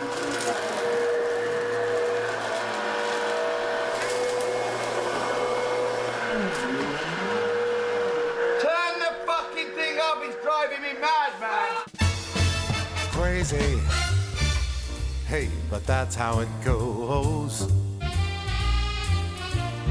Millions of people living as foes. Maybe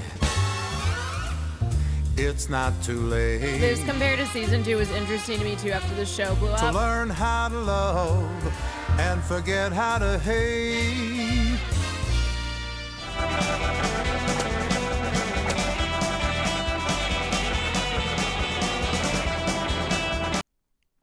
Look, with special guests Elijah Wood and Hannah Wood. That's how they were depicted in the credits, as special guests. So the other sister just was not on the show. Yeah. It's like fucking Dr. Doolittle fucking house here.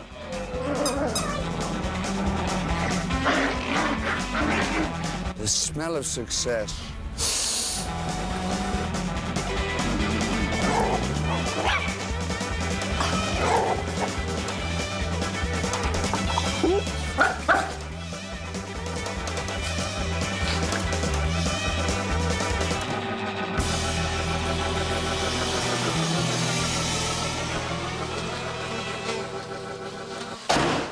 Oh, fucking hell. Lola. Fucking hell. Lola. Lola. Out. Lola. Lola. Come on, man. Sharon. Sharon. Fucking dog, man. There's shit every fucking way, man. What? It's like a fucking lake down here. What really pisses me off, we paid all this money to have this house renovated. I just have this memory of, I don't know where my brother got this from, because we certainly did not watch TV and would not have been allowed to watch the Osbournes. But when he was a little kid, he would put on these glasses, like sunglasses that were circular, and he would just go around being like, Sharon, Sharon. And I just had this memory. I'm like, where did he get that from? Didn't the dogs, you might as well just live in a fucking sewer, because the dogs piss everywhere. Kelly just called me from the pet shop. No, forget it, no. Aren't you interested? Honestly, he did probably pick it up from school. Yeah, you know what it is? I feel like the equivalent is what's the John Cena thing? Like that kids they're like, John Cena. I remember when I was a teacher, and all of these kids in my elementary school, the "You Can't See Me," yeah, it was like the "You Can't See Me" meme, and they were just obsessed with it. And I think it's the same thing where they don't even know necessarily what it is, or that like they might not watch WWE, but it's just such a popular thing. And I think the Sharon was also this major thing culturally, that you had kids walking around being like, Sharon, Sharon, and not knowing what it was. If it's a living thing, no. It was a boy cat. Yeah. Shannon, please, will you listen to me? You get a boy cat in this fucking house, and it will destroy the house. Cat piss is the fucking worst. I'm Ozzy Osbourne. Okay. Oh, yeah, this commercial, his World of Warcraft. And I'm the Prince of Darkness.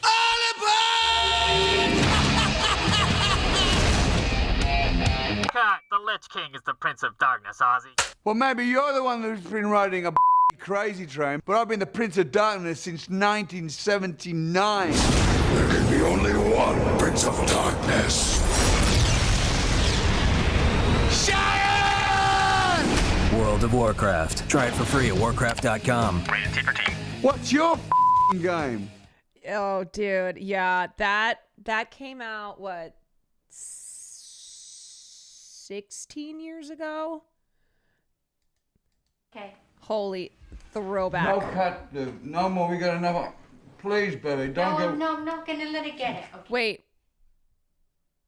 I can't do math. Okay, Tell him 40, Ashley. No. All right, I'm just nipping Was that out. 16? Please don't let her buy the cat, Boo, please. Please don't let her get it. I won't. Okay. Promise me. I promise you. On all your heart. Oh, my heart. I'll call you. Try and pick up the phone. I'm begging of you, Sharon. I'm begging you. No more animals. Please, Boo. No animals. I'm not bringing back an animal. No more animals. The top diva in the house is Minnie. She rules the roost. Minnie can do anything. And then we have Maggie, who's next in line. Maggie I call Heroin Chic. And then next is Crazy Baby. We changed her name from New Baby to Crazy Baby. She's a bit neurotic. And then there's Pip. And then we have the gay one, Martini. Martini Bianco. We have Puss. And then we have Lulu. She grunts a lot and she's got very big. Looks like a seal. Lola is very big and boisterous and adorable. But, Get off the fucking... Oh, my God. She demolished the fucking seat. The Osborne family is a great family of wasting money and saying, well, maybe we have too many dogs and we'll throw the cats in just for fun. Fucking hell. And like the thing is, they live in such a big house, right? Beverly Hills. You obviously know they're rich, but because of shit like this, they just seemed really relatable. They just seemed like they were crazy, but chaotic, but people loved how they felt like relatable people. Sharon! Jack. What? The dog at the fucking chair. Look at the chair. She ate the fucking cushion. Lola did. Oh, fuck. You're gonna have to fucking dye her pink because if he comes back here and sees that dog. Oh, there it is. It's so lovely. We're not gonna have two cats in No, the house. I am going to get it well and then put it in a cat rescue. No, you won't. You'll end up keeping it. I'm not gonna Then what keep you do it. is... This is fucking so dysfunctional. Hey, excuse me, that fucking chair is dysfunctional, okay? That's dysfunctional. Look at the shit on the floor. You know why my dog's constantly dysfunctional? Because it's swearing like at me. each other. It's angry at you. Angry at me? For what? He knew about the cat. She knew about the cat. And she's pissed off. Just like me. Notice how she only started getting really mean when Pippi came along. And the cat. Remember in Malibu when she first came back? Perfect angel. Then we got Pippi. Then we got the cat. And then it went pissed off. I used to walk her in fucking Malibu. Was anyone's family like this growing up? Because you were not allowed to say, I mean, I didn't even really know curse words until I think I thought the F word, I learned what it was in 5th grade and it was fuck. Like to me, that was the only F word that I knew. But this is so not the world that I came from. I didn't even say, oh my God. I said, oh my gosh. I have a 16-year-old son. We let him say whatever. My mom swore like a sailor, but no one else in the family was allowed to. She's like, that's just for mommy. Those are only words that mommy can use. Yeah, maybe it's the British thing. I don't know, because it wasn't even just my family. I remember growing up and like I didn't know anyone who this was the kind of language that they used in their households.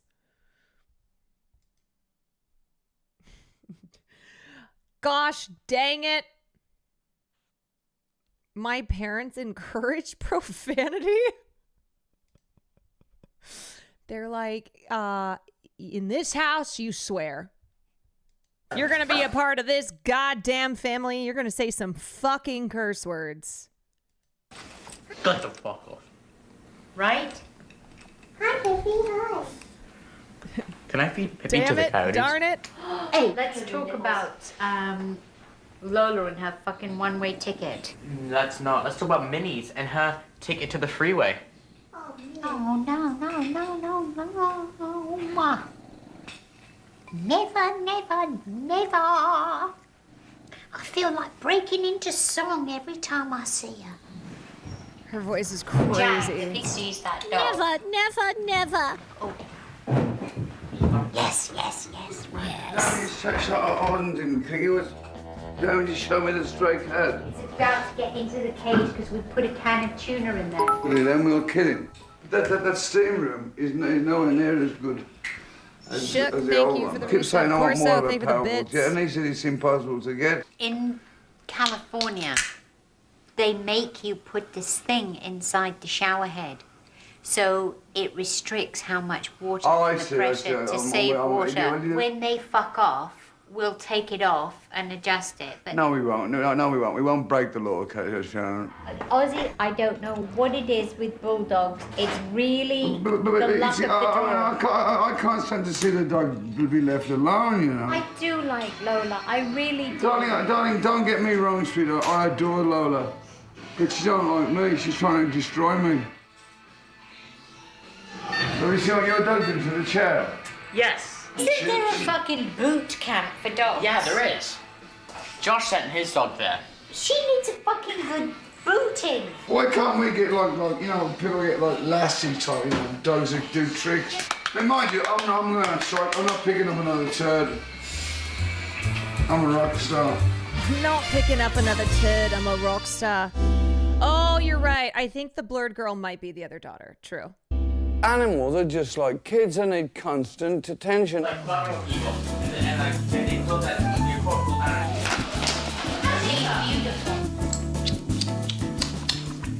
at this. Do you want to see a trick? And my...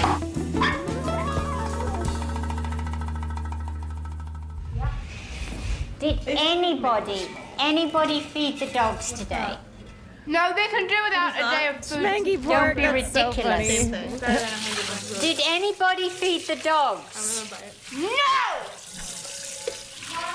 What? I have something to tell you. My phone. Your what? So far up my crack right now. I couldn't even pull it out. I'll cut it off. Let me cut it off, Kelly. Kelly, you get yeast infections from that. Do you know I've never that? had a yeast infection in my life. Well, you and I don't fucking think will, I'll ever get missus. one. I don't know how anyone can wear that and think it's comfortable, Kelly. It's not. It's as you don't see your underwear line.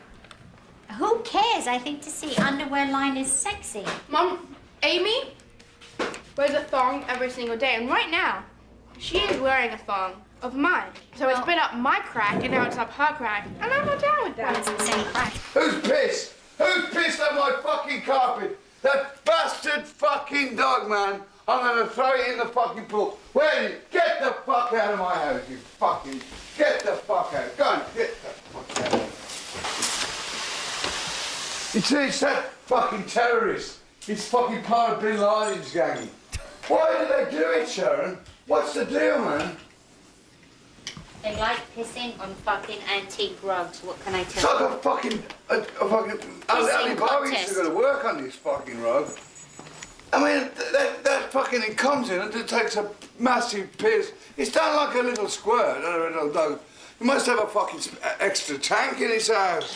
It's like a camel. Just press down. That it, dog don't did press down 9/11. Okay, use my fuck. Don't use your own fucking towels. Use the Ozzy Osbourne ones. Lola, what are you chewing? Lola? Look how cool that is. Look how cool that dog is. The animals are just getting their revenge. 2:30 tonight, curfew. 105.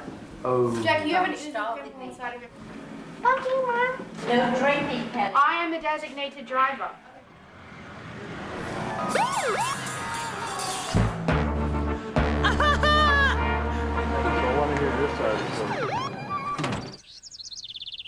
The bucket of coffee this morning. Yeah. When will you come back? I love the smell of armpits in the morning. It's like victory. What's in your hair, Carl? What, chewing gum or something? I know. It's a flower. Oh, but it's chewing gum. Kelly, you have to take care. Mom, Promise there's me. something I can do. I got a ticket, so they put a point in my life. That's it. Yeah, you have to go to driver's school. And Yeah, but you only have like a 3-week period to do that. Yeah, you could force it to you. Amy. Not coming to a complete stop at the stop sign. Kelly also always had Hello. crazy you got 2 hair. points, Cal. No, I have 1 point. It says if I get another point within 12 months, then I could get my license taken away. But all my friends have like 7 points and they don't have their license Jesus, taken 1 away. point, Kelly, you've got to spare. Choose fuck. No, someone told me that if there's clearly no one coming, you just have to yield. Do you know what's really funny about this? Is that knowing me, they would probably like, if I got another point, they'd make an example of me and like take my license away. You're the driver, aren't you, Kelly? Nah. No. I'm pretty shit, but I'm alright. Is she friends with Emma Watson? See, you can train a dog to balance balls on his fucking head, but he can't open the door. And it can't fucking shit outside. You know the door was open, wide open yesterday, and the dog took a massive crap there. Was that last night? No, actually, No, it was at 4 o'clock in the I picked Don't it tell up. her to me. I love with that Emma Watson story. It seemed as if she had a lead foot going, 90 in a school zone, and it turned out she was going 6 miles over the speed limit. I'm a boy in fucking arse. No, you're not. You're the bestest husband and father in the world. husband. And we love you. I feel like I'm invisible again. Is that cartoon-ass voice?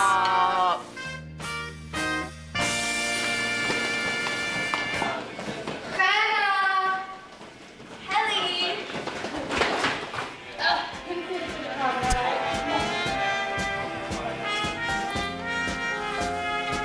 Yeah, this was a constant. The animals just pissing and shitting all over the house. Bible. In the book of Psalms, a multi-headed sea serpent is killed by God and used to feed the Israelites. Nice mud I'll get that for you pie. as soon as I'm finished getting ready. No, now. Because you said that to me the other day. Who let the dog Brigitte, out? thank you for the Jack, 5 months. shut Who up. let the dog? Shut up and clean it up now. Jack, I'm not laughing. Just clean it up now. You're doing the hoochie mama right I'll there. be more than the fucking hoochie mama.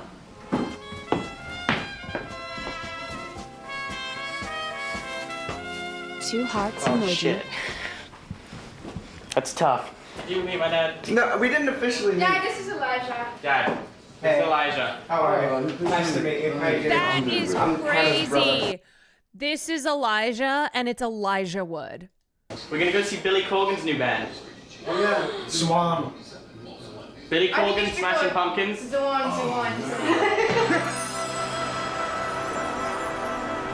How's a dog that looks like that named Logan? That's what I want. Because it's such a cute name. Yeah. Yeah. Some of it is a bit poppy, you know, like the machine Yeah, sound. also, this was Lord of the Rings era. This was not just Elijah Wood. This was motherfucking Frodo. This was motherfucking Frodo. Fellowship of the Ring came out in 2001. Two Towers came out in 2002. The show aired in 2002.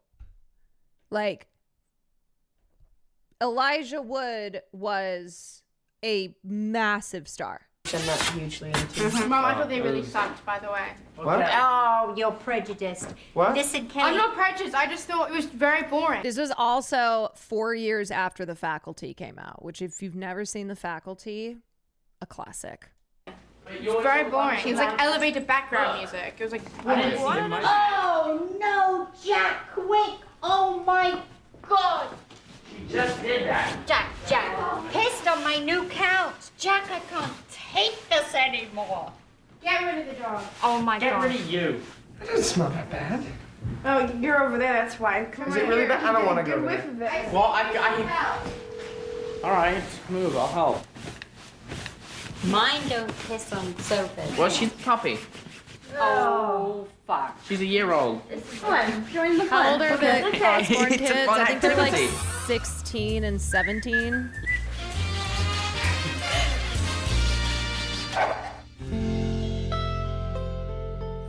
You attack people.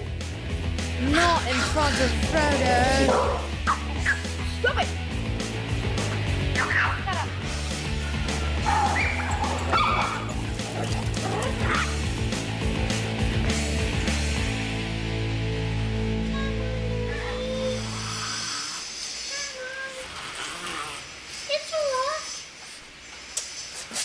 Oh my God. She just fucking phoned on me.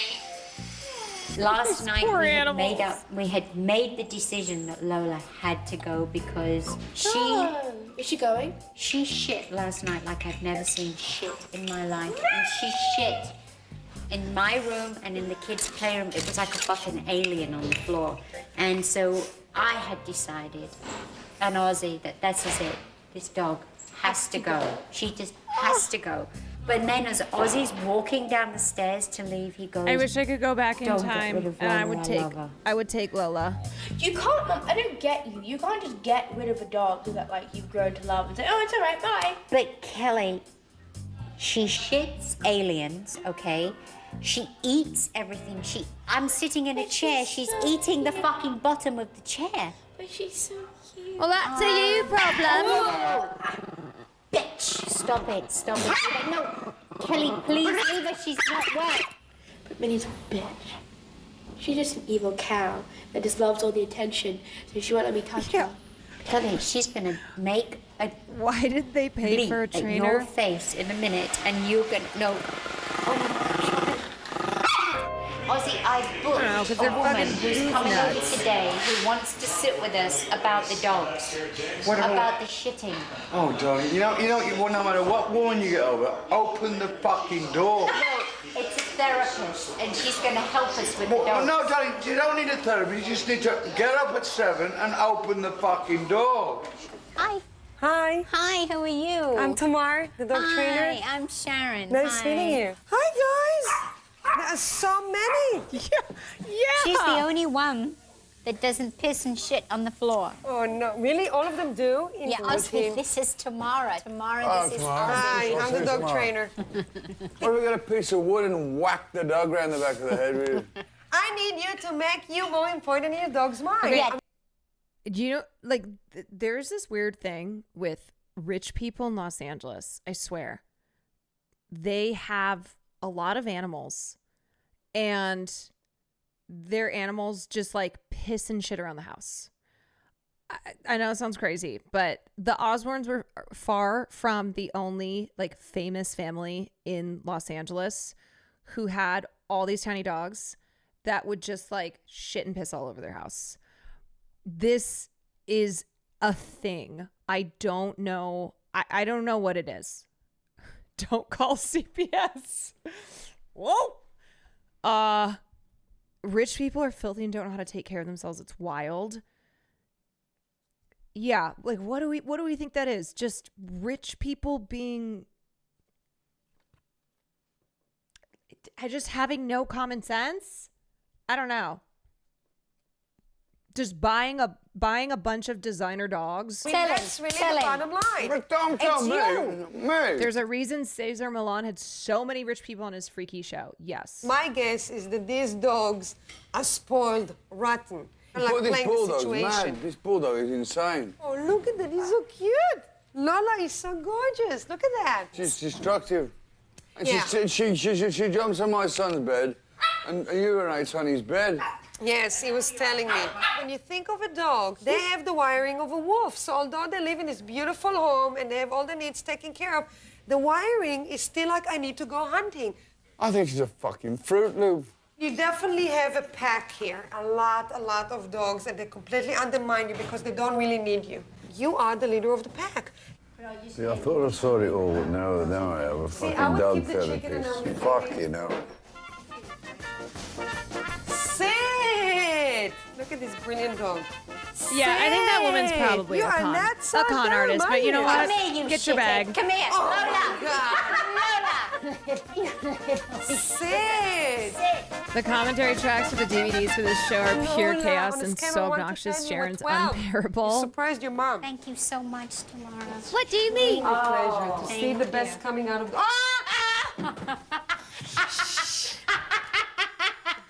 We're not working on housebreaking yet. Lola, you're a shithead. No. And the other thing too is when animals smell urine and feces, they're gonna do more of it, right? They smell that stuff and go, "Oh, okay, I can piss and poop here." No, this is our fault because we really need... But again, we didn't start on the housebreaking. We'll start with that Okay. in a couple of days. See you tomorrow. Bye, guys. Bye. Thank you. That was a nice... I know. That was nice boy voyage for me.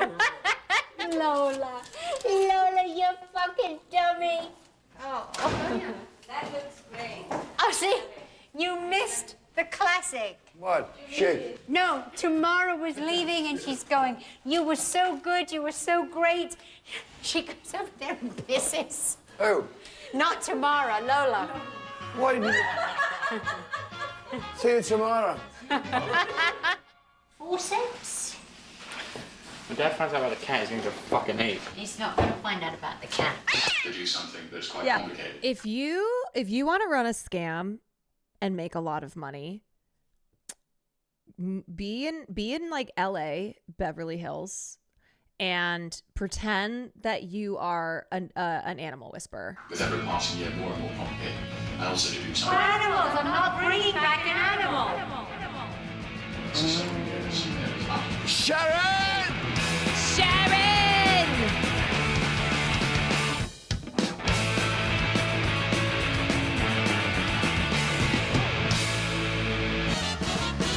Next time on The Osbournes. Doesn't he look handsome? Shut the fuck up. Jack's getting ready to go on a camping trip with his school. Oh, I'm in so much fucking trouble. They're gonna call Mom and Dad in. And everyone else is going to New York with Ozzy to do promotion. That was Conan. It's good to be the king. It's Kelly's birthday today. You're tattoo. You're breaking Mum's heart. Yeah, but you're not going to say anything. Yeah, I just have to. be a pet psychic. So many Kelly's got something opportunities. to tell you. I got a tattoo. You are joking. It's not all that bad. He could. I thought she was going to show me a picture of a fucking eagle on an arse or something. You know. There are so many I'm an Animal Psychic VHS tapes ripped to YouTube, and they're all great for reactions. Each person is crazier than the last. Yeah, they're all just like quacks and scammers and animal whisperers, psychics, etc. There's just so much opportunity to grift there. Yeah, but what if I'm actually a pet psychic? What if it's actually me? Okay, everyone else is a fake except for me. Speaking of pets, how's BBW? Well, I think she's still in her terrarium, which is good because the moment that she's not there is the moment that I freak out. That's when I freak. All right, y'all. That's it for me for tonight. Sorry, we got 2 episodes. I am gonna call it there because I am gonna go finish watching Mr. Robot. Yay! Anyway, I hope you enjoyed the stream. I hope y'all were entertained. You learned something. You had a place to hang out for 5 hours on this Tuesday evening. And what episode are you on? I'm on season 4, episode 12. So 12. I have 2 more episodes to go. I've been rewatching it too. It's great. It's so good. It's so freaking good. Thank you, Caroline. You're the best. No, you guys are the best. Y'all are the best. Okay. Well, that's all I got for you. That's it. That's all. So I will see you tomorrow. Later, Holmes. And be well. Be well, everyone. Good night.